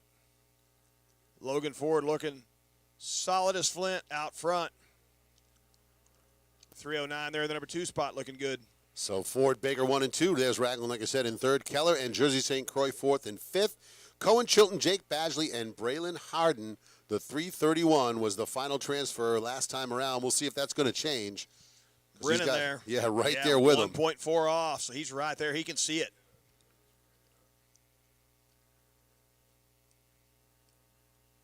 A lot of these riders out here on the racetrack really closely matched for speed. Nobody is really just in that gaggle back there. Nobody is really breaking away. It's just a really bunch of tight racing, cool stuff. I know those kiddos are having a blast. Here comes the race leader charging up over Cemetery Hill.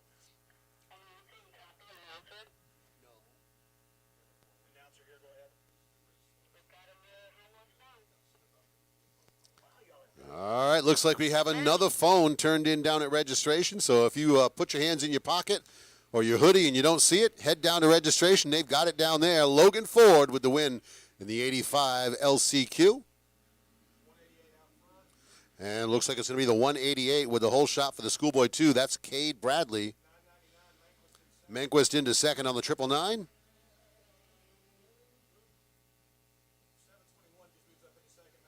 And Jamison Mushlin now going to move up around into the second spot. So that'll push things back a little bit. So Logan Ford, Emmett Baker, Robbie Ragland, Austin Keller, Jake Badgley, Cohen Chilton, Jersey St. Croix, and Braylon Harden going to get that final transfer in 8th. So that'll do it for the 85 LCQ. We're underway with Schoolboy 2.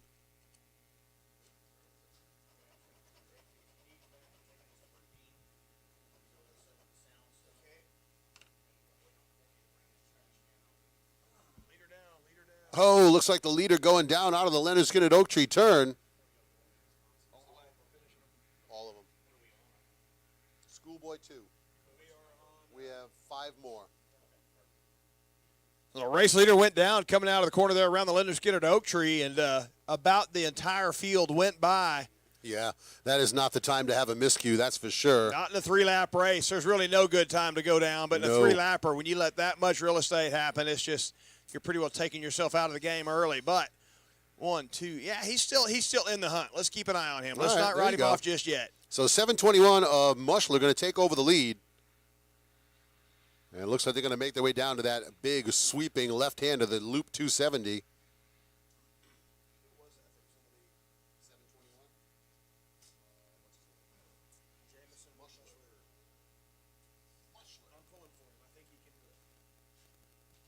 Going to keep an eye on Mushler, the 721 rider.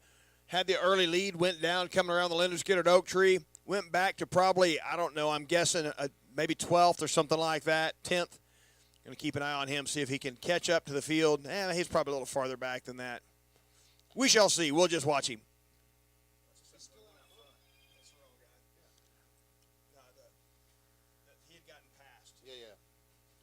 It was not the 721 that we're talking about. I've got my numbers crossed, so we'll have to wait and see when he comes by, and I'll let you know who it was. We got a really good race going on right now. 721 out front.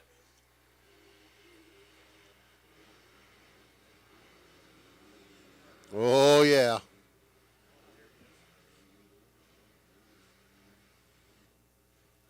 So Jamison Mushler out front, Gavin Player, Carson Mink was second and third, Jake Carrig in fourth, Chase Canizaro fifth, Hayden Bone sixth, James Grace in the seventh spot, and Brian Prudy in eighth right now. That's the final transfer, but I'm not going to call this one yet. Aiden Ehlers in ninth, Gabe Fink 10th, and it looks like Cade Bradley rounding out in 11th first time across. Cade Bradley's the rider that I was talking about. It looked like he had made his way out front. He had made his way around Muchler and then went down, and then the field came by, so he relegated himself back to 11th spot. So he's got some moves to make. He's going to have to get around Fink, Ehlers, and Prouty to take over that number 8 position to transfer on.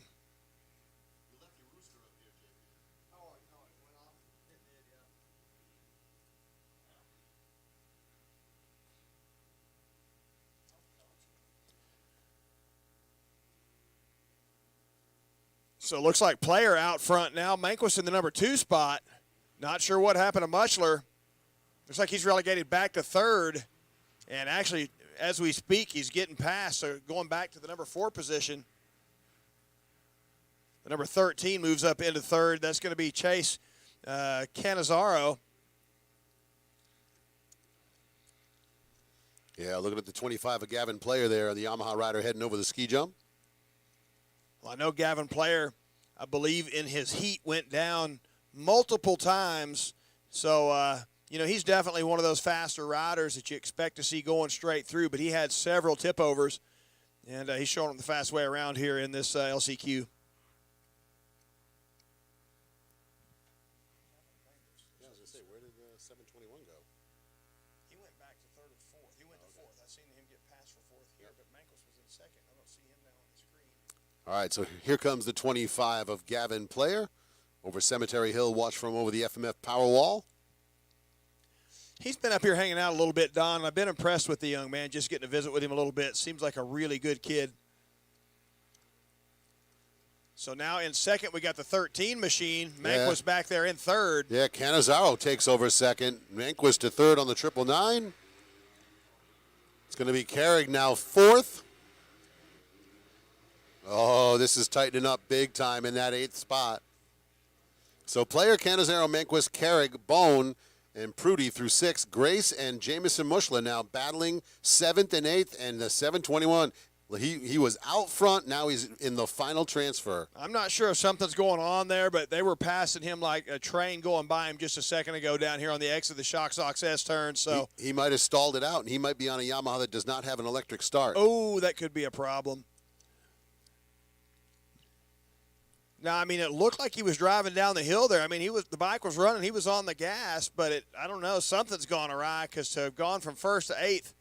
One of the gremlins of the Freestone course reached up and just said, no, you're not going to go by here. I think you're just going to stop right here for a second.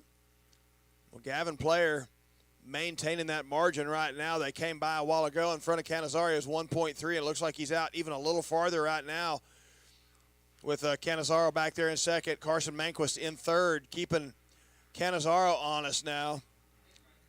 Hayden Bone in fourth.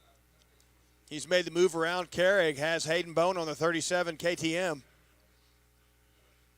know why Hayden Bone's got an R next to his name, because he don't do off-road at all, so it must be something they've done downstairs for our sake. Sounds like the Super Mini LCQ leaving the gate there, Luke.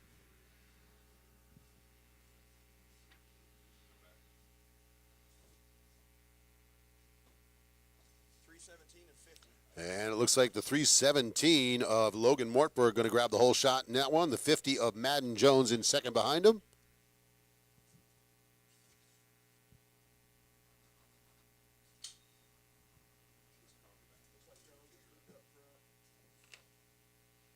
And it looks like Madden Jones going to make the move around to the front for that Super Mini 2 LCQ. Looking for your leaders here in the Schoolboy 2 LCQ. Checkered flag going to come out for them. Here's Gavin Player. And it looks like now the 317 of Mortberg taking over the lead in the Super Mini 2.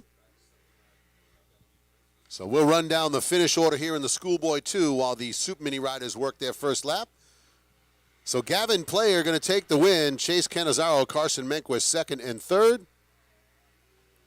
Jake Carrig holds on to, and oh no, Hayden Bone moves to fourth. Gabe Fink is fifth.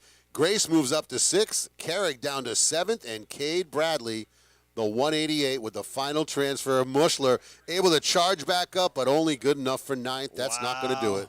That's heartbreak for Mushler. Led it early, and something went awry, and he dropped out of a transfer.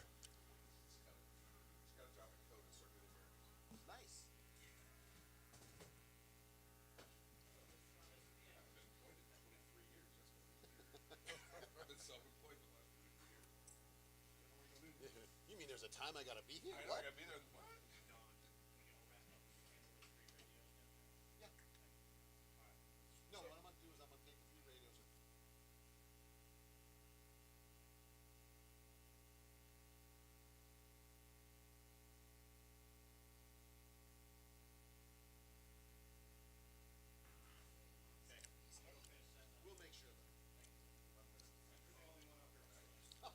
Look like the 335 Caleb Hodge coming off the racetrack there. So now we look back over. Here comes through the 12-pack. Yep, that's Mortberg on a 317. On the G-ass there, hauling the mail.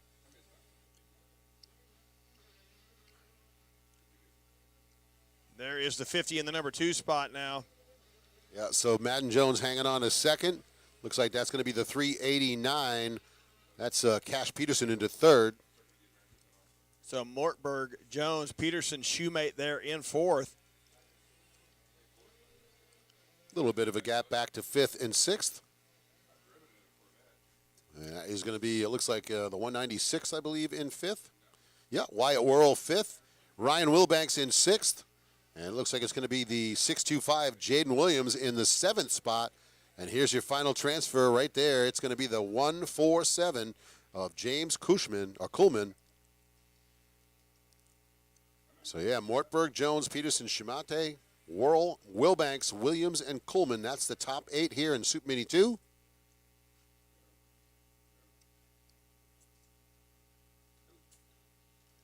So, yeah, the 54 Dane Miller on the outside looking in, Luke. Yeah, it looks like there's only 9 riders there, so he's still got hope. And all he's got to have is a bobble or a mechanical in front of him. But right now, Mortberg, he is flying out there. I'm anxious to get a lap time on him when he comes through here. On the gate right now, we got Super Mini 2. Super Mini 2 on the track. They've On already the left track. the gate. Wow, We got this the is happening 125, fast. 12 to 17 on the gate. Ooh, there's a pretty Yeah, good. see that? They're going faster than we can read. Well, they are. I got to see how many of those are showing up on the gate right So here. 125, 12 to 17 next off the gate for their LCQ. There's quite a few 85, of them. 9 to 13, 250B, 12 plus. And the final race of the day, the Super Mini 1 LCQ, should all be in staging right now as we are clicking these off quickly, folks.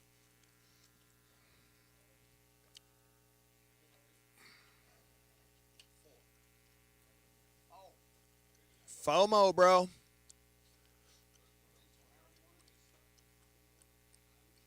Mortberg out front. Logan Mortberg holding on to the number 1 spot. Madden Jones 5 seconds back behind when they came through last time through.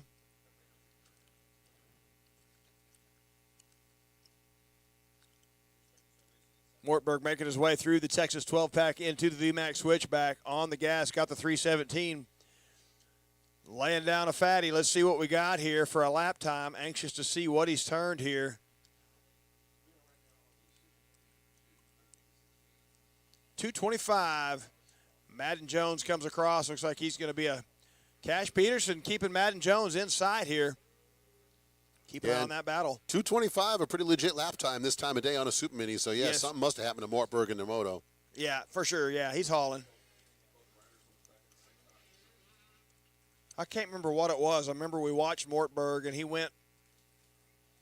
I don't remember what it was. But, yeah, he had something happen. Yeah, I think he had a slip out or tip out over the number 6 over here. Yeah, there was something. So right now it's Mortberg, Jones, Peterson, Shoemate, Worrell, Wilbanks, waiting for the timing to come through, waiting for the riders to come across so we can see who's in 7th, 8th, and 9th. But that was your top 6. Top 8 going through. 9 riders on the track. One of these guys is going to go home and be sucking his thumb for the night. Maybe he'll come out to the dodgeball tournament and get out some of the frustrations. Get a little bit of retribution. So there's Jaden Williams on the 625. And there's the 147 of Coleman. So it looks like no change in the qualifying order here. Whoa, Coleman almost went over the bars. He bounced off the top of that tabletop at the finish. Ooh. And it was front wheel only all the way down that roller. Really? Well, it surprises me because usually whenever that happens, you hear them panic revving out of it. But when riders aren't as advanced, sometimes they don't have the wherewithal to know to do that. Yeah, I think he just was frozen holding on to that Yeah. thing going, oh, come on, come on, come on, Yeah, come on, yeah, come on. Don't fall, don't fall, don't fall. Just going to close my eyes, and hopefully I end up rolling here in a second. So we'll be hearing the RPMs build down here on the starting line here real shortly for race. Yeah, LCQ number 51, 14, yeah. baby. 17 LCQs, Luke. That means we had 17 races that were divisions. That's pretty and awesome. There's a ton of folks that qualified in those races. So, Yeah. yeah, that is really cool to see that. Well, some of these LCQs have had some pretty big gates, too. Oh, yeah. Oh, absolutely.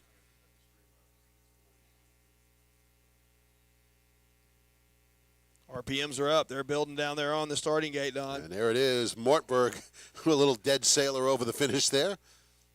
Little goon riding from Logan Mortberg.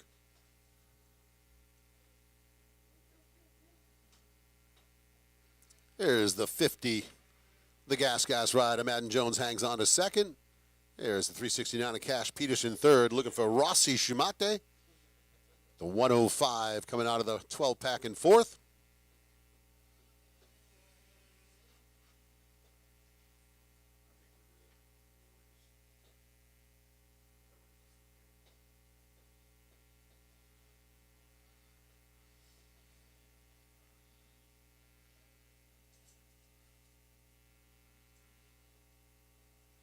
There's Wyatt Worrell, and it looks like Ryan Wilbanks. So they are both going to qualify in. Just waiting for Jaden Williams, the 625, and the 147 of Coleman. Those will be the final two transfer tickets. 125, 12 to 17. LCQ getting fired up to head off the gate next. 85, 9 to 13, 250B, 12 plus limited. And Super Mini 1 LCQs all in staging.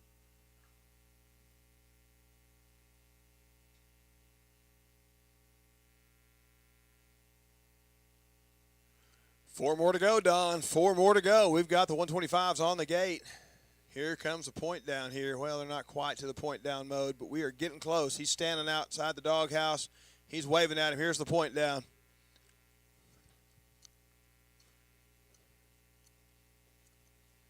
RPMs are up. Visors are down. Gates down. Front wheels are up. Driving hard. Let's see who we get out front. And it looks like it's going to be the rider on the 38, grabbing the whole shot there. Kai Burrs with the whole shot. Looks like the 33 ride running right alongside with him. And Cole Coker now going to move around and move into that second spot. So it looked like you might have got around Damian Coleman there. And underway with 125, 12 to 17, LCQ. Wow, we got a big one coming up next. Look at that.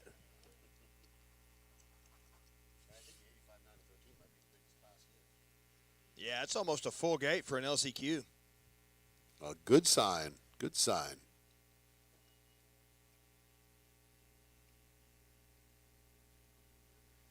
All right, leaders dropping down to that Dunlop drop. We've got some slicing and dicing going on early on here.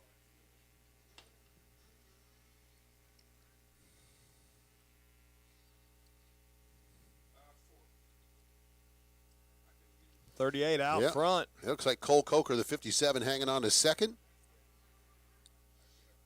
Trying to chase down the 38 ride of Kai Burge.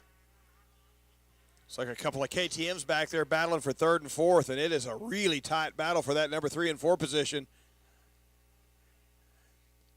And then there's back to 8th, and there's really back to 10th are really close there. So there's going to be a couple of riders back there on the bubble that are going to be trying to make a charge. Watching him jump straight at you there over the Kawasaki step up. Look at the track back there behind there. Did you see those ruts? I mean, there was J's and hooks and pockets. And Yeah. Going to need to get a flagger down there just to direct traffic through those ruts. Yeah, no doubt. So this is the 125, 12 to 17. Luke, we got 3 more LCQs after this. Then tomorrow morning, we start crowning champions here for the 2023 James Stewart Freestone Spring Championship, presented by Parts Unlimited in Thor, part of the American Motocross Championships. Here's your leader over the top of that FMF power wall. And here he comes into the VMAC switchback section right here before the finish line. Wow, you're making me nervous watching these guys kind of get in endo mode coming over the finish there. Anxious to see some timing here.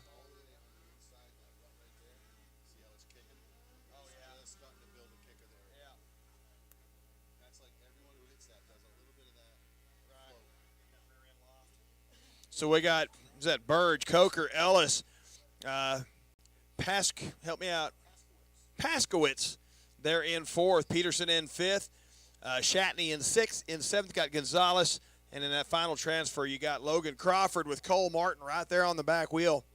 Actually, he's 4.1 seconds down. Interesting.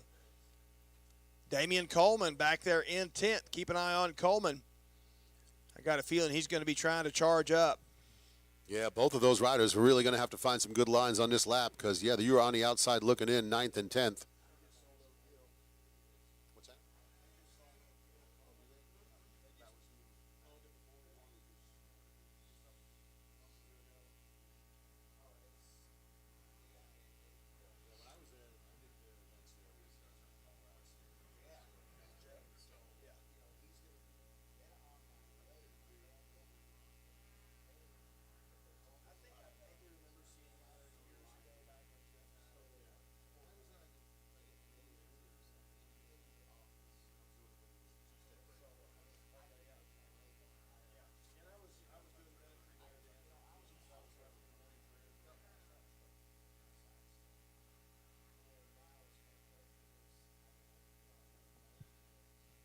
So 125, 12 to 17, LCQ riders working on lap number 2. They're going to see the white flag this next time around.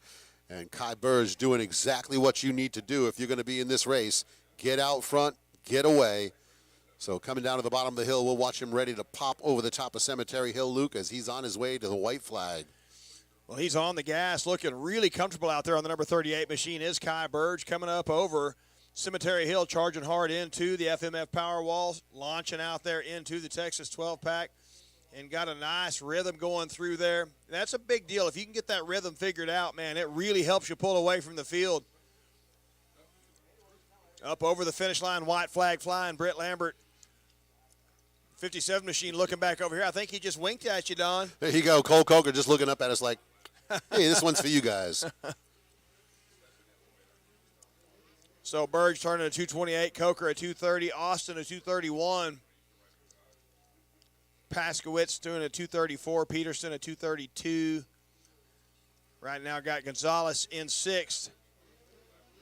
That should be our 7th and 8th riders coming across. Should be Shatney and Crawford. And I think Cole Martin moved up, so Martin moves himself to Coleman. qualifying. Pointed out Coleman in 10th a while ago. He's There you moved go. up to 8th, so he's moved up into the transfer. He knew what he had to do. Yeah, he did. So it looks like 85, 9 to 13 rider is going to be next off the gate for their LCQ 250 B12 Plus in staging, and the final LCQ, final race of the day, Super Mini 1, 12 to 15 LCQ in staging as well. And they're getting them fired up down there on the starting line, and this is a big gate down here, Don, and it should be a fun one to watch.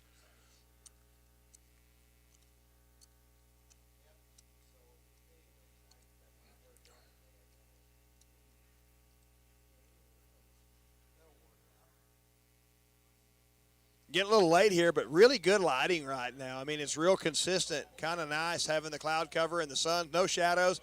And a lot of times this time of day, you're jumping into the sun, and the shadows are gnarly. So lighting is beautiful right now. Yeah, you get that sun that's kind of low in the sky, and it really gets glare Yeah. across one side. And yeah, you're right. It is really a pretty even vision out there, no matter where you're on the track. Yeah, there's really no shadows to speak of.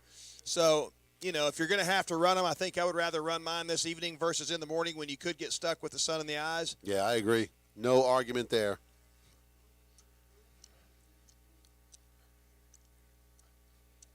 Yeah, most of the riders on the line, they're making the option to step over to this side to avoid those deep ruts over on the right side of the doghouse.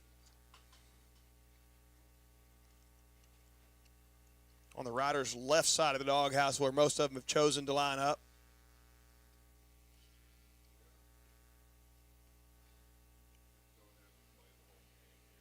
And here we go. Checkered flag comes out. The race winning the 125 LCQ Kai Burge on the 38.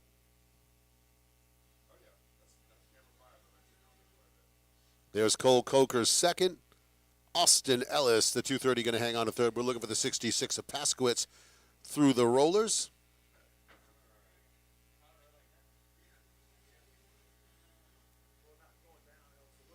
Oh, looks like the 777 Gonzalez will get that spot. RPMs are up, Don. Here they we come. go. I'm going to pull up the binos. I'll call them out to you, buddy.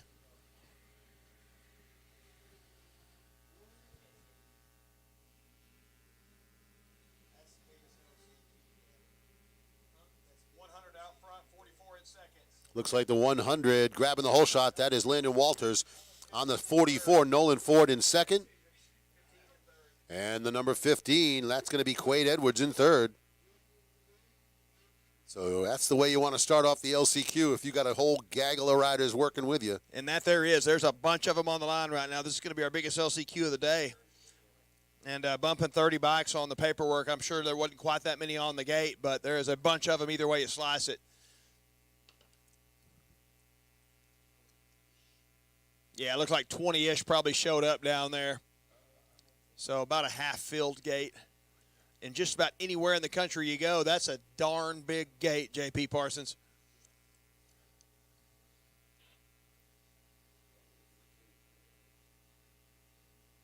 All right, we got a side-by-side battle into the Dunlop drop for the lead here. Looks like the 44 is taking over the number one spot. Look at that pocket they just slammed into there. 44 out front right now. The 100 in second, and there's two bikes right there with them charging in there. Looks like the 45 in third and the 241, I believe, in fourth.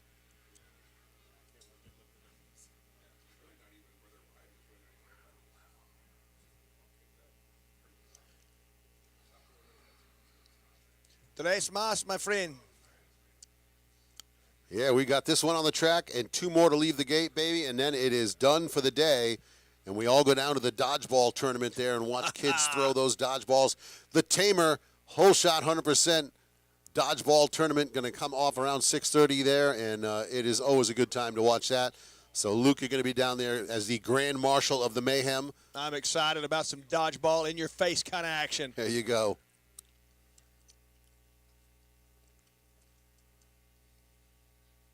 Uh-oh, who's that Oh, now? rider going down there. Looks like the 138, Yeah, maybe. it does look like the 138. He's back up and away. Good to see Or that. 139 maybe. Bergeron. We'll have to see. All right, we're watching this pack of riders going to head over the top of Cemetery Hill. And it is going to be a battle royal here as they are all in striking distance for the top 8. Look at this battle, Don Collins. They're coming through the 12-pack. These front three riders right now really closely matched for speed here as they're coming through the VMAX switchback here over the finish line. Britt Lambert throwing in the green flag. Looks like the 44 going to hold on to the number one spot as of right now. Yeah, he had the 45 pulling alongside Bowers. Graham Bowers. So Nolan Ford, Graham Bowers, Brady Olson, Ethan Romero, and Landon Walters, your top 5. And Christian Humphreys, Cole Trinkle getting that final transfer right now in 8th. Quade Edwards hanging on to 6th. And it looks Hudson like Kane Short. Markham, Hudson Short, 9th and 10th. So on the outside looking in, going to have to try to get some passes made. Anxious to see how many of them actually showed up on the gate there. Like I said, it looked like 20-ish. Yeah, we're up to 18 now.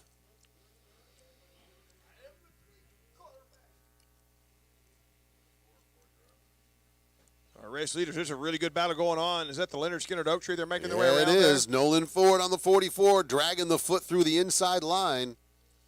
And he has got Graham Bowers just harassing him. Look at the track conditions over there, Don. These 65s just getting swallowed up. These are 85s, rather, getting swallowed up in there.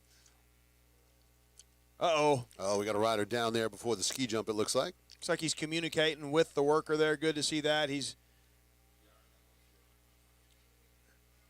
Looks like he's fixing to hop up there. That looks like the 220. Yeah, looks to be the 228. I think you're or right. 9. Oh, is that Hudson Short, the 229? It looks like it might be. Hudson riding a gas. Okay, sounds So like no, it's Hudson's not still Hudson. up. So trying to get a look at that. Okay, that was not Hudson Short. It is the Oh, it's 228. Yep. And I don't even see the 228 I on don't the see him on field there. on the board there, maybe on the paperwork. I'm not seeing him anywhere. 223 possibly, Fisher? 223 Fisher. Okay, So well, not he's- Hudson Short, but the 223 of Fisher having those problems.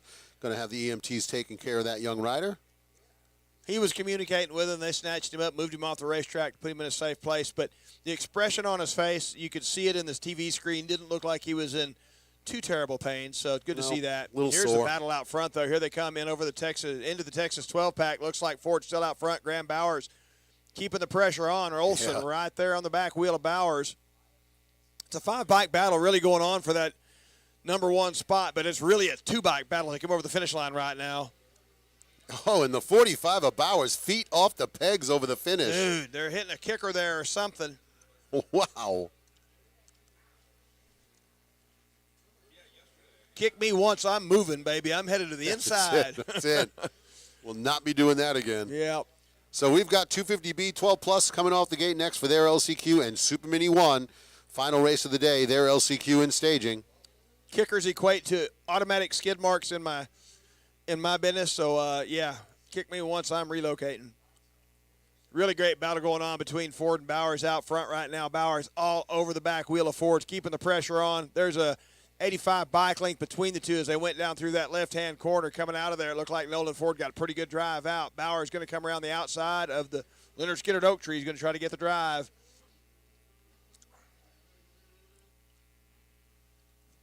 He's going to be set up for the inside as they go down into the Dunlop drop. Then they disappear there, waiting for him to materialize up over number 5, and it looks like Ford holding on. He's not getting away, but he's holding the lead, that's for sure. And this is the thing, if you're Nolan Ford or Graham Bowers right now, you need to just stay where you are. Don't get crazy. Don't make any big mistakes. Looked like Bowers got his feet pulled off there, leaving the shock socks S-turn. Well, Graham Bowers coming under pressure from Brady Olson now. Olson is starting to reel him in there. Olson charging hard with a 148 of Romero, not too far off the back wheel, off his back wheel, and Landon Walters back there on the 100, poised to capitalize on anything that could go awry on anybody in front of him there. Cole Trinkle relegated back to 9th when they came by that last lap. 21, huh? Yep, 21 out there right now on the racetrack. There you go. Pretty right on the money there. It was right on the money-ish.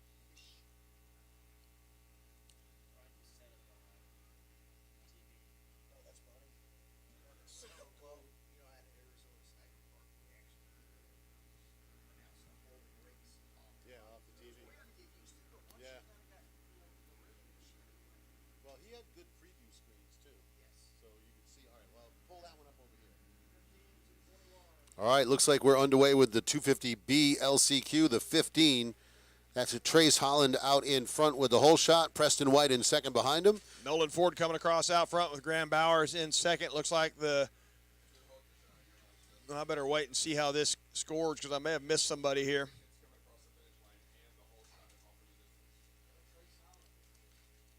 Okay, so it does go Ford, Bowers, Olson, Romero, Walters, Humphreys.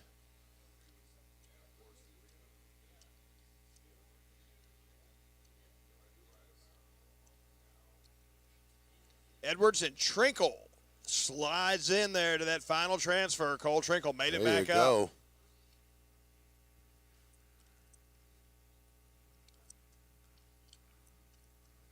So the penultimate LCQ of the day on the racetrack, our final LCQ is on the gate.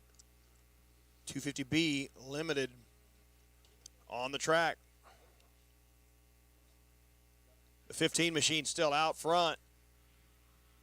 221 holding down the number 2 spot. The 53 in third with the 13 machine right there on the back wheel of the 53. Dropping down into Blake Baggett berm, headed up over the Kawasaki step up.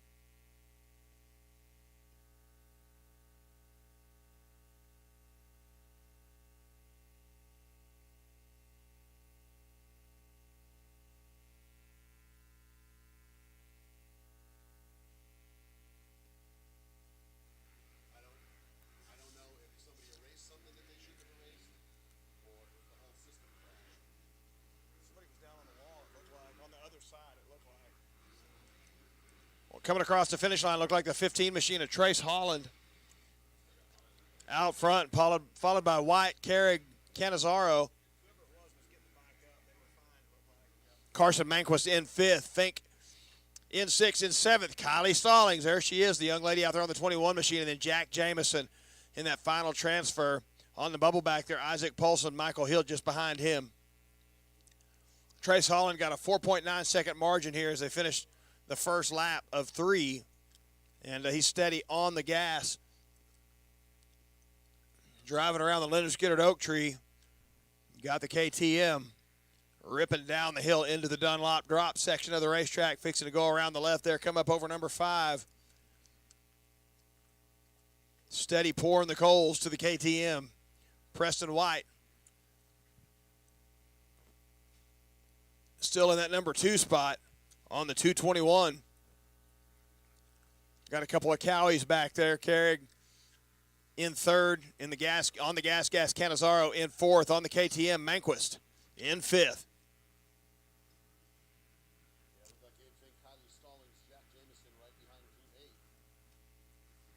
So right now, Jamison, the 59 Honda, has got the final transfer ticket. We'll see if we can hang on to it.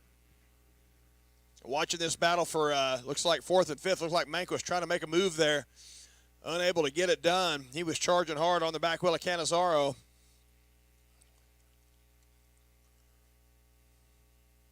Our final race of the day, Super Mini 1, 12 to 15 on the starting line. Excited to see this final LCQ because we're going to be running straight into dodgeball tournament.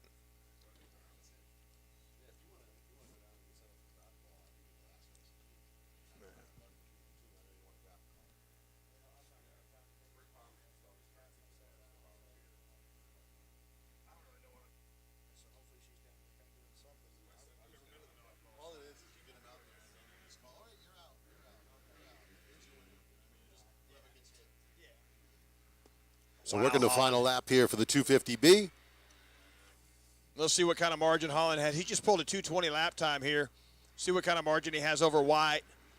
Looks like a 9-second margin here with a white flag out.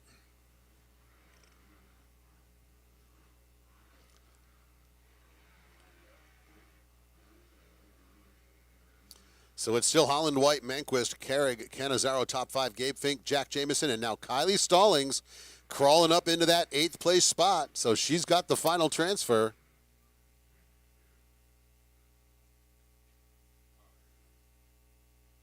Looking at the 15 of Holland out of the Oak Tree turn.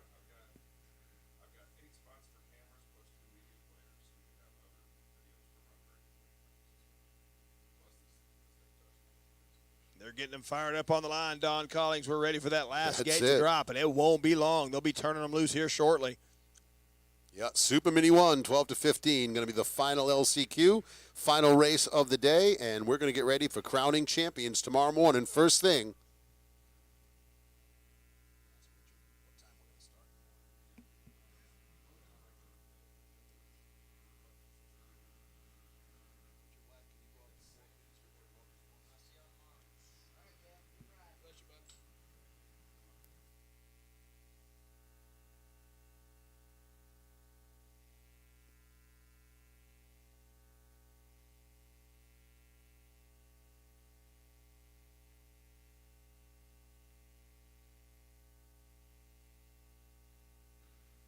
All right, attention in the pits, y'all.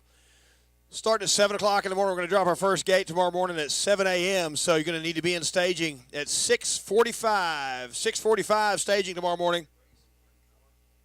Race 1 is College Boy 18 to 24 Sportsman, so you guys are going to need to be in staging at 6:45 a.m.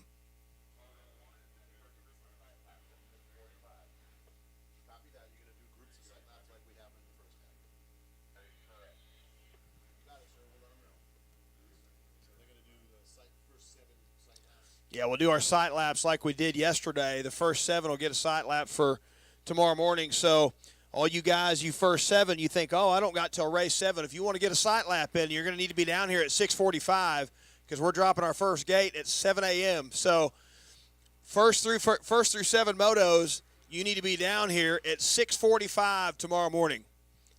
Yeah, doing those sight laps in groups that we've been doing so far, so that is another good way to do it. Gets them all out of the way in one fell swoop. So Holland with the win, Preston White, Carson Menk 2nd and 3rd, Carrick Fink 4th and 5th, Canizaro 6th, Jack Jamison 7th, and Kylie Stalling is going to hang on to that transfer in 8th.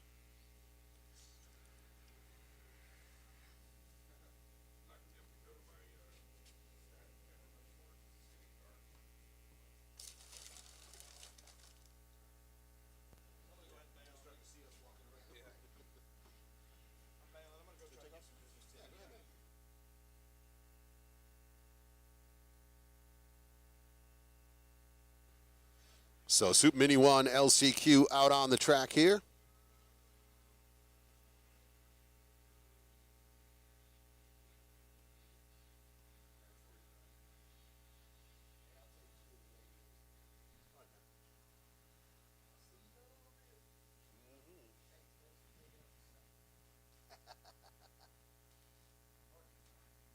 That's my gig.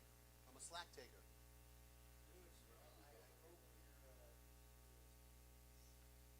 Yeah, well, we'll see, because I only got a little tiny screen to work on. That's the only thing.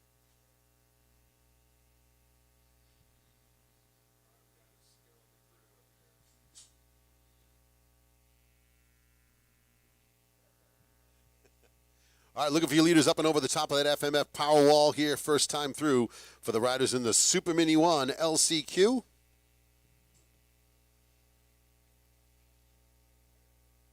And it looks like the 17 of Blake Mara.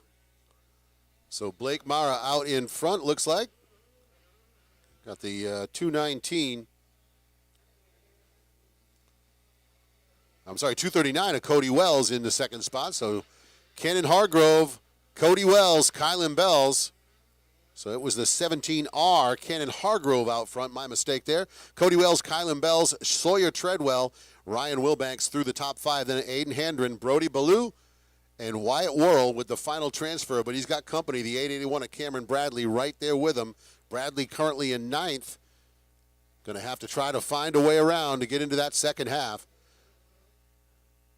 Josh Seguin in the 10th spot there. Jaden Williams, James Coleman, and Bladen Davis DiPolello rounding out the field on 13th right now.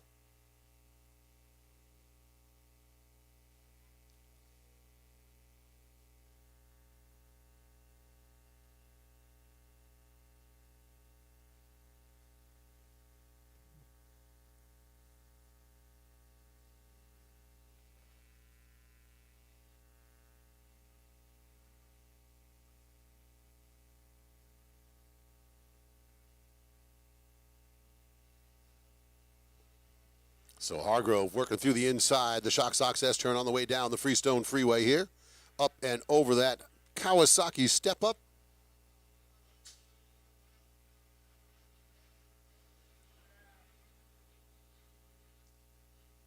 Last couple laps.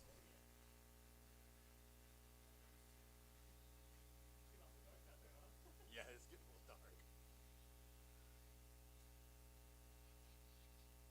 We are just going to squeeze it in with enough daylight left. So working the final lap here. We're looking for the 17R, Cannon Hargrove, to come grab that white flag.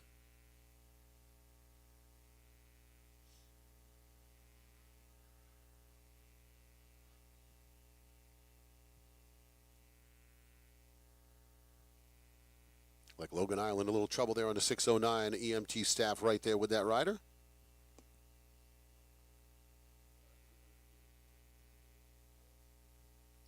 All right, here's your leader, the 17R KTM ride. Kenan Hargrove getting that white flag.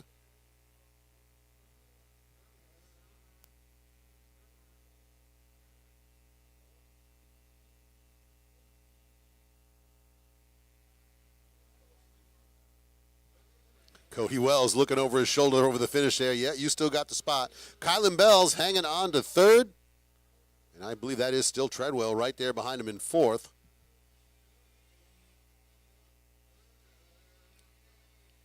Wyatt Worrell moving up there. Looked like he was in eighth last time around, and the 196 going to pick up some spots. And I believe he's going to go right to fifth, so good charge on that lap. Ryan Wilbanks sixth. Cameron Bradley seventh. And right now, it looks like the final transfer ticket, the 8th place spot, is 49 of Brody Ballou.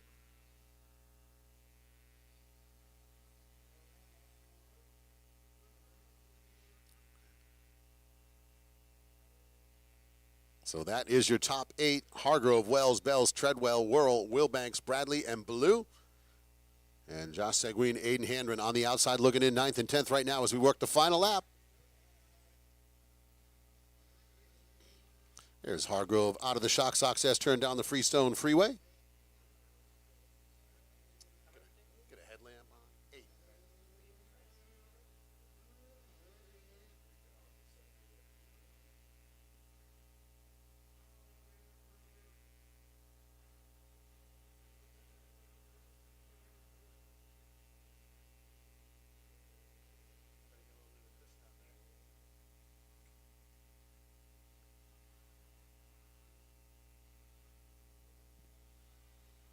So looking at the 17R, Kenan Hargrove working his way down into that big loop 270 section. Going to make that big sweeping left-hand turn, drop back down at the bottom, and we'll watch for him to come over the top of Cemetery Hill.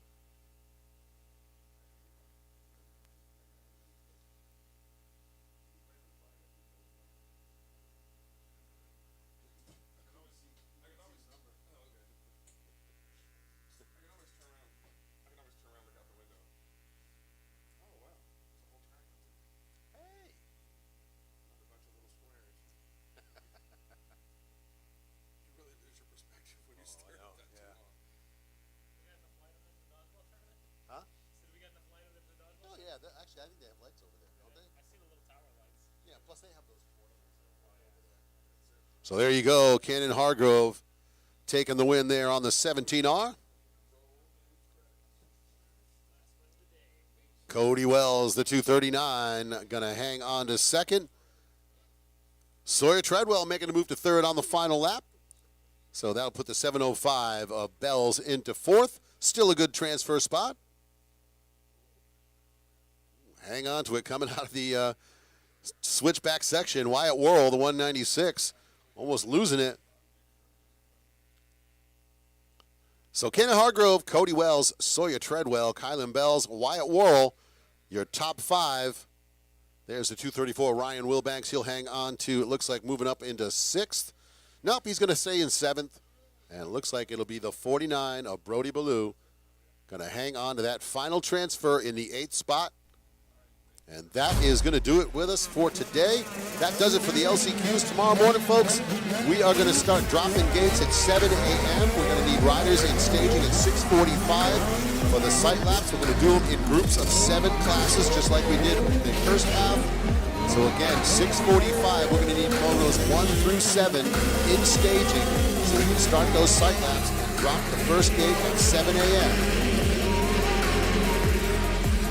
Big thanks to all of the sponsors again who helped to make this possible here for the James Stewart Freestone Spring Championship, presented by Parts Unlimited and Thor, part of the American Motocross Championships, the 2000.